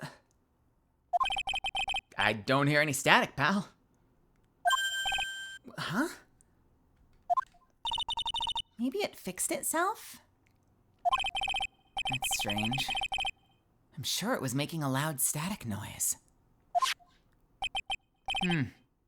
Maybe what? Maybe it was electromagnetic interference, pal. Electromagnetic interference? What? So what is electromagnetic interference? It's something that happens when a radio wave gets mixed up with another signal, pal. Oh, well, when you put it that way. I don't understand what you're talking about. Well, like, for example, when a cell phone goes off next to a computer screen, the stuff on the screen gets kind of fuzzy and starts acting funny, right? Not anymore, but I guess back when there were CRTs, maybe. Computer? It's like when you use the dryer next to the TV. Oh, that's him. It's like when you use the dryer next to the TV, and the screen starts looking weird. Oh, yes, the TV does do that. Oh, so that's what you're talking about. She seems amazingly happy at being able to understand this. So the room you were in when the transceiver happened. There's gotta be something there that's sending the very strong radio waves, pal. Something like a listening device or something. Oh. Hey, speaking of that, where were you when it happened? We were in Mr. Carita's room. The scene of the murder. What? That's it! I'm gonna sneak into the precinct and get a bug sweeper. I'll meet you at the crime scene later, all right, pal? Wait, Gumshoe! Oh yeah, baby, it's investigating time. I'm on fire, pal! My fingers are itching to go! Yeah!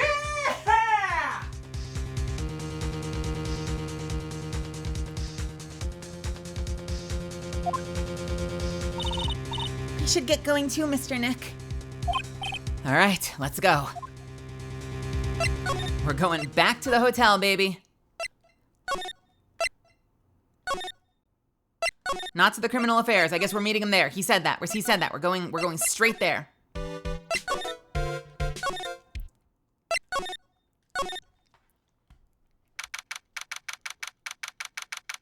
Hey, other person.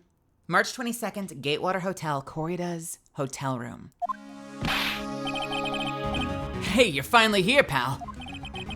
Sorry to keep you waiting. Do you have the, bug sweeper? Well, you see, I got busted trying to sneak in, pal. Then suddenly I'm staring at the precinct doors. From the outside, I mean. So, yeah. I couldn't get one of the police bug sweepers. What do you mean you couldn't get one? We need that item. Hey, calm down, pal. I didn't say I didn't get one, just, yeah, not the police's. Wow, so this is a bug sweeper? Looks a little broken. Hey, this was made when I was in elementary school, pal. Oh? By who? By me, of course. Seeing this sure brings back memories. Hey, don't look down on it, pal. Sure, it looks a little beat up, but I put my heart and soul into building this puppy here. Your heart and soul? It'll work, trust me, pal. It'll do the job. But, what? But you can't set the sensitivity. So it's gonna beep at anything that gives off electromagnetic waves. But isn't it better that way?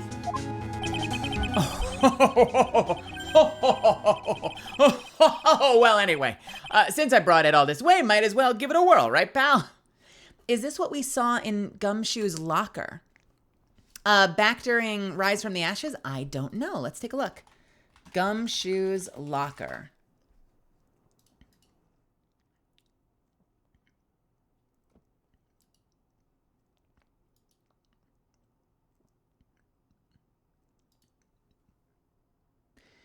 I will show you the picture, but it looks like Gumshoe's locker did not have the radio wave detector. But you know what? You know what did happen on that case? We brought back, that was the reprise of the metal detector. Here, check it out. So maybe you're mixing it up with that, or maybe you're mixing it up with another case that we haven't done yet. But there was one big teaser when we saw his locker originally. The original big teaser was we saw Maggie Bird, who was like the police cadet who was like the accused of murder in the first case of this game. So we got to meet her. And then he gave us the metal detector. So that might have been what you were thinking of. Oh, do you think he did? Like maybe it popped up? Yeah, maybe it popped up. Like, I got this, I got that, I got this. Let me see. Rise from the Ashes. Radio detector? Can I find an image of that? I don't know if I'm going to be able to find an image of that. If you find one, though, from Rise from the Ashes, let me know. Because I would love to see that. That is super cool. Throwing out that picture, because my desktop is a mess. Well, anyway, since I brought it all this way, might as well give it a whirl, right, pal? I'm getting that sinking feeling again. Okay, now I'll tell you how to use this baby. There's a listening device or some other sort of bug hidden in this room, pal. So we're gonna find it, right? Right. Now, first, let's turn the sweeper on. Next, move the sweeper around the room real thorough. Look-see, pal. The sweeper will let you know how strong of a signal it's picking up, so keep an eye on it, okay? Once you find something that's giving off a lot of radio waves, press enter, god damn it, to lock onto it. There's a lot of things here that's gonna give off radio waves. So let's take a good look at anything and everything that seems suspicious, okay, pal? All right, I'm gonna go stand outside and keep an eye out. Give me a yell if you find a bug. Got it, pal? All right. This is interesting. Let's see how this works.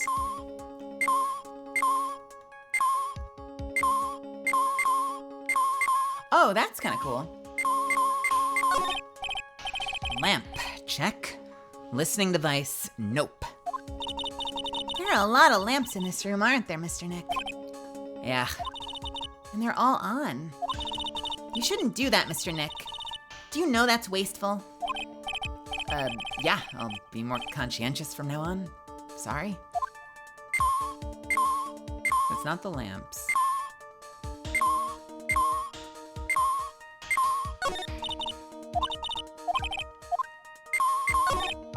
Yeah, okay, so we've done that.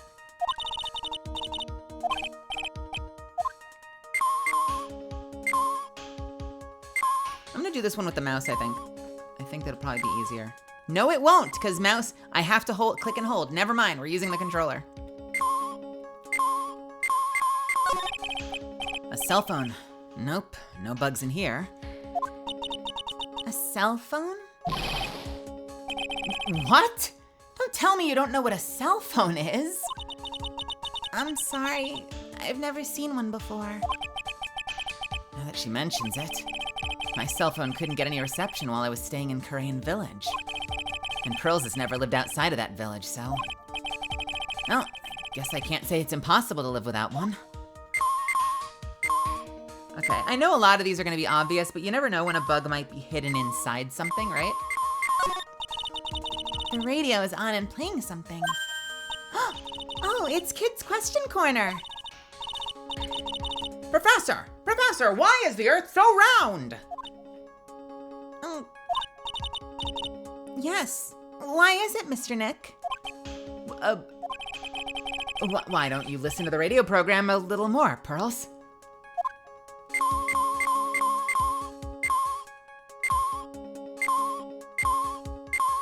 Oh! Oh!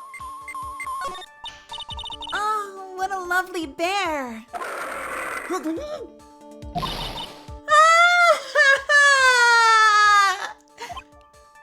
Oh, this must be one of those fancy bear-shaped toy robots. It's a robot? It's a real robot? Yeah, it's a real one. Mr. Nick, Yes? how many horsepowers is it? How many horsies? Horsies? Well, look, it's a bear, so, What? Well, the phone is the most common place for a listening device, I'd say. But let's take the receiver apart first before we get ahead of ourselves here. Wow, you know a lot about electronics, don't you, Mr. Nick? Yeah, I know tons, especially when it comes to taking them apart. It's my specialty. I'll leave the fixing part up to Gumshoe. So, is there a listening device in there? No. And I really thought it had to be in the phone, too. We're gonna check every fucking bear. Yeah, we've already done the lamps. So no lamps. I don't really think the listening device is in the TV of all places. Looks like the TV was left on, and now it's showing an old samurai movie. Yeah, this channel plays all sorts of international movies, as well as domestic ones. You know, every time I watch one of these old movies, I always think, wow, these Japanese stars are really good at English. What? Is that a self-referential joke at it being an English adaptation? Is that what we're doing here? Is that commentary on the fact that everyone here is supposed to be Japanese, but the whole game is in English because it was adapted? I feel like that's what they're doing with that line. Wow, these Japanese stars are all really good at English. What the fuck? I'm taking a bite.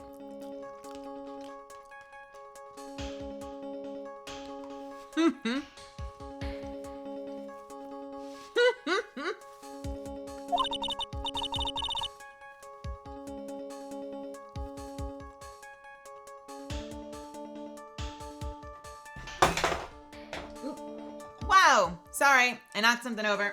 It's fine. Just a little water on the floor. I am a klutz. It's fine. Not much water. We're good.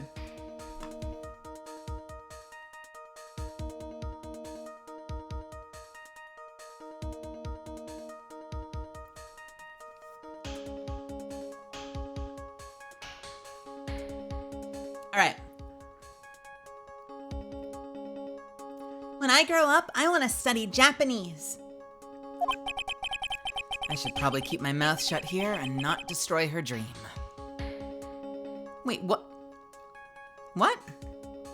Wait a minute, someone talk me through this. What does that mean? When I grow up, I want to study Japanese. I should probably keep my mouth shut here and not destroy her dream.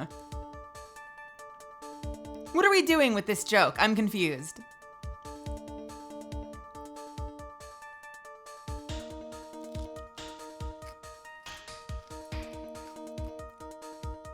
Is this like telling her that she's actually dubbed in English and she's technically already Japanese?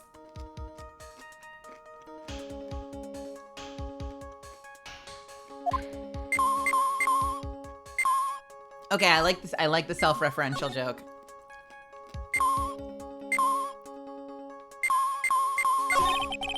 There's no listening device in that notebook computer, huh? What's a notebook computer? Do you know what a notebook is? Yes, it's a small book with paper that you can write on. So? Well, that thing is like a notebook in a way. It's basically a small laptop. Mr. Nick, what is a laptop?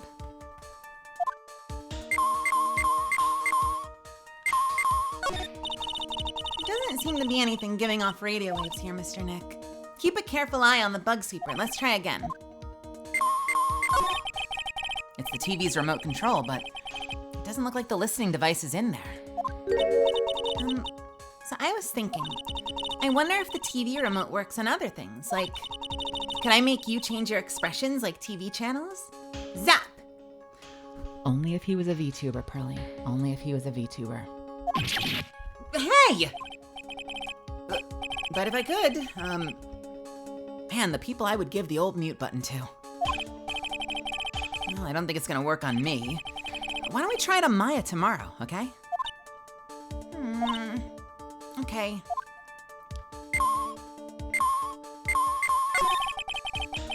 And here we have a dryer. Nothing unusual, I think. A dryer? Oh, if you use it next to a TV, it'll make the screen look all weird, right? Yeah. And when that happens, it's called electromagnetic interference, right? Hey, good memory, Pearls. I will never forget it for the rest of my life. That better come back in a later case. Wow, there's a really delicious loaf of bread in here. Looks like it's been on keep warm all this time since the murder. Well, Mr. Scruffy Detective always says, gotta keep the trail and crime scene warm. I think the keep warm in that case is a little more metaphorical. Wait a minute, I thought it was a rice cooker. It's just a little heater for bread? Or wait, do people keep bread warm in rice cookers? What is going on? Is this one of those jelly donut things? Did they assume no one knew what a rice cooker was? I'm so confused. I don't own one. If people warm bread in a rice cooker, I will just accept that as truth. Translation bug? Well, it certainly looks like an alarm clock. What's wrong? Why do you look troubled? I just can't imagine the listening device being inside this alarm clock. It just, sort of reminded me of something that happened a long time ago. Oh, that's sad. He's thinking of Mia's murder.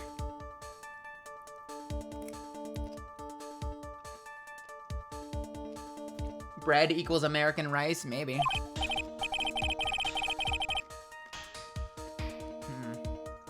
No, anyway, it looks like the listening device isn't in here.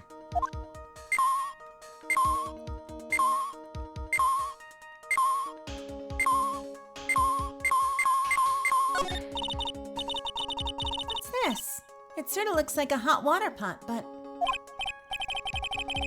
Oh, well, it kind of looks like a hot water pot, I guess. But instead of hot water, coffee comes out.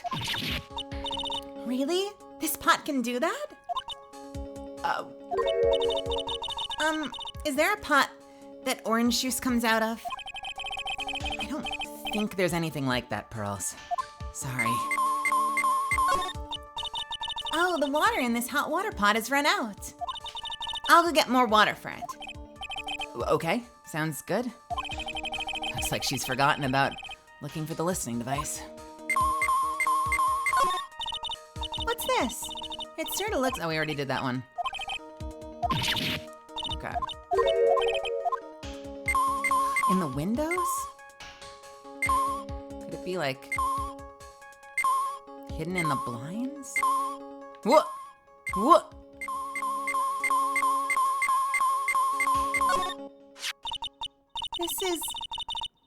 This is just a giant stuffed teddy bear, right? It's the biggest one I've ever seen. Hey! So did you guys find it yet? The listening device, I mean. No, not yet. But this bear's eye is... Let's see. A perfectly normal stuffed bear with some really strong radio waves. Sounds like you found the device to me, pal. Let's dig this big fella's eye out and see what we got. No, you can't! Such a violent act. Ugh. No!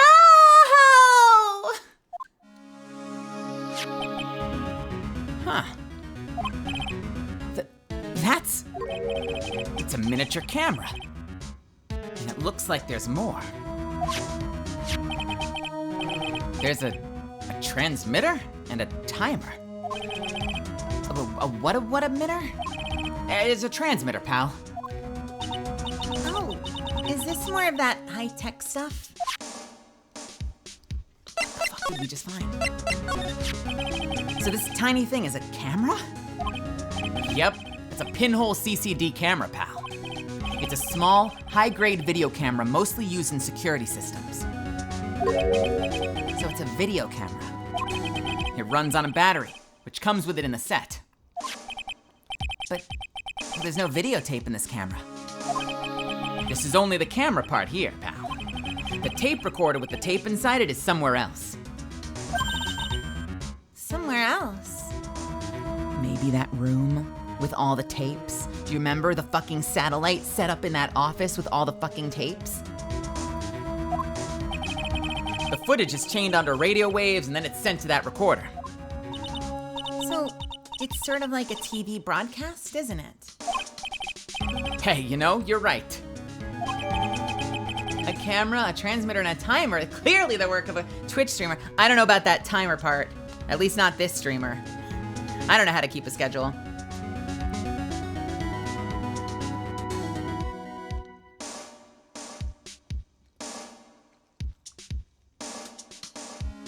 Set to record the victim's room from 8 p.m. for 1 hour.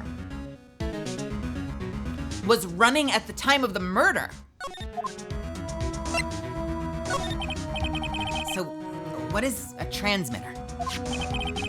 It's a device that sends the footage the camera took to a specific destination.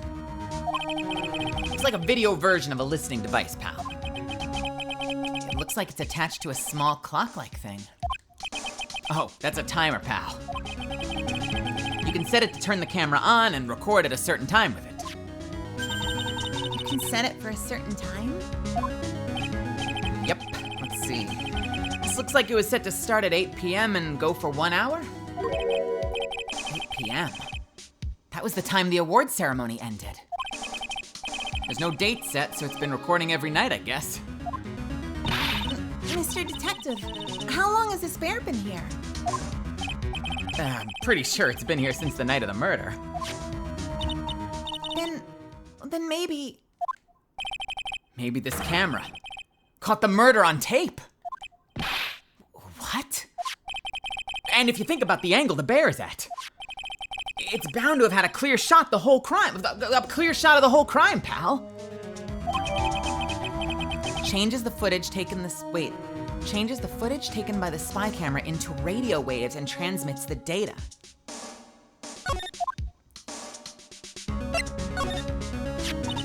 So there was a camera in this bear's eye. And it was disguised as a present. And I'm sure it was here on the night of the murder, pal. It's pretty big, so it stands out pretty well in my mind. But who gave Mr. Kurita this present? I don't know, pal. But this means that someone out there got a video of what happened here at night. Someone out there got a video of what happened here that night. Isn't there any way we can find out who that person is? It's impossible, pal. Radio waves can be sent almost anywhere, so there's no real way to find out. Oh.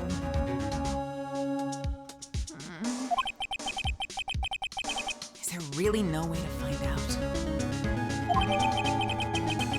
The spy camera was set in its right eye, found in the victim's room. I got it! What? Hey, pal, let me borrow this mini camera for a bit. What are you gonna do? I'm gonna go around the electronic shops. I'm gonna go around to the electronic shops and see if I can find out who bought this. But that's impossible. I mean, it's already 9 p.m. Leave it to me. Even if I have to search all night, I'll find your man, pal. Spy camera and transmitter given to Detective Gumshoe. Oh yeah, baby. It's investigating time. I'm on fire, pal. My fingers are itching to go. Yeah!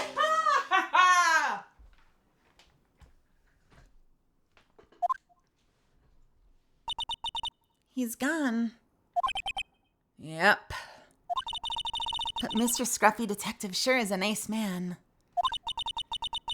He's pushing himself so hard, all for Mystic Maya's sake.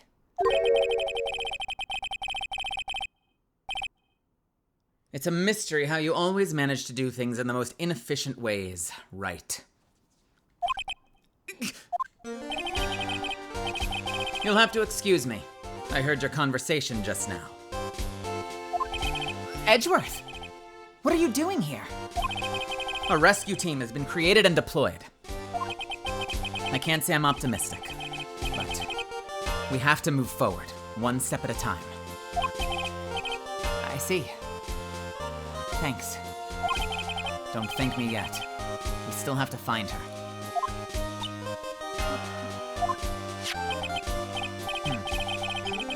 So there was a spy camera hidden inside this stuffed animal, huh? You are one lucky man, right? Huh? Do you know this stuffed bear, little girl? I have no idea. Of course not. The maker of this bear is a very expensive luxury brand from overseas. It's completely handmade, and only a small number of these are exported here. What? The camera and transmitter that Scatterbrain Detective took with him are dead ends. Things like those can be bought anywhere. However, this bear is different.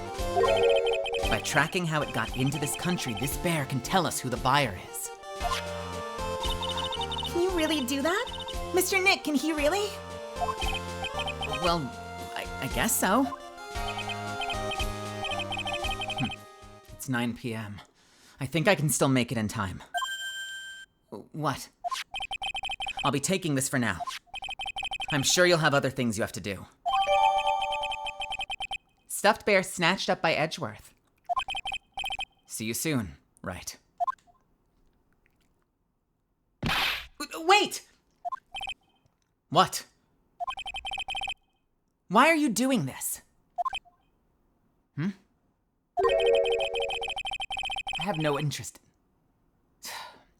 I have no interest in explaining myself to someone who cannot comprehend. But besides that, right? Until court reconvenes tomorrow, you should concern yourself with this question. Who was the person that murdered Juan Corrida? The real killer. Do you really still think it was Adrian Andrews? To be honest, I don't know anymore. We still have a little time left. Find the truth, right? Everything begins with the truth. Juan Carita's real killer. Ms. Andrews is past. The kidnapper whose sole condition was an acquittal for Mr. Engard.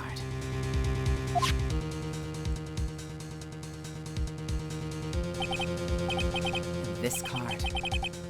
Shelley the Killer.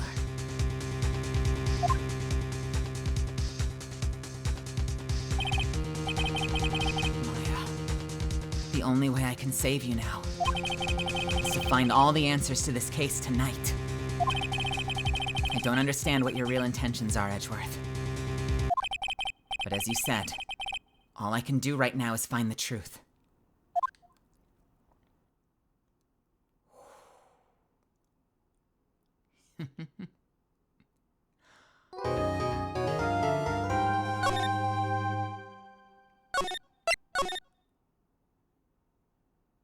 Misfits, do you want to do one more?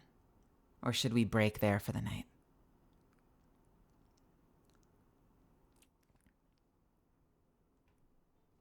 As if I didn't already know the answer. One more. I'm going to hit the restroom real quick. We're going to do a little poll, okay?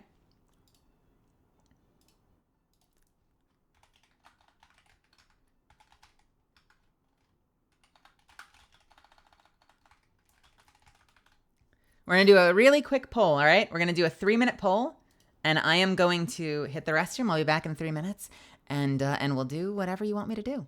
If you want to stop now and save it all for next week, we can do that. If you want one more, I'll do one more, because my voice is feeling pretty good. All right, be right back.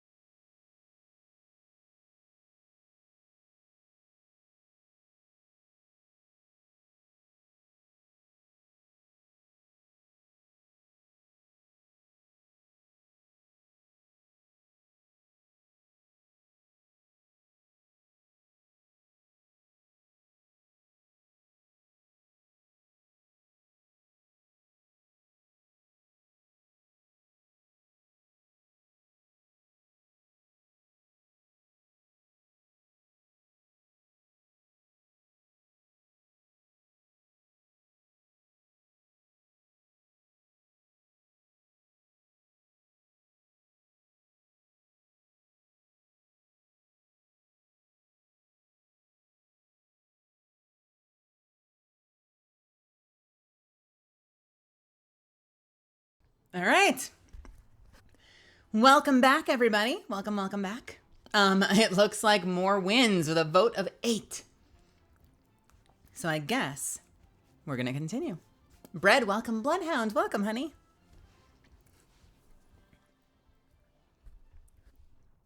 I'm going to put a little lip balm on. Are we liking the case? Yeah? You're enjoying it, Zuffins? It's been fucking crazy.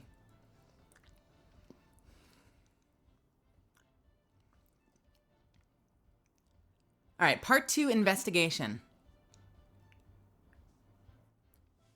Which probably means we'll have the exciting conclusion with the trial next week.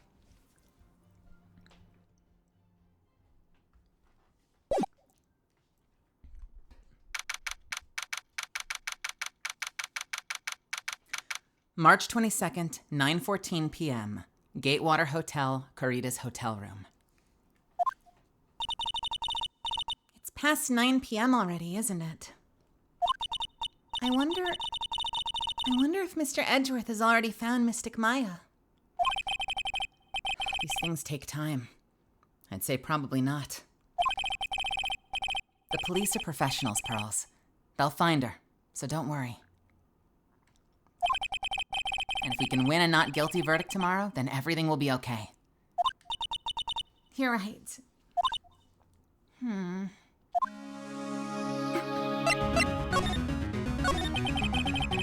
So the real person who killed Mr. Corita was... that assassin, Mr. Shelley the Killer, right? And the card Ms. Andrews found at the crime scene seems to be proof of that. If that's the case, then a new question comes to mind. Who was the one that hired the killer to begin with? Who was his client? You mean, who asked for the murder? That person didn't want to dirty their own hands in blood. But whoever this client is, they're still a killer.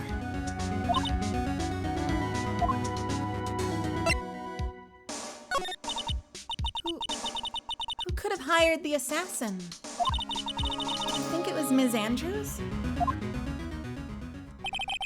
I wonder. But if she was the client, then why go through all the effort to stab the knife into the corpse herself? But if Ms. Andrews wasn't the client, then... no, it can't be. Matt Engard himself.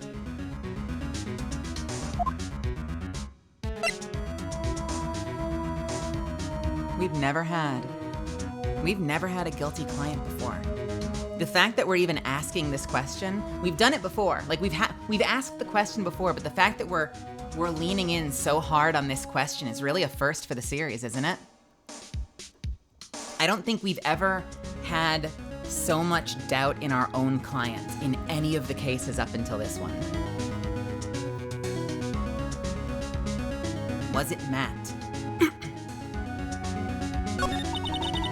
Mr. Engard really did hire the assassin.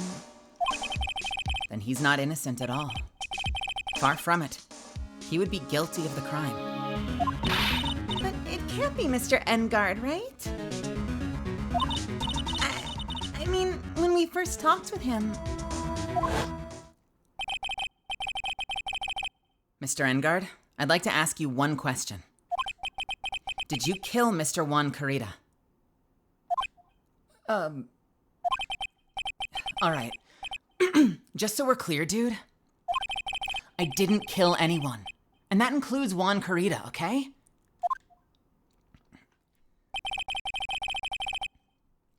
I didn't see any Cyclops at that time. Actually, that reminds me. Did you remember something, Mr. Nick? Yeah. Something Ms. Andrews said at the trial today. She said something interesting. Hey, Swiper.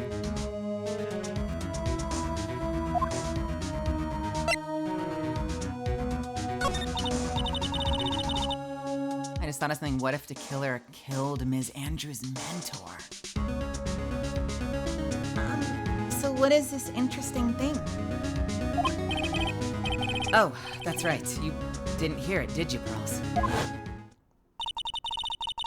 Juan had bet everything on the Jammin' Ninja this year. And if he lost the Grand Prix, he was going to make sure Matt was going down with him. That's what he thought, anyway. It looked like somehow Juan had in his hands... Excuse me, one more time. It looked like somehow Juan had in his hand a secret so powerful that it would destroy Matt's acting career had it been revealed.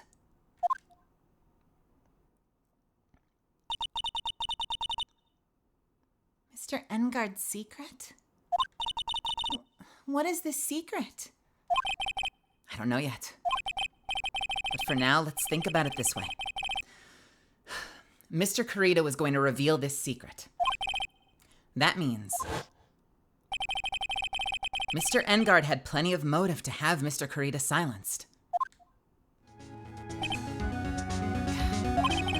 Which means we have to meet with Mr. Engard. There's no way around it now.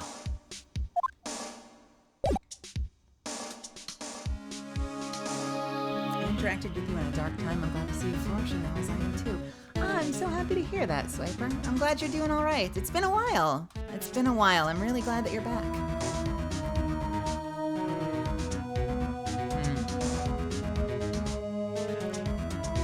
So here's the thing. Didn't they say visiting hours were over? Can we get late night visiting hours? I wonder if we can still get to meet him. March 22nd, Gatewater Hotel, hallway. Well, it's getting really late, isn't it, Mr. Nick? Yeah, it's past 9 p.m. already. But we still have some things to prepare for tomorrow's trial. There's still the matter of the secret Mr. Kurita held about Mr. Engard. And Miss Andrews' real intentions. These are two things. Let's try that a third time. I can English. We still have to learn about Mr. Engard's secret. And Miss Andrews' real intentions. These are two things I must know tonight. Aren't visiting hours over at the detention center? I'm sure we'll think of something, Pearls. Don't you worry. Maybe we can get permission from Edgeworth? Can a prosecutor authorize that? I wonder if Edgeworth can authorize a late night meeting with our client.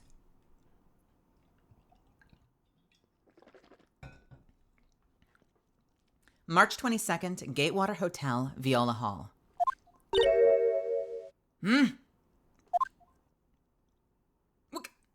Hey, wait! What is it, whippersnapper? All I know is nothing that has anything to do with you is ever good. Just like now, I was handed this strange device for who knows what reason. And I was told to use it to search the whole hotel. That's the bug sweeper, isn't it? The one Gumshoe made? I don't know, and frankly, I don't care. But the request came from Edgy Poo, so... Edgeworth. And he said, if you feel angry, direct your anger at that unsophisticated lawyer. So I'm gonna feel free to direct all my anger towards you. Gee, thanks a bundle, Edgeworth. What a pal you are.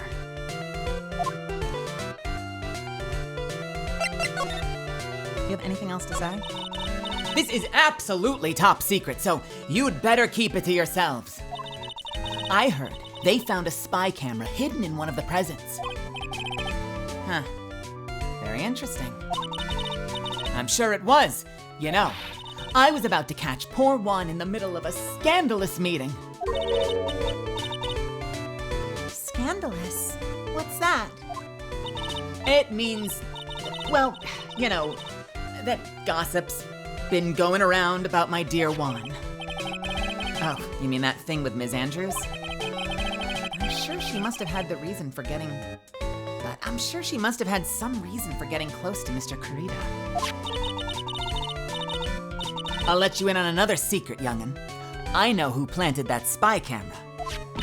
It was that obnoxious, puffy-haired photographer girl. The nerve of some people. Spying on people by herself, as if I wouldn't want to see it for myself, too. Wow, the alien actually admitted her true intentions for a change. I don't know what you're thinking exactly, but I can tell it's nothing good. I didn't say anything. When are we getting a cat skin like yours? Oh man, I would love it. You saw the t-shirt, right? They tweeted about a t-shirt that looks like me. It has the red hair. I would love a darker black and red Catalyst skin. Juan and Adrian.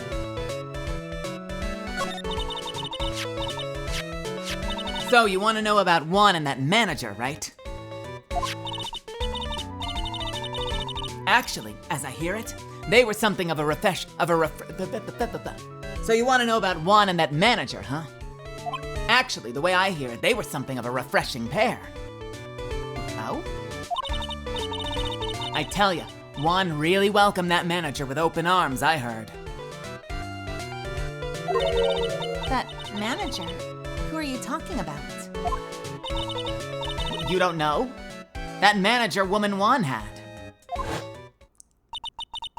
It's a shame she killed herself. Oh, you're talking about Ms. Celeste Inpax. Ms. Andrews' mentor, right? Yes, that's the one. That Celeste girl. She was supposed to get married, you know. Married? You mean to Mr. Kurita? Really, you young kids today don't know anything, do you? That girl Celeste killed herself 3 days after their marriage announcement. 3 days after their marriage announcement? What in the... Like Melly or your cat here? What do you mean? I'm not sure what you mean, Swiper. No, I assume you were asking when we were gonna get an in-game Catalyst skin that was black and red. Is that what you were asking? And I was just saying, I agree. I would like one. Unless I misunderstood. She was going to she killed herself 3 days after a marriage announcement. Why would Ms. Inpax want to kill herself? She was going to get married. Well, that's because she was thrown away, you see, by Juan. What? But they were gonna get married, right? They promised each other, right? They held a grand announcement session. But 3 days later, Juan suddenly canceled their marriage. Is that true? It was in the weekly magazines. But why? Why did he do that? That was not in the magazines, unfortunately. I see. That night after Juan called off the wedding, that manager, Celeste, took her life. She killed herself. Oh, God, how terrible. Ugh. I wonder what happened between those two. That's it? I don't get to ask anymore? Oh, God. Can I present these people? Hang on. I don't know. She doesn't want to talk. Fucking hell. So Celeste Inpax, Juan Kurita's former manager, Adrian Andrews' mentor, was set to be married to Juan Kurita. And then 3 days after the marriage announcement, Juan calls off the marriage and she kills herself. Jesus Christ. Can I present the case now? She doesn't want to talk to us. You can't tell me that and then not want to talk about it. Jesus, all right. Hi, wrong way.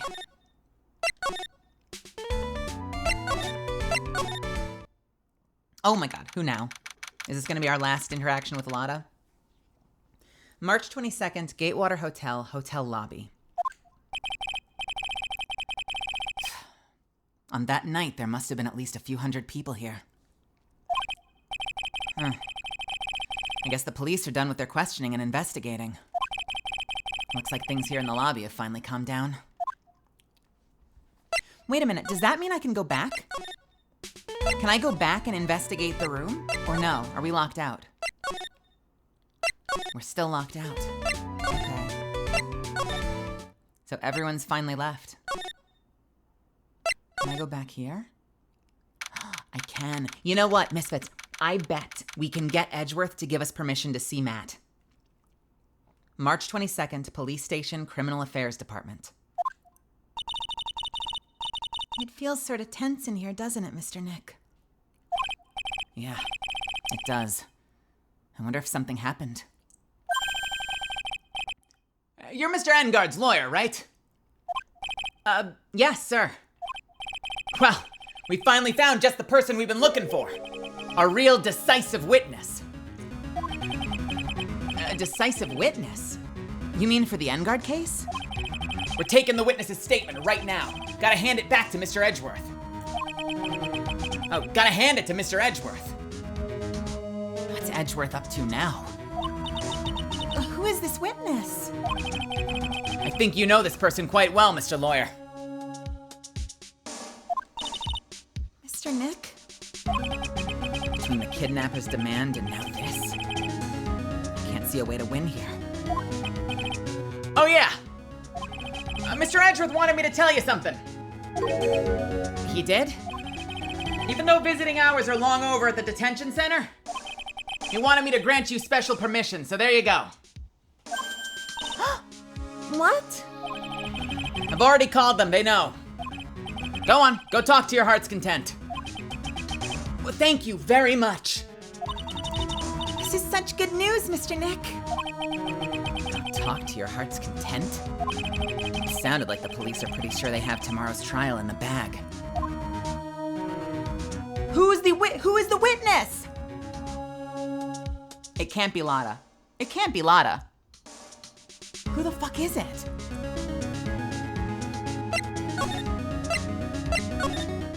Can we talk to him?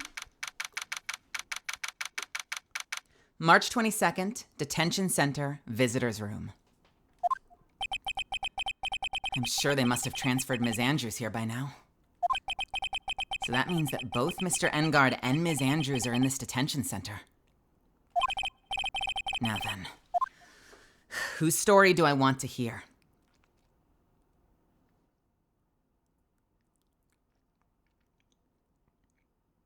Let's start with her. Then we'll work our way back to Matt.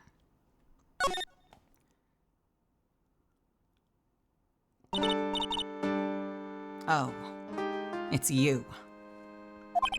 I'm sorry to be visiting at such a late hour. But there are a few questions I absolutely have to ask you tonight. Me? I thought your client was Matt. I'm sure Ms. Andrews knows something. She can't be clueless about this secret Mr. Corita had on Mr. Engard.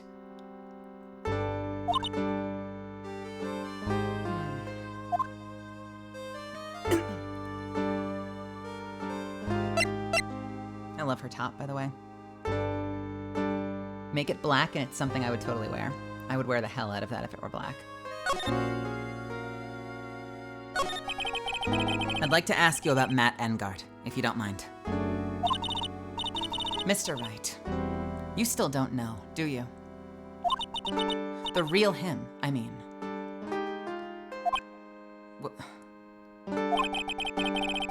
You seem to bear a lot of resentment towards Mr. Engard.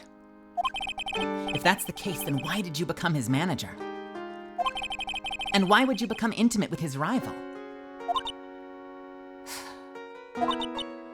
That has nothing to do with this case.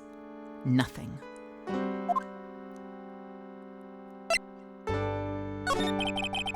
About Ms. Celeste Inpax. I'd finally put her death behind me. And now, thanks to you, it's all come back to the surface.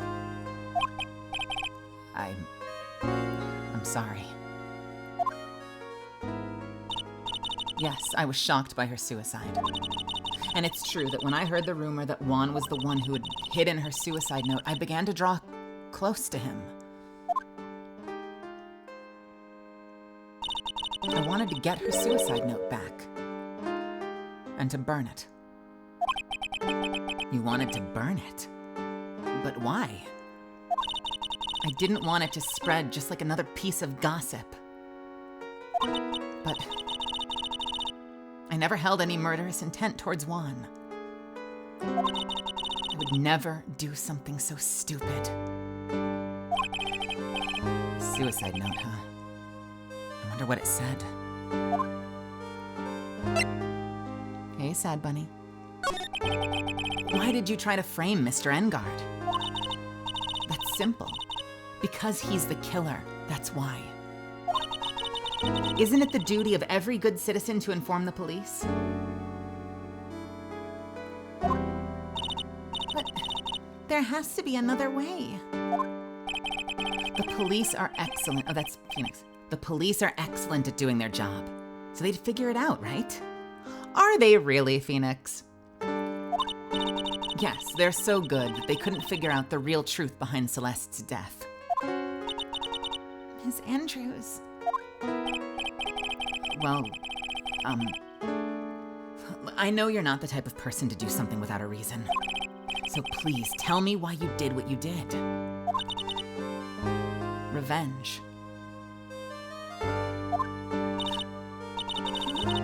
Did you say something just now? Oh! What? Just one. Just one. We can do this. A Cyclock, huh? Don't you understand yet? You're not my lawyer. To be honest, you're more like my enemy.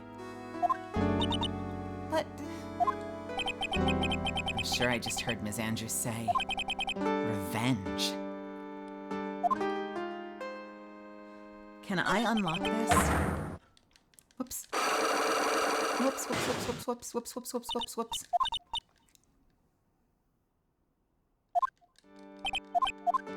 Oh, sorry. She said something new, actually.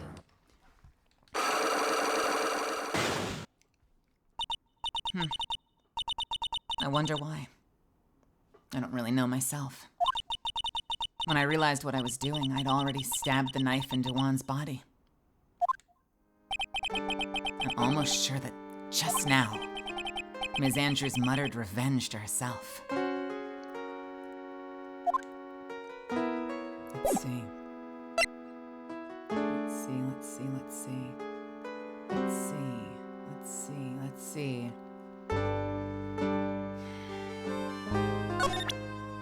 Let's save. And let's see if we can unlock this. It's only one. It's only one. Take that!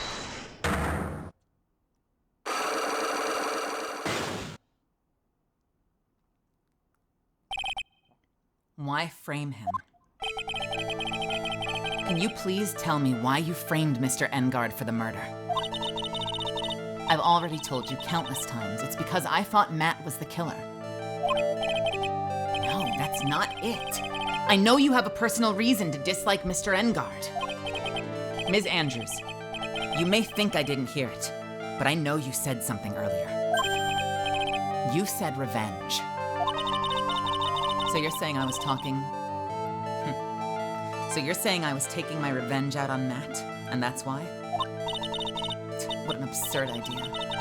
I don't have anything to take revenge for. Ms. Andrews, a woman who lives by being dependent on other people. There is something or someone in her past that would make her take revenge. Something or someone. I mean, it's her, right? Take that! Celeste. There's only one catalyst mentioned, that could cause such a strong... There's only one catalyst that could cause such strong feelings, and even revenge. And that is And that is Ms. Impax's suicide. What are you trying to say? Celeste was Juan's manager. On top of that, the one who hid her suicide note was also Juan. What does all of this have to do with Matt? You're right. You haven't mentioned him. Yet. But for you to hate Mr. Engard, it would mean that he must have had some relation to Ms. Impax and her suicide. Can you explain to me this relation between Matt and Celeste? Can I? I don't know that I can. I can't.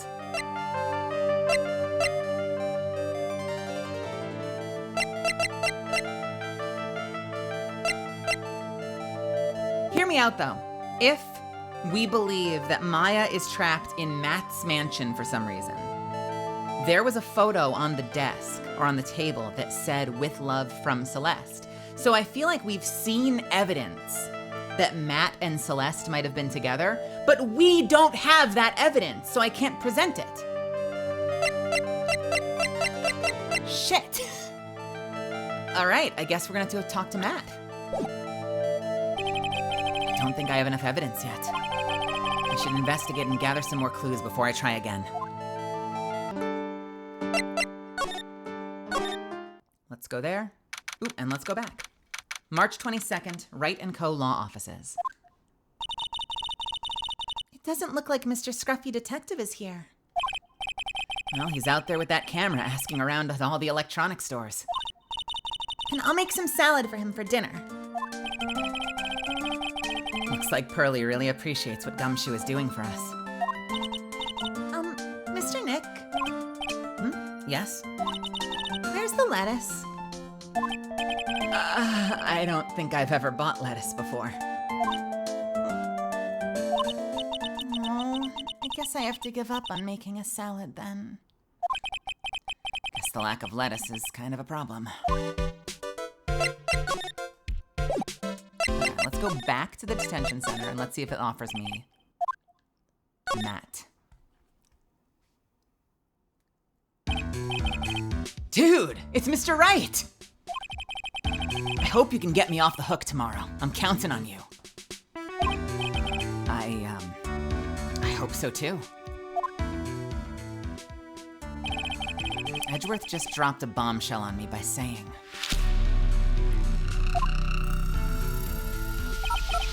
that Juan Carida was killed by an assassin, and that the assassin's client is this man, Matt Engard.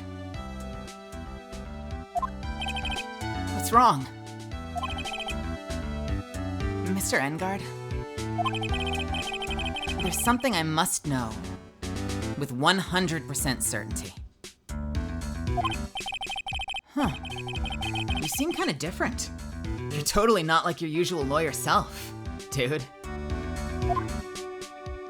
Hey, welcome, Raiders. Welcome, welcome, welcome. Hey, hello. My name is Melazand. You can call me Mel. I'm a professional voice actor, although you wouldn't know it from this stream because we're getting anime as fuck in here. I'm also a pre-debut VTuber. You might know me as Catalyst from Apex Legends. We are doing a bit of a performance stream, so make yourselves at home. Allie, my love, I hope you had a wonderful stream tonight. And if you're going off to get some rest, I hope you have a wonderful night. Anyone else that's taken note, have a great night. But if you stick around, I hope you have fun. I do a lot of variety content on this stream. I do a lot of single player. I've been doing Baldur's Gate, but tonight, Friday night, is Ace Attorney night.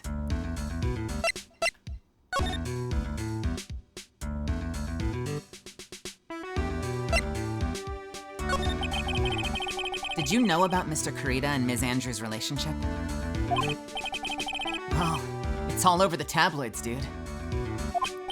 Oh, but I don't know any of the details, if that's what you mean. Look, how many times do I have to tell you? I don't care what Juan did with his life. Ms. Andrews, she had a purpose in mind when she started seeing Mr. Carida. Her mentor was Mr. Carida's manager. And Ms. Andrews was going to get Ms. Celeste Impax's suicide note from him. Celeste? Does that jog any memories?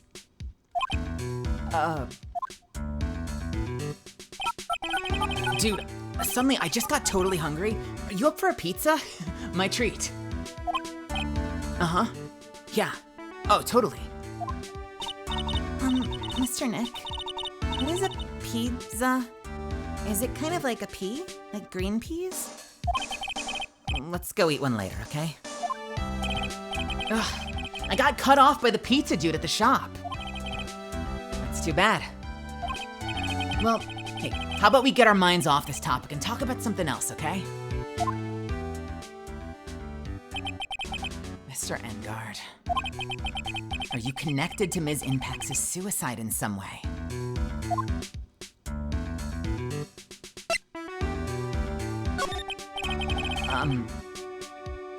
About the press conference. You mean the one where Juan was gonna dress up as the Nickel Samurai? Let me try that again. You mean the one where Juan was gonna dress up as the Nickel Samurai? Yeah. I heard a little more about it from Ms. Andrews. It looked like somehow Juan had his hands on a secret so powerful that it would destroy Matt's acting career had it been revealed.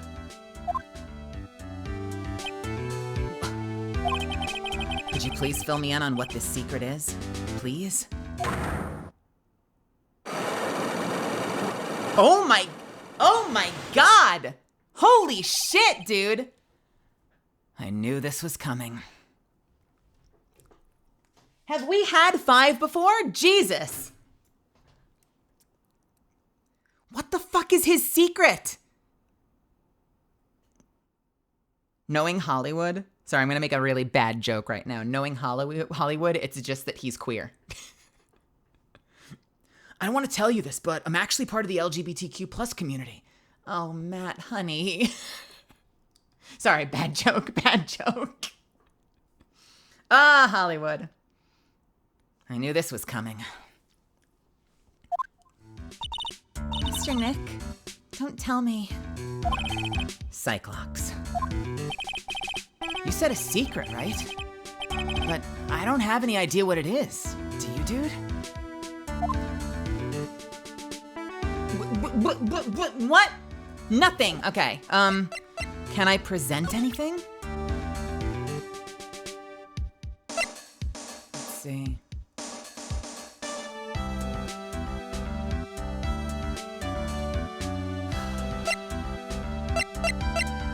Do you know anything about... Let's just start from the top. Do you know anything about the suicides?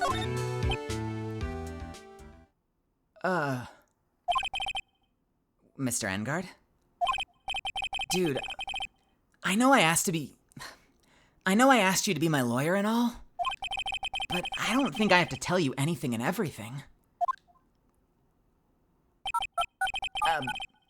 What do you mean by that? It just means I don't have to tell you anything and everything, dude.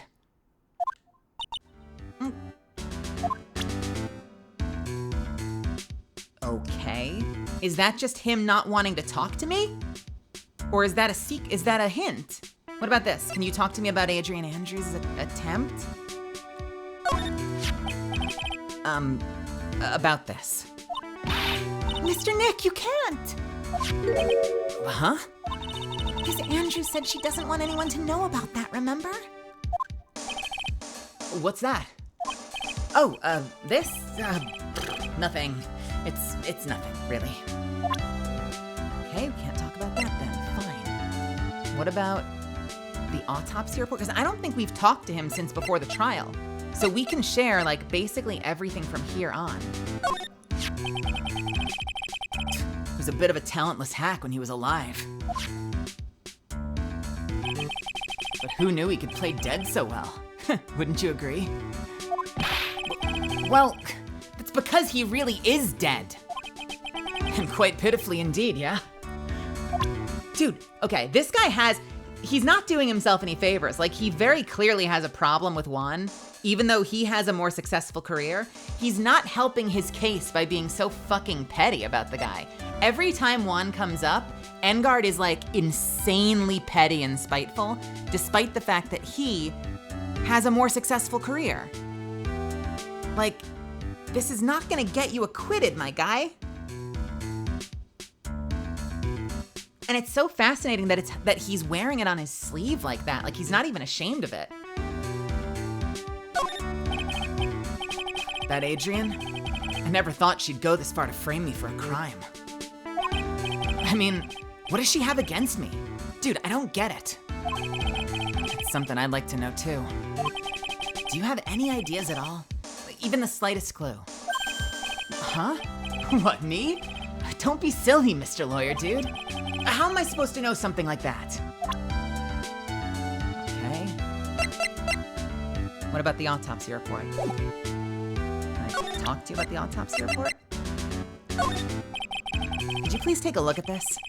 I know it may not seem important to you. Well, if it's not important, then I'd rather be in bed. If I don't get my 12 hours of beauty sleep, my skin's gonna wrinkle up like a prune, dude. You know, he's right, Mr. Nick. Your skin's kind of drying up here and there.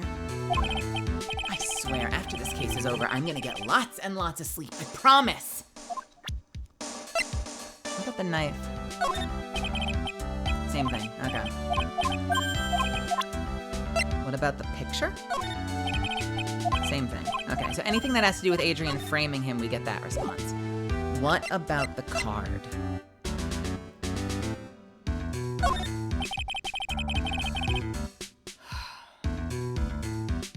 I'm kind of scared to show him this card. What's wrong, dude?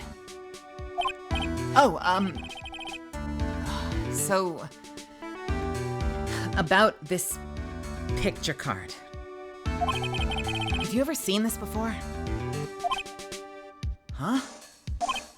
No, never saw it before in my life, dude. Don't think he's lying. Or is he? Then again, he looked like he gasped just now. Maybe I'm seeing things? What? Nothing. Fucking Christ, okay. Shit. Okay,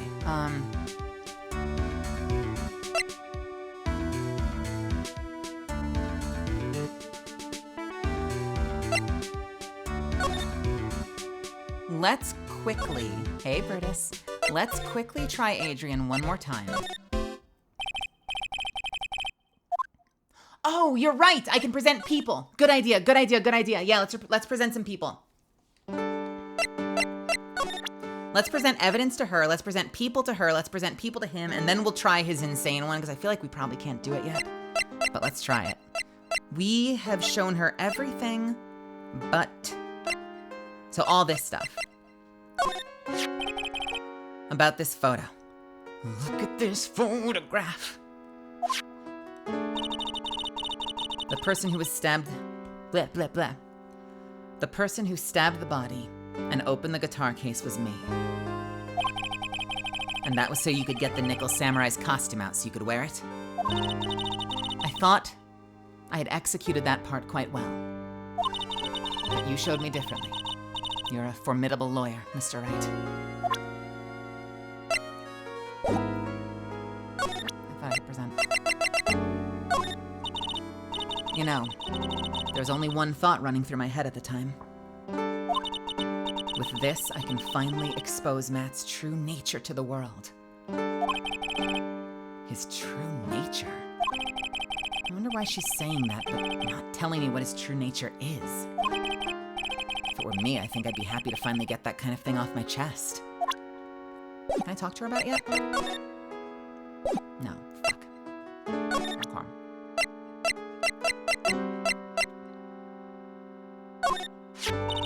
I don't care what the reason was.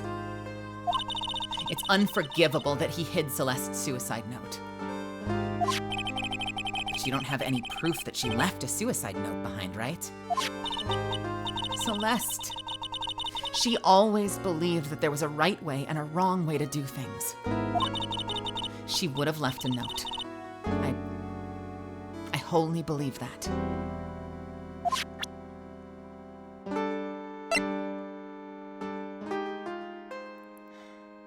Let's see. Stop it! I don't want to remember that hopelessness and the despair I felt back then. Hurry up and put that away, Mr. Nick. I am so sorry. Okay, let's not ask her about that. That was probably a bridge too far. For those that only just got here, that is the police report about her attempt.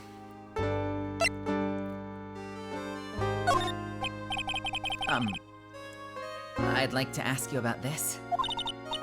I told you I hate trifling matters.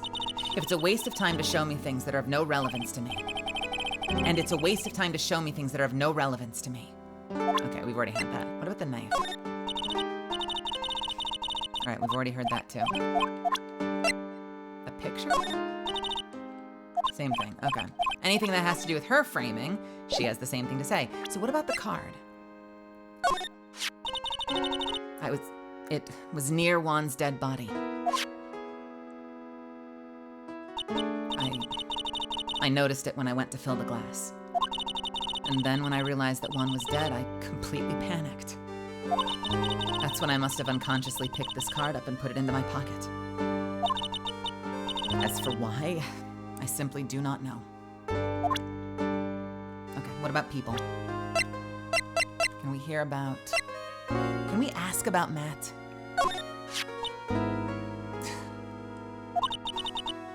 Ms. Andrews?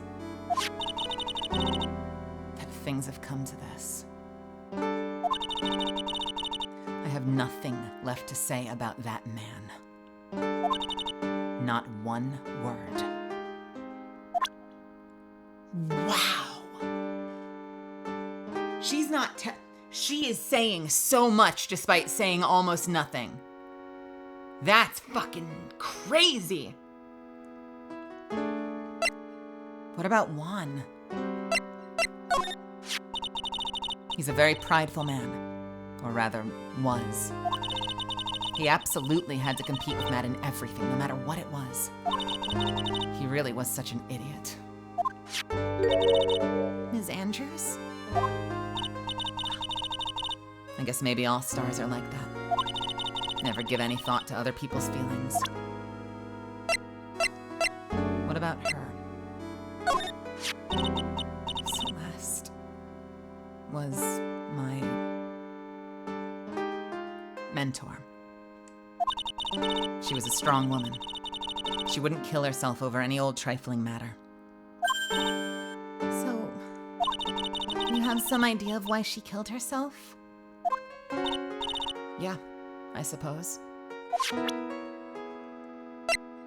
you know anything about him? No. Does she have anything to say about it? She doesn't. Okay.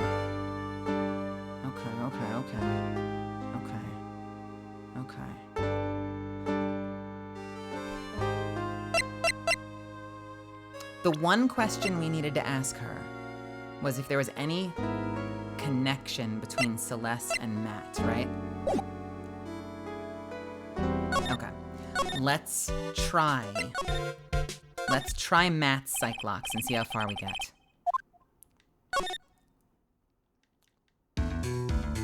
What's up, dude? We're gonna try to break your story now and see what you're hiding from us. How's that sound? Is that refreshing like a spring breeze, man? Take that! Here we go. Let's see how far we get. It's 5. It's fucking nuts, so I don't think we're gonna get there, but let's see what we're missing. How's that sound? Matt's secret.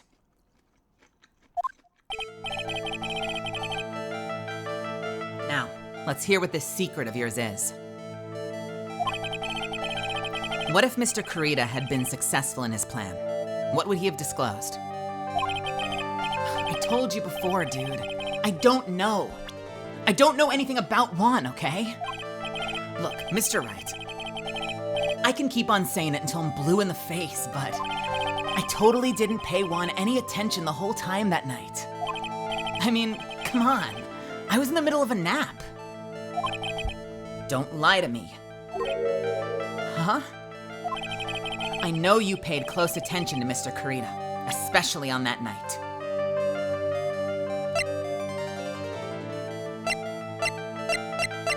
Wait! Are they implying the camera? But I can't use the camera because I don't have the camera. Fuck me, all right. I don't think I have enough evidence yet. Fuck me, all right, let's go somewhere else. Maybe someone else has something to say to us. I mean, that sounds like we're about to accuse him of planting the camera, which, considering what we know about the camera being like some super expensive rare import, it makes sense that it might have been him, but fucking Gumshoe has the fucking camera. So, I'm gonna take a bite of food real quick. I guess until Gumshoe gets back with the camera, we can't approach him. So where the fuck are we gonna go next? Let's see. Oh. I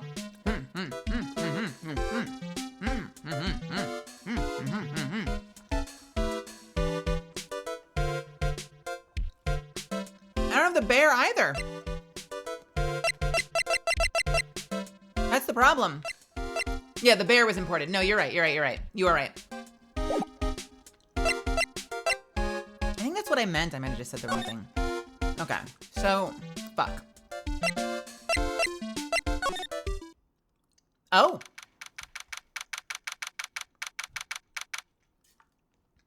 Yeah, we haven't been back to the mansion. We've got something new here. So let's see.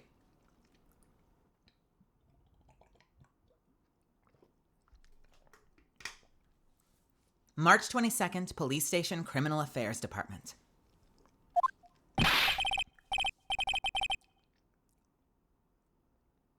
Who the fuck is this? Who is this? Who would this be?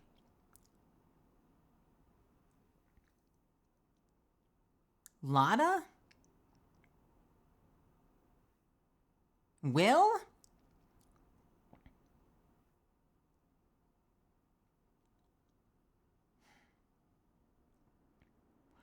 I'm gonna guess.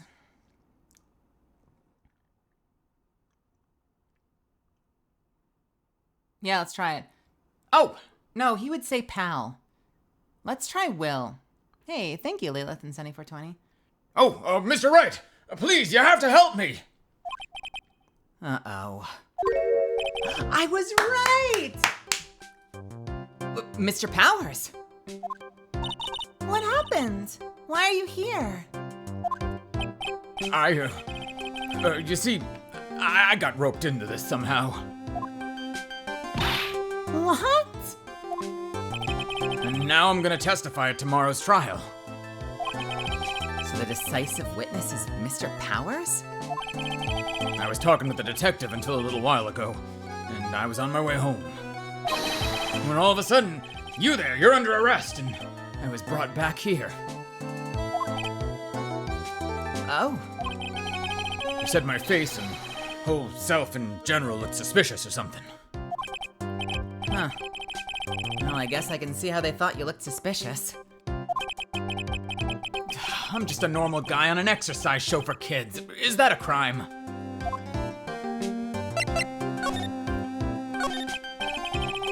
So, about this testimony you're giving, what are you gonna talk about? Oh, I really don't know yet. But it sounds like I saw something pretty important from what they tell me. You saw something important? What was it? Well, the detective told me not to talk about it. You can't tell anyone, and especially not that lawyer, he said. Who do you think that lawyer the detective was talking about is? I'm gonna take a wild guess and say it's me. Yeah, you got it. Mr. Nick. Mystic Maya and myself are your only two allies in this whole world, but it's all right. Ouch. I don't really have a lot of friends, do I? This is gonna do a lot of damage to Matt, you know? Because he's got that refreshing like a spring breeze image going. But what is he really like? Well, let's see. Matt's always been kind of a player with women.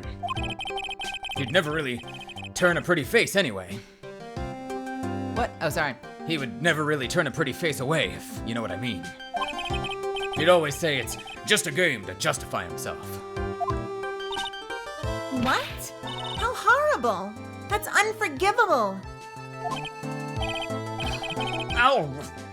Sorry, I didn't mean to offend you. But you know, he once said that there's only one person in the world who won't swoon over me. One person who wouldn't swoon over him? His manager, you know, Ms. Adrian Andrews. Can I just say, like, does anyone else get the vibe that Andrews and Inpax were together? Or at least that Andrews loved Inpax? I don't trust this adaptation to actually give us that representation, but I feel like they're hinting at it. I just keep feeling like they're hinting at it. In that, like, stupid anime, we're not willing to say it, so we're gonna, like, queer bait the whole time kind of way. I get that feeling, because every time she's been like, Ms. Inpax was ... my mentor. And I'm like, was she really your mentor? Or were you fucking in love with her? Yeah, I don't know, that's been on my mind.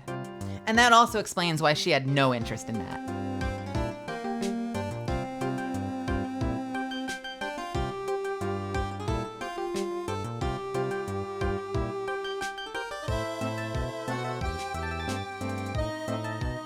Yeah. There's only one person that he couldn't sway. His manager, you know, Ms. Adrian Andrews. Why is Mr. Powers suddenly looking kind of energetic? He likes her. We already know that Powers has a crush on Andrews. You see, I'm actually a sucker for gossip. I mean, celebrities in their world have this dazzling sort of image, right? A dazzling sort of image? But aren't you part of that dazzle, Mr. Powers? No, I'm more of a hairy, sweaty, smelly, brutish kind of guy, you see. But yeah, that's okay, really. I get to hear plenty of gossip about lots of other stories. I get to hear plenty of gossip around lots of other stars around me as, you know, things happen. What is this sentence? But, you know, I get to hear plenty of gossip about lots of other stars around me as things happen. Well, that is true. Oh, hey, did you hear about this yet? About Ms. Andrews' mentor and her suicide? You mean Ms. Inpax? I heard something about her wedding was canceled?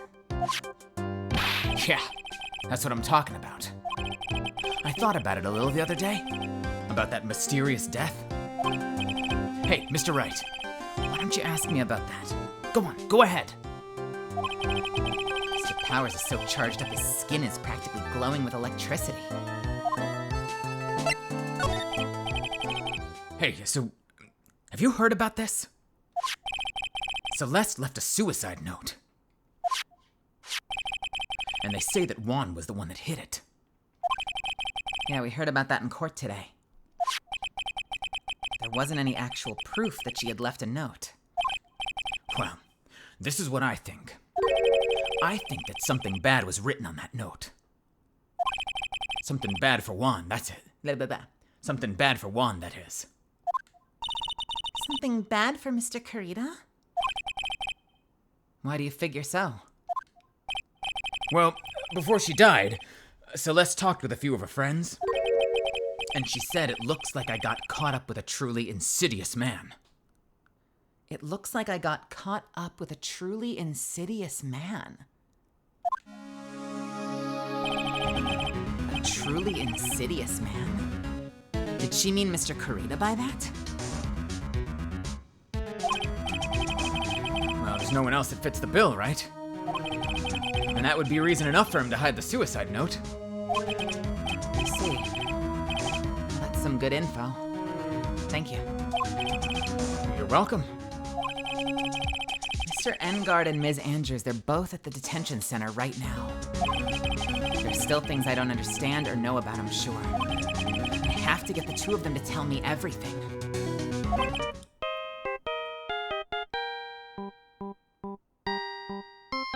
Wubba? Mr. Nick, your phone! Hey, that's the Steel Samurai theme song, isn't it? I don't like the sound of this ringtone right now. It sounds kind of ominous. Yeah, I know. Hello? We're in trouble now, pal! I'll be back to the office really soon! What's wrong? Something just really unexpected just happened! Mr. Edgeworth, Edgeworth? Anyway, hurry up and get back to the office, pal! I don't know what's going on anymore. It's no good. The end.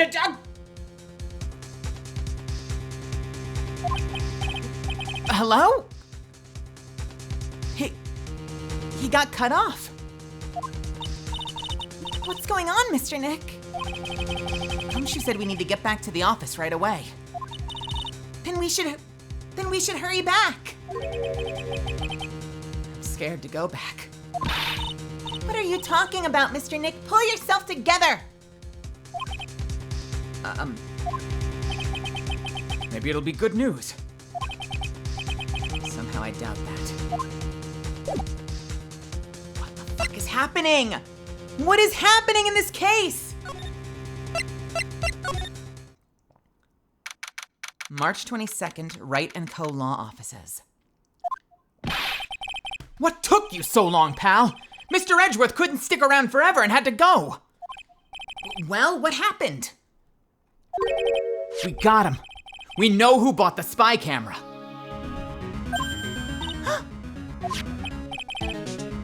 This quickly? And this bear's what gave him away, pal. The bear? I figured it out, pal. I figured out that we should have been looking into the bear instead of the camera. But wasn't it Mr. Edgeworth that... Shh, Pearls. And go on. There's only one person who bought one of those bears who's related to this crime. Who is it? Who would be so rude as to spy on another person in their room? Matt Engard. Huh? Matt Engard, your client, that's who, pal. Here I thought things couldn't get any worse. Say more, bro! Are you sure you heard right? That the person who bought this bear was... I heard it from the department store clerk, pal. This is the credit card receipt for the purchase. It's for $3,800, pal. That's an exact match for the price of that stuffed bear. Receipt? That's all you have? Nah, it's not just the receipt, pal. The store clerk said so himself. He told me, I'm sure I sold the bear to Mr. Engard. I mean, the clerk even got Mr. Engard's autograph out of it, pal. So I'm sure the person that bought the stuffed bear was Mr. Engard himself. My sight is failing me. This can't be. A receipt for $3,800, proof Engard bought a stuffed bear identical to one in evidence. So what about the spy camera we found? That was a dead end, pal. I mean, you can get this kind of stuff from anywhere. But for now, I guess I can give it back to you for your file, you know. But, you know, for now I can fuck me. Third time's a charm. But for now, I guess I can give these back to you for your file. For you to file. Holy shit, one more time, take 4. It was a dead end, pal. But for now, I guess I can give these back to you for you to file away into evidence. Cool. Spy camera, transmitter, stuffed bear, refiled into court record. I know you don't want to give up, pal. I never thought. I didn't think it was possible. The person who put the spy camera in Juan Carita's room was Matt Engard. Why would Mr. Engard do something like this? Demonio, welcome. Pink and Pretty, welcome. I bet it was to catch Ms. Andrews and Mr. Carita in one of their rendezvous. Rendezvous. I bet is not good enough for me. have to know the absolute truth behind this camera. You gonna go see him? Mr. Engard, I mean? Yeah. I'm scared, Mr. Nick. I wonder what we'll find out next. I'm scared myself. But I have to put on a good face. For Pearls. Matt Engard. What in the world have you done?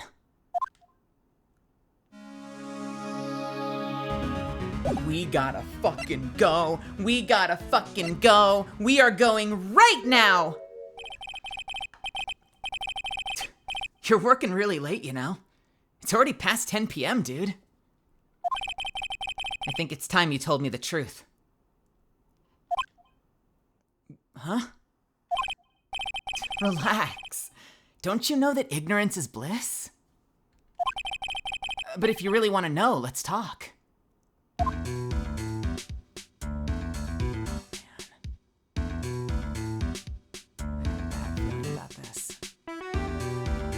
got a bad feeling about this. Oh, baby, oh, baby, oh, baby. All right, let's see what we can do.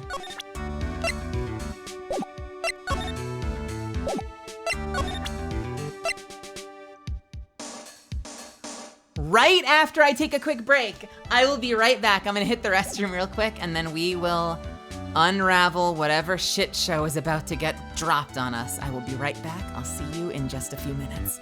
This is your chance. Grab a snack if you want it. Grab some water. Hit the restroom. Go piss, girl. I'll see you in a few.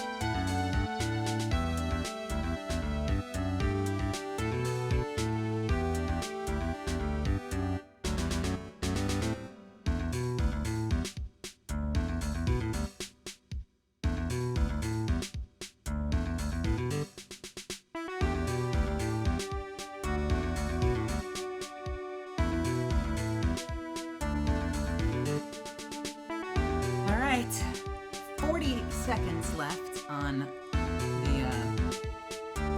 So I'm gonna take one quick bite of food. I've been eating so slow tonight because I've been so invested in the story. I am kind of glad we did one more. I feel like we're gonna end. I think we're gonna end with ourselves being ready for the trial, and we've just been uncovering so many fucking bombshells. This has been such a great case. Oh my god. I feel like I'm holding onto my seat the whole freaking time.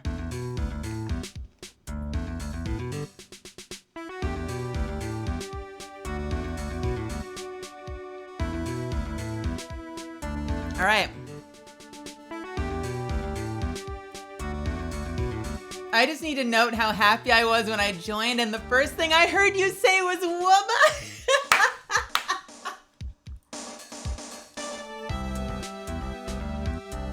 Devin and Raccoon, how are you, my love? We are about to jump back into our show, so I just want to give you so much love right now. Can we get a shout out for Devin? Go check Devin out. Devin is a phenomenally talented actor and a good friend. And yeah, that's exactly where I got that shit from. Wubba? What good timing. It's Kismet. All right. Here we go.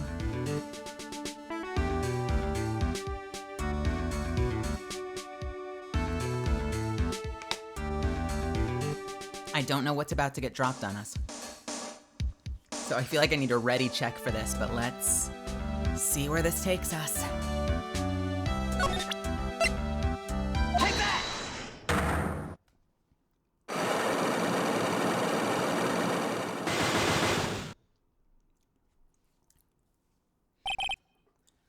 Matt's secret. Little bit of lip balm real quick.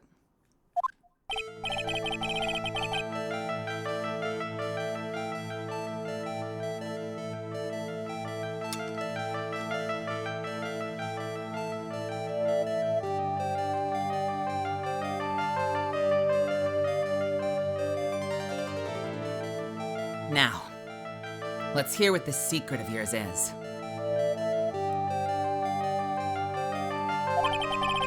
What if Mr. Kurita had been successful in his plan? What would he have disclosed? I told you before, dude. I don't know. I don't know anything about Juan, okay? Look, Mr. Wright, I can keep saying it until I'm blue in the face, but I totally didn't pay Juan any attention the whole time that night. I mean, come on. I was in the middle of a nap. Don't lie to me. Huh? I know you played? I know you paid close attention to Mr. Kurita, especially on that night.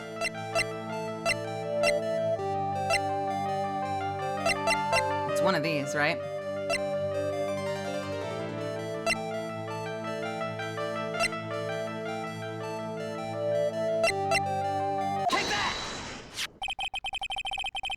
This bear was in Mr. Kurita's room on the night of the murder. A bear that was supposed to be a present from a fan. So, it's a present, dude. It actually looks kind of classy, if you know what I mean. Yeah, and I hear it's quite expensive. Which is why it's very odd that this gadget was found inside the bear. Take that! This is a very small video camera. And it was hidden inside this bear's eye. Maybe it's a really curious bear? I don't know. Well, whatever this bear saw was sent somewhere using this transmitter. Which means someone on the night of the murder was secretly filming Mr. Kurita's room.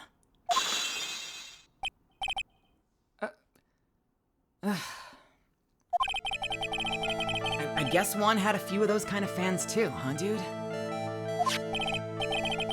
Actually, I wouldn't say this bear was a present from a fan. What? Are you sure, dude? I mean, who else could it be from? The person who gave this bear to Mr. Kurita was... Take that!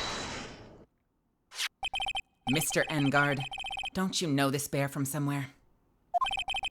I don't think I've ever met Mr. Bear before, dude. Oh, but he says he knows you. How could you forget such a great friend? What else did the bear tell you? He says that the one who put the camera in his eye was you, Mr. Engard. Oh. If If I didn't know how you work in court, I'd think I was in serious trouble, dude. Come on, this is all a joke, right, dude? You're just pulling my leg, right? Looks like you're not ready to give up your secret yet. Well, do you have any proof you want to show me first? Here's proof that it was you who put the camera inside the bear. Take that! I have here one credit card receipt, Mr. Engard. It's from when you bought that stuffed bear. Dude, all you can tell from this is that I spent $3,800. I go to that department store all the time, okay? This $3,800, this could be a toothbrush I bought that one time. A $3,800 toothbrush? It's ivory, and it's got an elephant hair, and it's got elephant hair for bristles.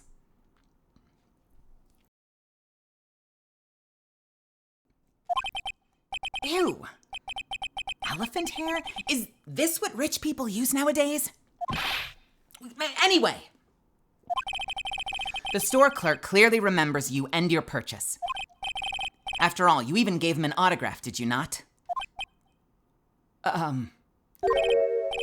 Dude. You should have said that earlier.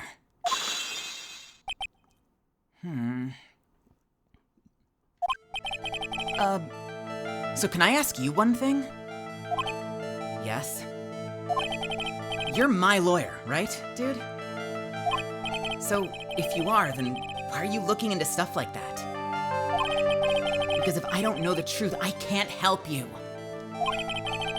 Sounds more like stupid lawyer talk to me. Hey, let's stop talking about this, okay?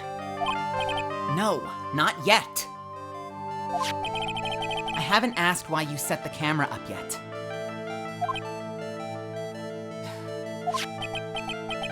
And what your secret is. Of course, it would be strictly confidential. So, what are you gonna do now? I'm going to find out what I want to know, because I must. The reason you hid this camera in Mr. Kurita's room and filmed it in secret is...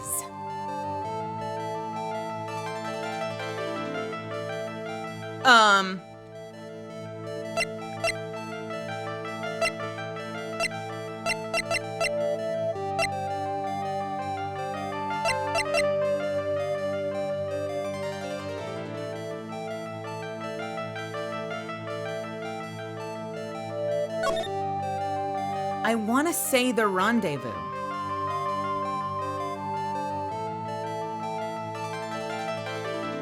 Possibly Andrews herself, but I want to say this. Maybe? Take that! Yes! Adrian Andrews? There's a rumor going around that Ms. Andrews and Mr. Kurita That Ms. Andrews and Mr. Kurita were having a secret... Fuck me! There's a rumor going around that Ms. Andrews and Mr. Kurita were having secret meetings. Huh. You, who was keeping tabs on Mr. Kurita, you were going to reveal this as fact and turn it into a scandal, isn't that right? Dude, you can be such a moron. Huh? Oh man, Mr. Lawyer, dude, that kind of scandal, that's the good stuff. That's what we in the industry call juicy. The good stuff? Juicy. Look, we can get publicity without spending a penny with that kind of stuff. I mean, if people stopped paying attention to us, then it'd be the end, dude. Too bad that wasn't your intention. What are you talking about? Oh, I wish your reason for spying was something so innocent. But it wasn't. You didn't spy on Mr. Kurita because of Ms. Andrews.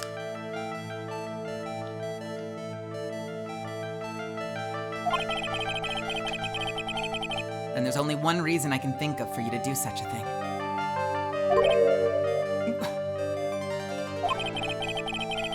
The real reason you set up that camera in Mr. Kurita's room was...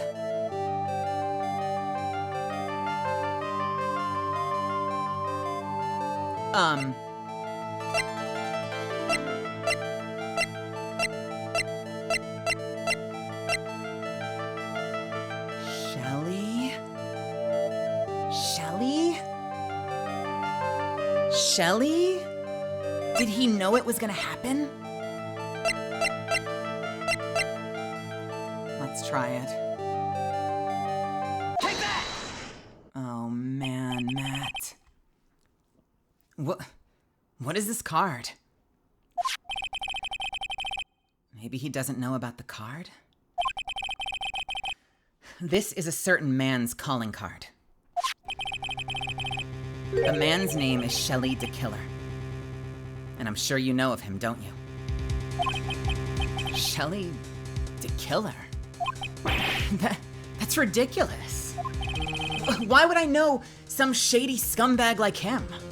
If you really don't know him, then why are you acting so jumpy all of a sudden?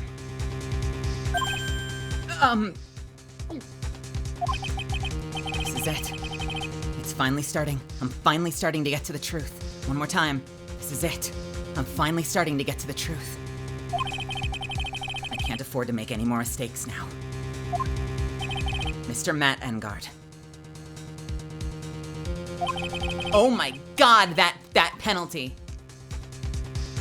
Mr. Matt Engard. I know you know Mr. the Killer. It's because...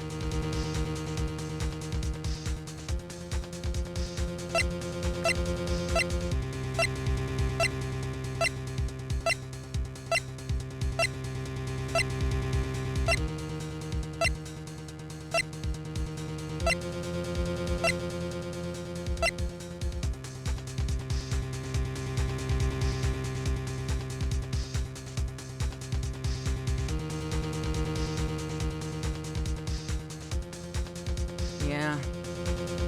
I don't know how it could be any of the others, right, Bunziel? Like, there's no way.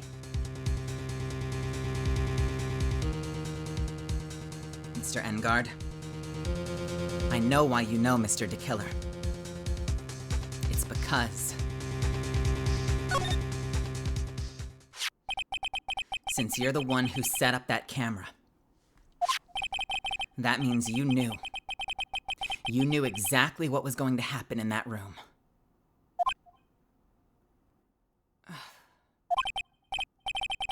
So, how? How would you know something like that? It's because you're his client. That's why. You hired Shelly the Killer to assassinate Mr. Juan Kurita.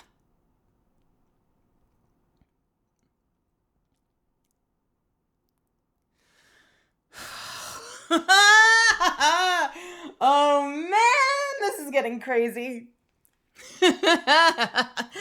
Oh no. No, Matt, no. You hired Shelly the Killer to assassinate Mr. Juan Kurita. The real mastermind behind this whole murder is you, Matt Engard.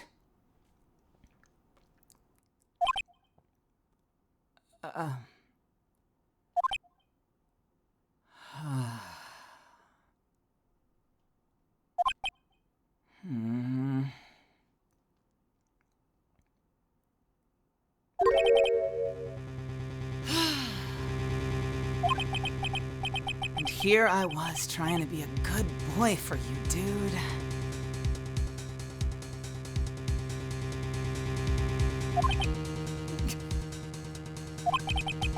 I thought if you didn't know, you'd be able to do your job without feeling bad.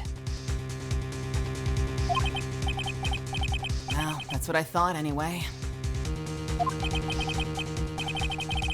Mr. Engard, you really did hire? Hold on a second. I'm gonna consult myself. Okay? Uh-huh. Yeah. Totally.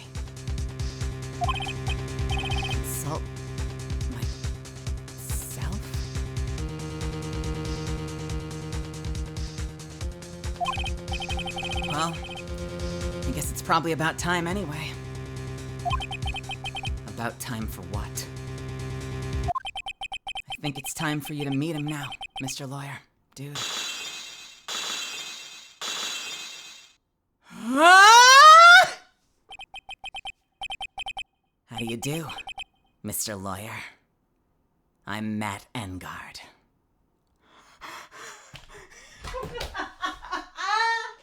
No!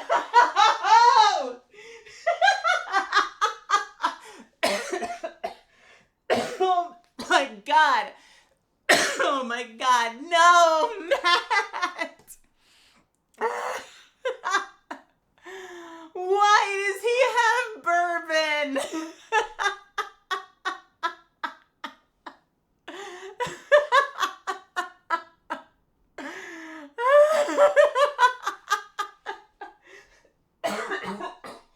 Oh my God, I'm sorry. Holy shit. Oh my God, all right. Okay. All right. Let's try that take again.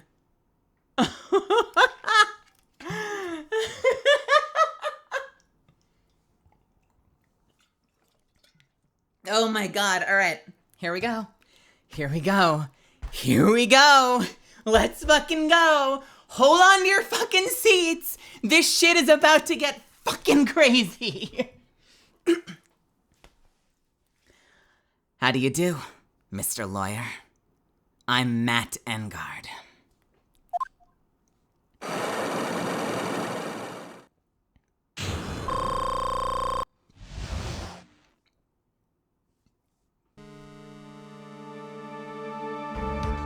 New music. Oh, this music slaps. I love this theme. I hum this theme all the time, like in the shower, walking places. I've had this theme in my head forever, since the first time I played this. This is like the What a Twist music. Oh, fucking dude, look at him! And that laugh.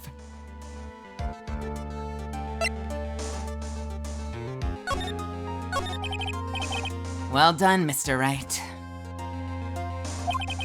I bet it wasn't easy to gather as much information as you have. You really? So you're Shelley DeKiller's client? You didn't really think I'd dirty my own hands in this, did you? What do you mean? And that woman, ha! Adrian, was quite brave herself. Trying to stick the crime on me, I didn't think she had it in her. But all I care about is that Juan is dead. Isn't that right, Mr. Lawyer? That's... You're lying. What a terrible... It's way past your bedtime, little girl. Go on, let us grown-ups talk about more adult things. But why? Why did you hide the video camera and... A weakling soon believes the words of others. Just like that pathetic Adrian. He knew about Ms. Andrews' secret. But I'm no weakling. I don't believe anyone, least of all assassins. What? Oh, come now, Mr. Wright. Assassins aren't above blackmail. They turn their clients into cash cows by holding the sinful deed over their heads. And a superstar like me? How much do you think I'm worth? Care to guess? And that's why... Yes. That's where the video comes in. It's got his face and the crime scene recorded on it, preserved for all time. With that, I can keep him at bay. Even blackmail him if I want. That's right. That video is my insurance. Isn't that what they call it, Mr. Wright? Why would you do something so wrong? Because I'm a grown-up. And I can. Good enough of an answer for you, little girl. Jesus Christ. And where'd he get the bourbon? Why? Why would you kill Mr. Kurita? Because he was about to sling so much dung into my beautiful public image. Scandals are a little annoying, aren't they? This is all because of that press conference, isn't it? If Mr. Kurita had been able to give it, then Mr. Engard's secret would have... Ah, well, that's what we call taking advantage of the situation, you know? I had no interest in doing it, really, but bit by bit, it crept up on me.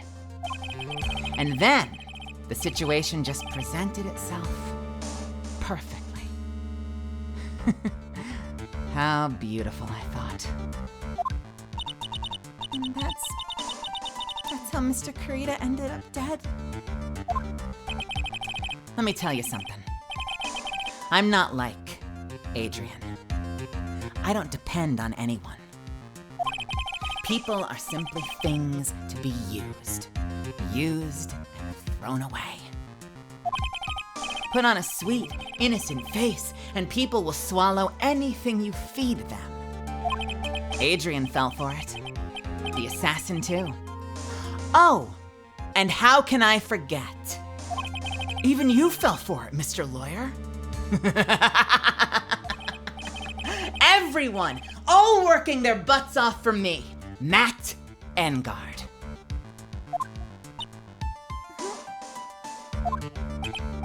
Oh, did that leave you speechless? What a shame. What's wrong, Mr. Lawyer? You've grown awfully quiet. How could I have been so deceived by you all this time? When we first met, I asked you if you killed Juan Kurita. And you answered very clearly that you hadn't killed anyone. Hey now, I never told you any lies. The person who did the killing was that killer guy, right? All I'm guilty of is taking a cat nap in my room. You killed Mr. Kurita. I dare you to say that in court tomorrow. Oh, but too bad you can't. Because you're my lawyer after all, aren't you? Dude. You could always drop my case and refuse to represent me. How does that sound? Oh, wait, but you can't, can you? Because that would be the one thing you absolutely cannot do. Mystic Maya. You wouldn't want to test a killer. He's a man of his word. Or so I hear. You could end up getting a certain friend of yours rubbed out if you lose. You scoundrel. So if I were you, Mr. Wright, Esquire, I think I would give it my all tomorrow. Remember, everyone likes a happy win-win resolution.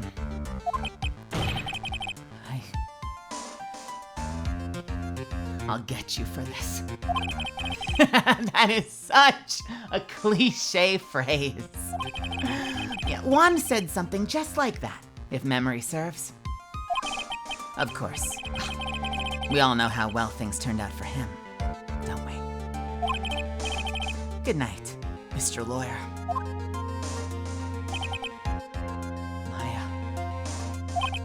Maya, what am I supposed to do?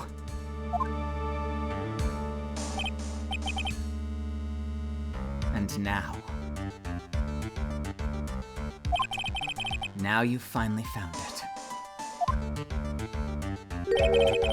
The starting line of this case. Edgeworth. I don't care for the horrid atmosphere here. Let's return to the precinct.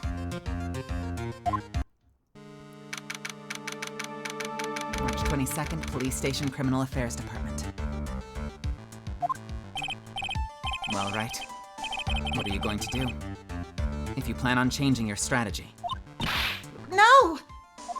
We can't do that. That's right. He's holding Maya hostage.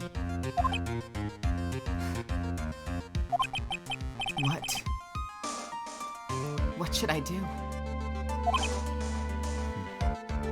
It's not something I can answer for you. Mr. Edgeworth? Right. Only you can decide where to go from here. 1 year ago, at that time, I didn't truly understand what a prosecutor was. And that is why I had to leave the prosecutor's office. I felt that I couldn't stand in court of law until I knew what a prosecutor really was. And now, right, it's your turn. My turn? What is this thing called a lawyer? What can you do as one? You must find the answer, and you must find it on your own. Fuck me. Do you have anything else? I'm a lawyer.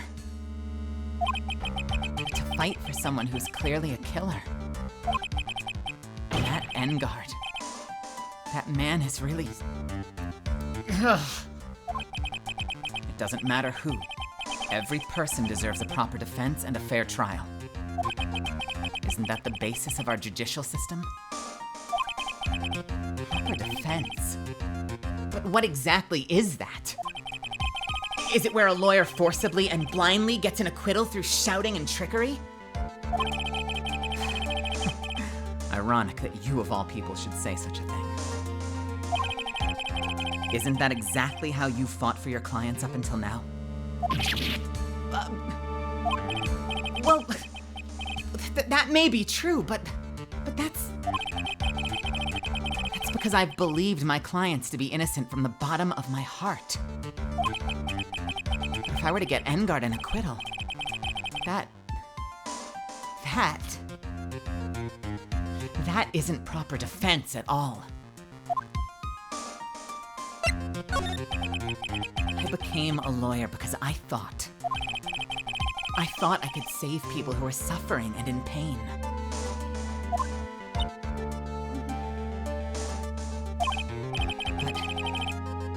when I look at this mess we're in, I can't even protect the person closest to me. Even if I win the case, I still lose in the end. I just don't know what to do.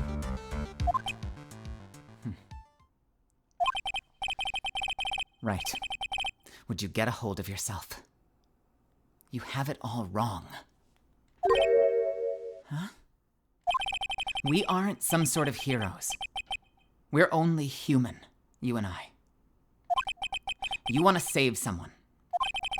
That's something easier said than done, wouldn't you say? That's... You are a defense attorney. You can't run away from that. You can only fight. That's all you can do. People like you and Franziska von Karma are always using all you have to pin me down. You fight to the very end, even when you know the truth is not with you. But I'm not like you. I can't fight for a false verdict, for a man I clearly know to be guilty. Franziska. She fights for herself. The only thing she fights for is her perfect win record. That's all. And? Isn't that the same as you? Isn't that why you ran away a year ago? Because your precious win record was destroyed. You are so petty! I see. Now I understand why you despise me so. However, you're mistaken. What do you... Thanks to you. When you sealed off my path to a perfect win record, I began to realize the error in my ways. I realized that things such as a perfect win record were meaningless. What? I don't believe you. Are you saying that is why you left the prosecutor's office? But then why? Why are you here now? The answer to that is something you'll find out on your own. I have faith that you will see it before the verdict is read tomorrow. But if you can't, then you will be powerless to change the ending of this story.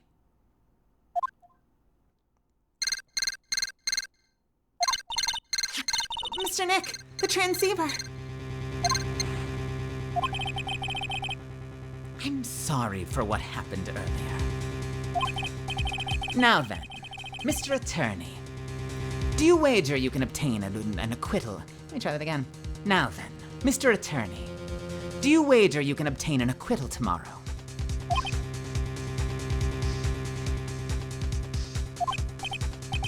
My. What's the matter, Mr. Attorney? I don't sense your usual anger this time. Tell me, please. Why are you holding Maya hostage for Mr. Engard's sake? Why are you doing this for that cold-blooded killer?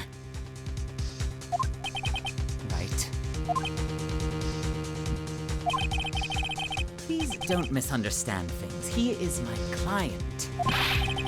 Don't toy with me! A man who hires an assassin is just as much a killer himself.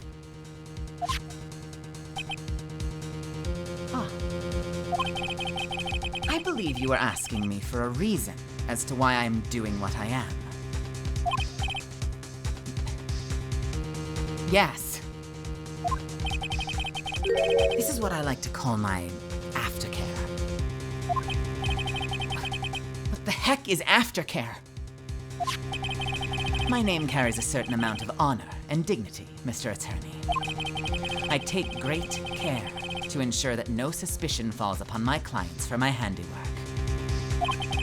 That is what is called client relations, and it is a part of an assassin's duty. An assassin's duty? We were unlucky this time, and my client was arrested as a suspect. As a result, I did what I had to do to enlist your expert help, Mr. Attorney, and to ensure that you would do everything in your power to the very end. What is your name? I believe I told you once before. However, you did, but my name is the Killer. Shelley the Killer. You're Shelley the Killer? Please keep in mind that you do not have much space to maneuver with me. As a Killer, I always finish what I set out to do. If you fail to keep up your end of the bargain, Maya, it would be my duty as an assassin to see to it that she receives a nice, long nap.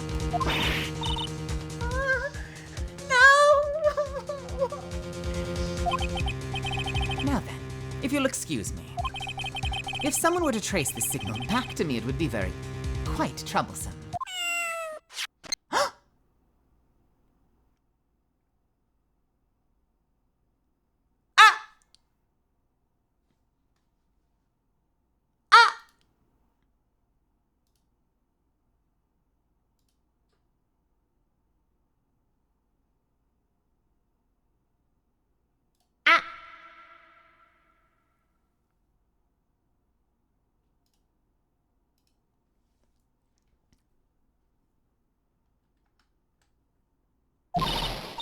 Mystic Maya!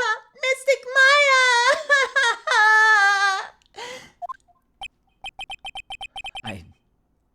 I don't know what to say. Edgeworth, Did you hear that? At the end of the transmission. Huh. Oh, that... It sounded like a cat. That's more like to killer. It sounded like a cat. A cat? It can't be.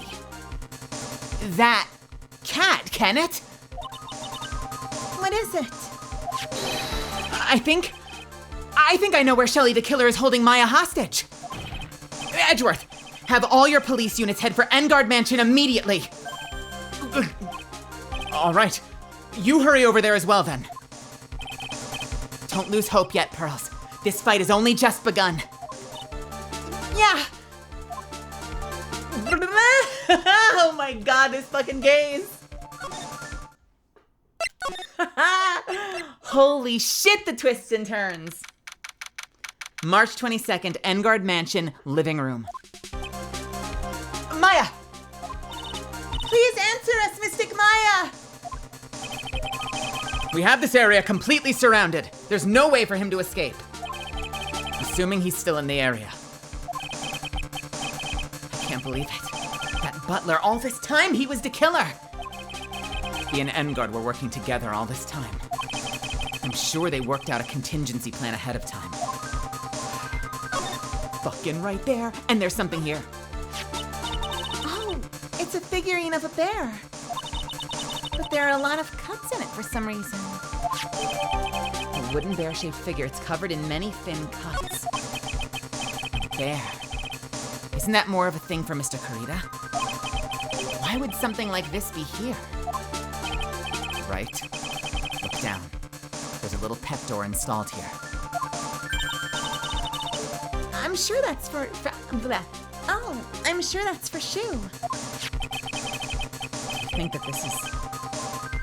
this came through that little door? This door, it's locked.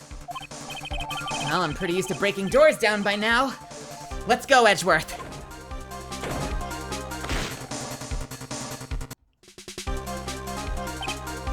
Ugh, there's no one here. From the look of this room, I would say this is Engard's private lounge.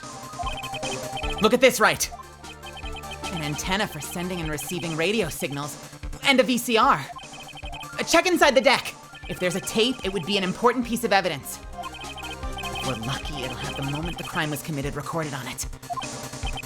I'm sorry, but the tape deck is empty. There's no tape to be found. No. But there's no mistake that someone used this to record something. It looks like someone took the tape we're looking for and escaped with it.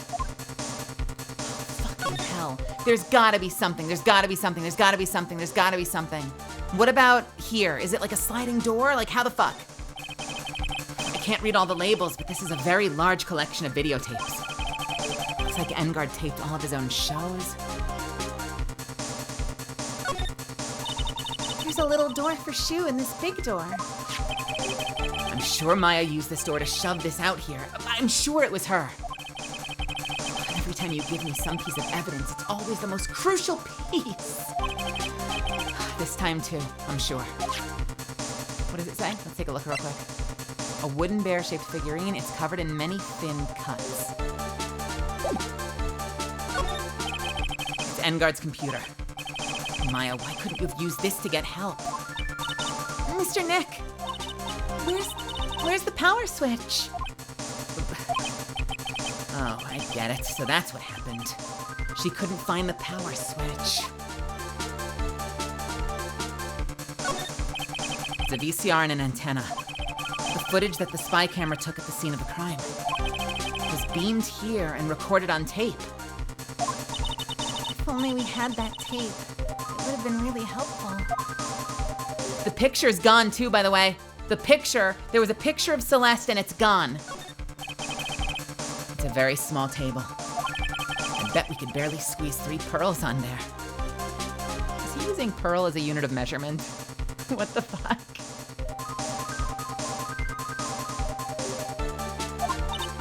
But I wouldn't sit on a table to begin with, Mr. Nick.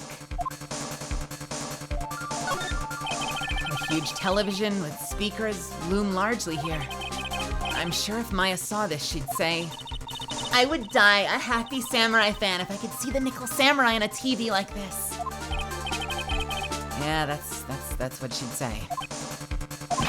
Ugh, I cannot believe I just made a joke about Maya, all things considered. Is that it? That can't be it. Come the fuck on. What a spacious sofa. I bet 10 pearls could fit on here. I don't think 10 of me would fit, Mr. Nick. I love that this like headcanon that Pearl is just pocket sized. It's kind of cute.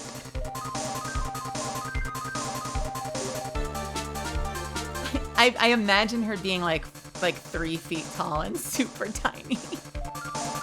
She talks like an adult though. There's nothing else here. Fuck me. All right. Oh, fuck. All right. Is there anything else? Oh.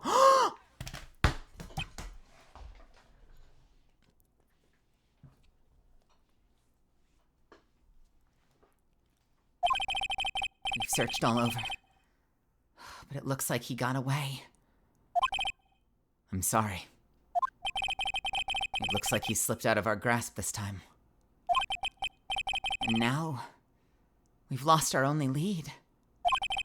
Don't give up yet. That little girl is looking to you to be her pillar. Yeah, you're right. We're close, I can tell. We've already set up checkpoints at every route leading... We've already set up checkpoints along every route leading out of this district. Leave the rest to us. Maya. We're gonna get to that. I want to hear what he has to say about everything else, though. It's a pretty heavy door, isn't it? I can't open it by myself. Please don't shut me in here by accident, okay, Mr. Nick? If I were locked in a place like this, I'd be plenty scared too, trust me. The light doesn't filter in all the way, so it's hard to see. It looks like there are crates and cardboard boxes tied up with wire here. Wow. I've never seen so many bottles in one place before. Well, I guess when you're a star, you have so much money you can buy anything you want.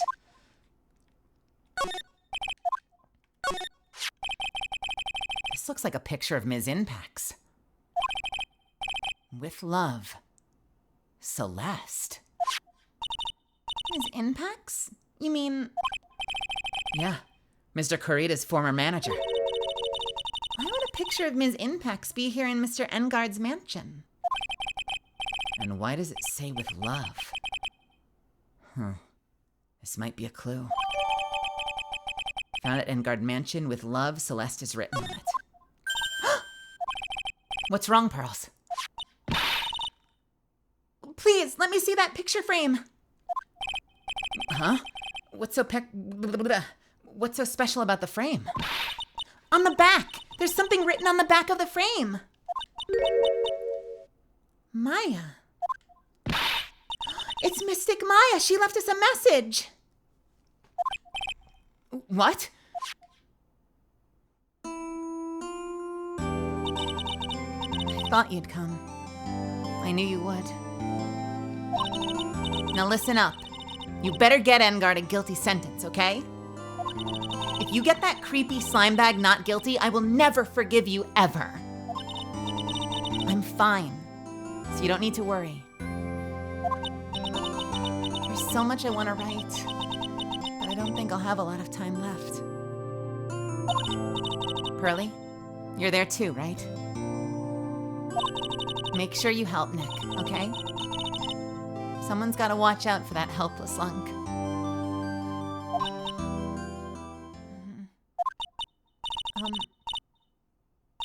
That's it for now, Nick. I guess I'll talk to you guys later.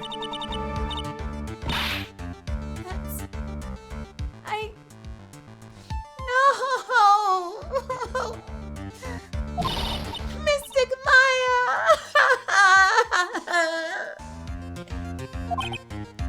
Right! What's wrong? Why the blank stare?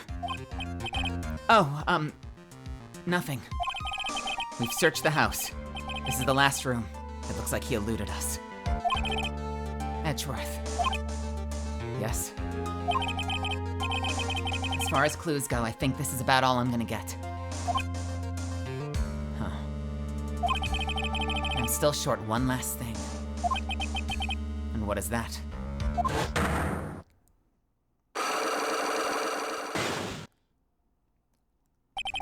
Is Andrew's psych lock. If I could just find out what secret she's hiding. And I think I stand a chance in court tomorrow. To blow this case wide open and expose the truth. I think I know what you're thinking. I'll contact the detention center. Thanks, Edgeworth. Well, let's go, Pearls. It's time to open that last lock. March 22nd, Detention Center Visitors Room. Good evening, Mr. Wright. Huh. What's wrong? You look ill. Ms. Andrews, I've come to remove your psych lock. Psych lock? I want to know, and you will tell me, your secret. Fine. Go ahead. Try to break me, if you can. Christ almighty. Take that! I know.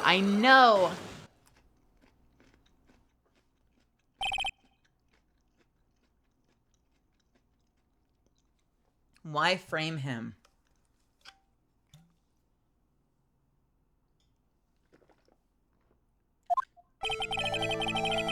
Can you please tell me why you framed Mr. Engard for the murder? I've already told you countless times. It's because I thought Matt was the killer. That's not it. I know you have a personal reason to dislike Mr. Engard. Ms. Andrews, you may think I didn't hear it, but I know you said something earlier.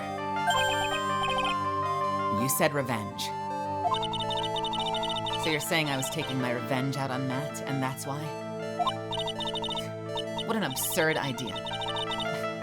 I don't have anything to want to take revenge for. Ms. Andrews, a woman who lives by being dependent on other people. There is something, or someone in her past that would make her take revenge.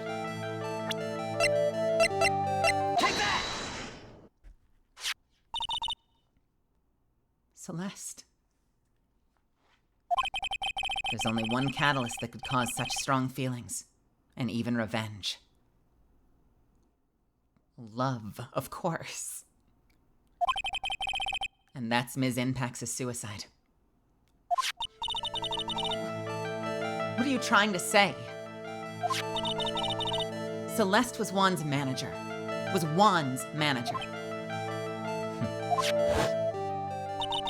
On top of that, the one who hid her suicide note was also Juan. What does all of this have to do with Matt? You're right. You haven't mentioned him. Yet. But for you to hate Mr. Engard, it would mean that he must have had some relation to Ms. Impax and her suicide. Can you explain to me this relation between Celeste and Matt? Take that!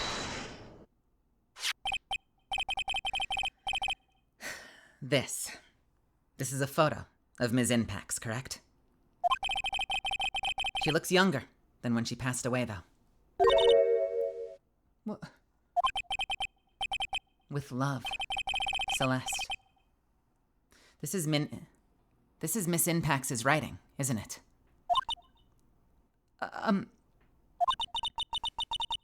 Where did you find this?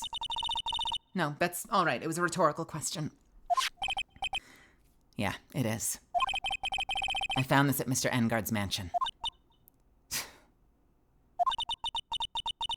And after all this time, my last remaining secret has been revealed.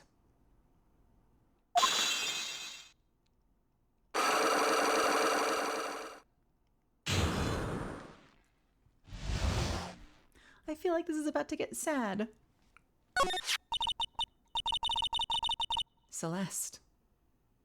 She was supposed to get married to Juan. Yeah. But I heard that it didn't work out. Because Mr. Kurita didn't want to get married to her anymore, right? Yes. Because of Matt. Because of Mr. Engard? What do you mean? I think I can see where this is going.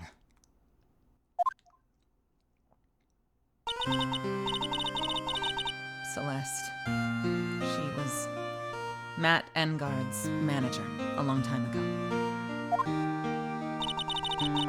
She was the happiest woman in the world at the time.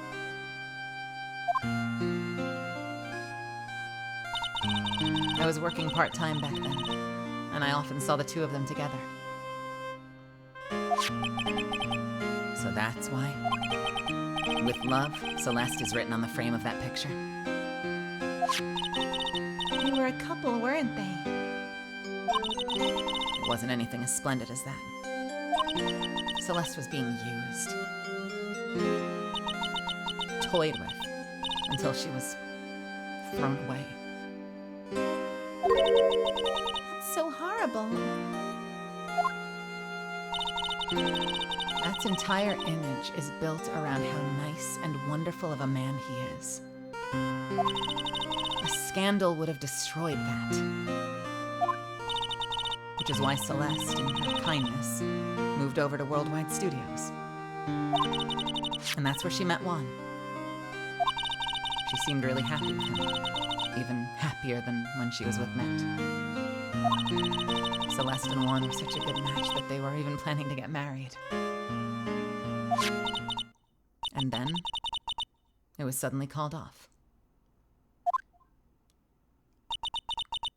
On the night Juan called their marriage off, Celeste killed herself. And that's why I framed Matt. It was revenge for Celeste and for myself. I'm sure even you can guess why Juan called the wedding off, right? Matt confessed to Juan about his relationship with Celeste. I see. So that's what happened. But then why did Mr. Kurita have to call off the wedding? I don't understand at all. It was probably because of his worthless male pride. Juan and Matt were always fierce rivals. Matt waited for the wedding announcement and then unleashed the truth on Juan. He was aiming for when it would hurt Juan the most. Poor Ms. Impax. That wasn't the end of it. That day, I'm almost certain that Celeste left a suicide note behind. And in that note, she left a detailed account of Matt's various misdeeds. And so that she would never again be hurt by Matt, she chose to die. Then when Juan discovered her body, he hid her note. But why would he do that? It's simple. Juan realized that that note was a powerful weapon against Matt. And it would be especially damaging to his refreshing like a spring breeze image. In any case, with his pride hurt, Juan sought revenge. Revenge. There's that word again. Juan wanted to publicly disclose the contents of that suicide note at the time that would cause Matt the most damage. Of course. And that was at the press conference after the stage show. I know all about it because I heard it all from Juan. It was so that I could find out about this that I drew close to Juan to begin with. They're quite a pair of hideous monsters, aren't they? Even Celeste's death was something for them to use in their game. That night, when I found Juan's body, it was only natural that I thought the murderer was Matt. Those two were always spying on one another, after all. As for me, I was frantically searching for Celeste's suicide note. I wanted to destroy it before it ever went public. I was gonna burn it. I'd even brought a lighter. I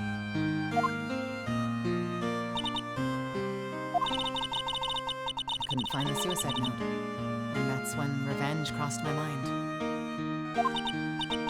Yeah. I was gonna bring them my own kind of cruel revenge.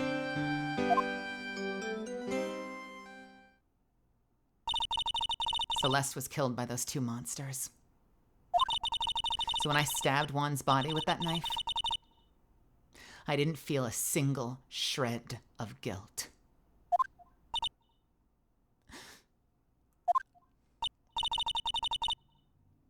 And that's all I have to say.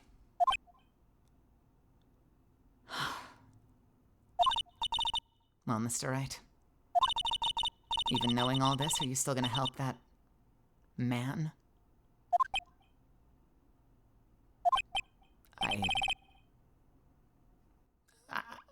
I'm a lawyer. I see. What a foul profession.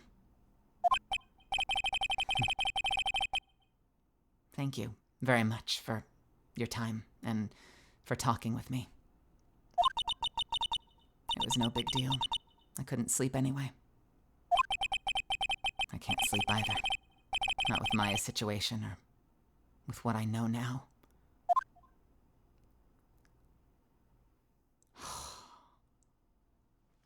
Oh my gosh.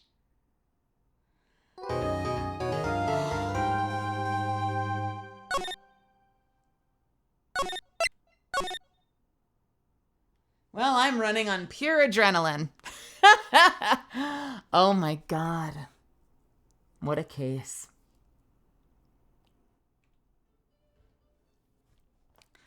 And that, my little misfits, is going to be where we end for the night.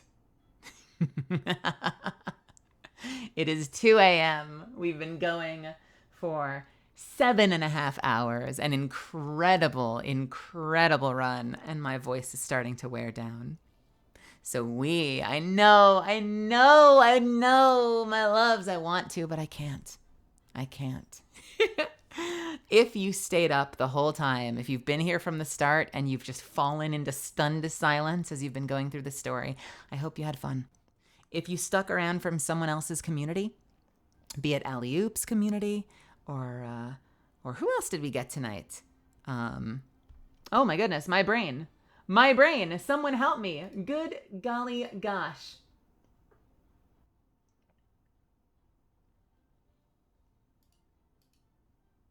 Wait, seriously. My activity feed does not have raid listed. Come on. There it is. Bam. Saja's community. If you're here from I'm sorry, my brain is shutting down at this point in the night. If you're here from Alley Oops community, or if you're here from Saja's community, please, thank you so much for sticking with me. And I really appreciate it. If you're here for the first time, I really appreciate you deciding to hang out and watch. I do this every Friday. The rest of the week, I play lots of other games, mostly Baldur's Gate lately, but I bounce around between a couple of different things. So if you had fun, if you like my vibe, I would like to have you back here. So please consider throwing me a follow. Gosh, otherwise, we're going to play tomorrow by ear as usual. I'll probably stream tomorrow, but if anything comes up, I will probably post in the Discord. Follow me here if you don't. You're welcome to follow me on Twitter. That's where I post things like cast announcements and memes. Feel free to join the Discord community. Our Discord community is freaking awesome. What a fucking case tonight. What an insane betrayal. Did I do it justice? Do we think I did? Did I do the turn with Matt Engard justice? Did you buy it? Did it feel okay? I hope it did. I've been looking forward to playing Matt this whole fucking time. I've said this before, that like there are a couple of cases I've been looking forward to more than any other. One was Rise from the Ashes with Damon Gant, because it's my favorite case. It's my favorite story. But this case I've been looking forward to from the start because of Matt. I think last time I talked about this, I just said because of one of the characters. I've been looking forward to playing Matt since the very start of this whole series and finding a way. I've had those voices in my head for like 2 years. When I originally tried doing this with like 3 people watching, I've always had that kind of a flavor in mind, and that switch from like totally kind of dude bro, like I'm like refreshing as a spring breeze, like I'm kind of a cool little guy, man. I'm kind of just like a himbo, to like this sinister kind of like piercing, evil, calculating guy. And my favorite parts of him that I hope hit, that I hope landed, my favorite parts of him are when he puts the voice back on. Because I feel like, and tell me if this worked, I feel like now that you know who he truly is, we didn't get this far last time, but I had it all planned out. Now that we know who he truly is, to me anyway, it feels so disgusting, like revolting, when he puts that voice back on, that he can be sitting here taunting you, and I get what I want, and I just use people and I spit them out, including you. Isn't that right, Mr. Lawyer Man? Like, you totally believed me, man. You were like in my corner, like trying to get me acquitted because you thought I was such a good boy, because you're an idiot. Oh, I've been waiting 2 years to do that. I've been wanting to do this for 2 years. I've been looking forward to this so much. I'm going to grieve when it's over, but we have one more beautiful day. We're going to hopefully start and finish the end of the case next week. I don't remember how long the trial is. I think because it's a finale, it's a pretty long trial. So if we end up taking like 4 hours, we'll probably just do the case and call it. If for any reason we end up super early, maybe we go on to the next title and we do like the tutorial case of the following one. So either way, we'll have a full day. My loves, thank you so much for hanging out with me. I know there's a million places that you could have been. The fact that you chose to be here on this goofy night where I do silly, goofy voice acting means the world to me. And the fact that you continue to support me and this channel and what we do means a whole lot. So thank you so much. Let's go ahead and raid someone. Let's take this party somewhere. Where do we want to go? Who's alive? I see a Yura. I see a Yura doing a secret late night Zatsudan, hanging out and singing maybe. I see her tiny little bald face on the screen and a giant word nut. So we're going to go say hi to Yura because I love her with all my heart and she deserves all of your love and attention. So let's go say hi to her. It is 4 a.m. for her in sunny Texas. So let's go say hi. All right, my dears. Let's set that raid up. Seriously, thank you so much again. Anyway, if you decide to stick around and watch Yura, I love her to death, so I hope you have fun. If you end up taking off, I hope you have a wonderful night. Either way, stay hydrated, be kind to yourselves, and that's it. I will see you next time. All right, I love you a lot. Mwah. Good night, good night, good night, good night, good night. Take care. See ya.